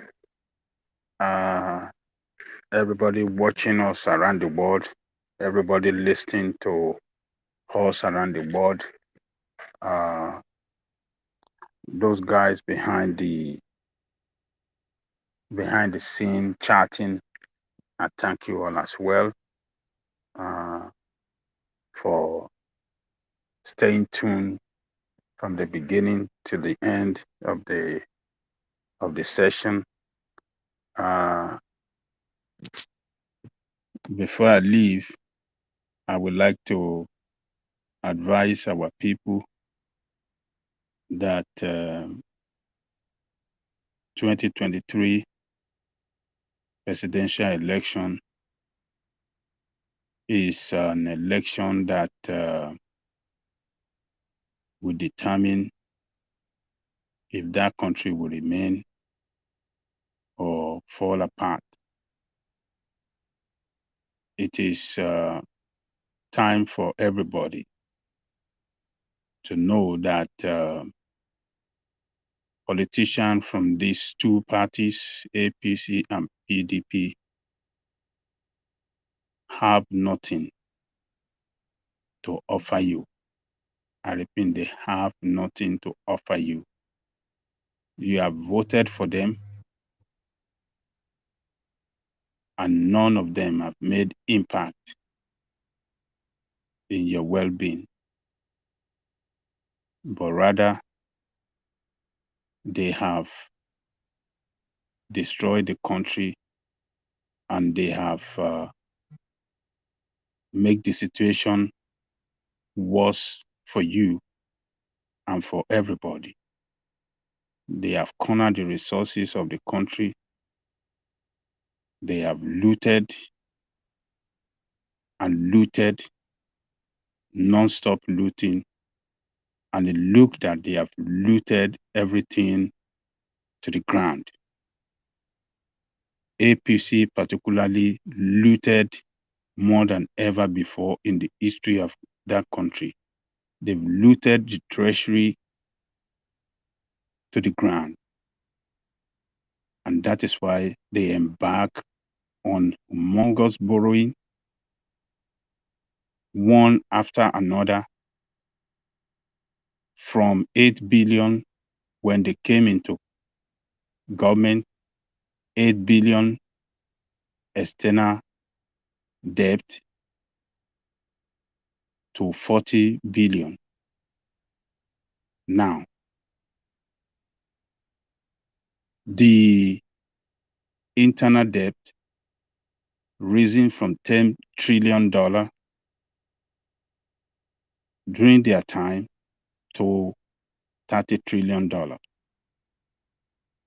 The external reserve has shrunk under these people. So every avenue where the country have savings has been squandered by APC. If you people in that country love yourself,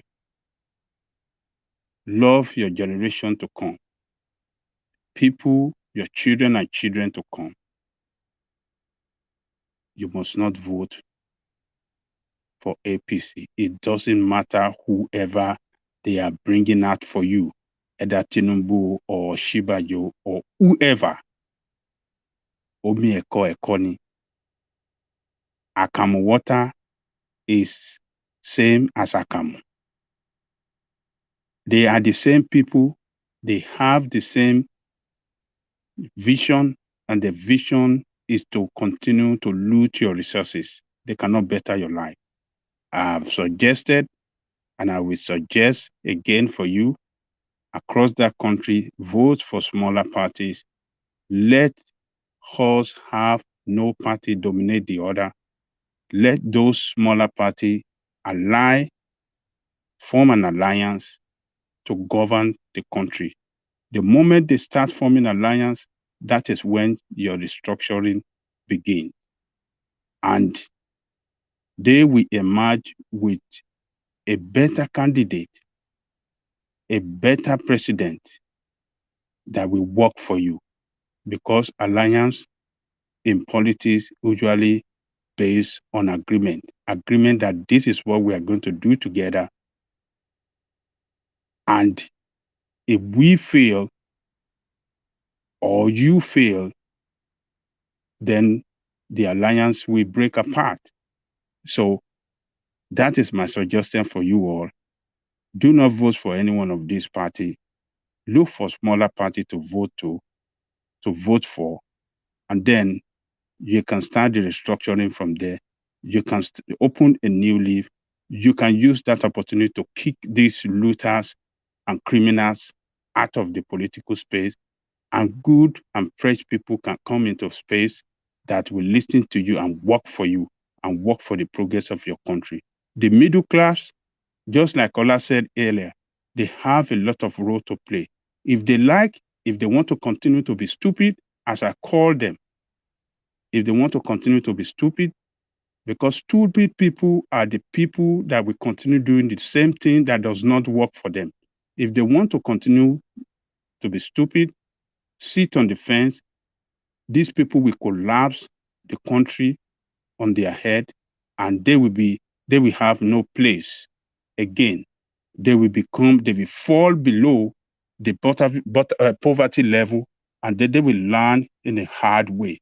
So once again, I would like to urge everybody looking at us, watching us, listening to us across the world, please subscribe to this channel if you have not. Like it, share it, and click on the notification button so that whenever One Man Went to Mo is going on live, you can get notified. Those of you behind the scene, I thank you all. You are the strength of the platform. And God will bless you. God will bless everybody as well. God will bless One Man. Thank you, One Man. Tomorrow going to be another day. All right, thank you, Ajan Lekoko. So the mighty Ajan Lekoko, as ever, he rounds it off as only he can. So we'll leave it there. Carry the conversation on in the comment section, but here I say peace.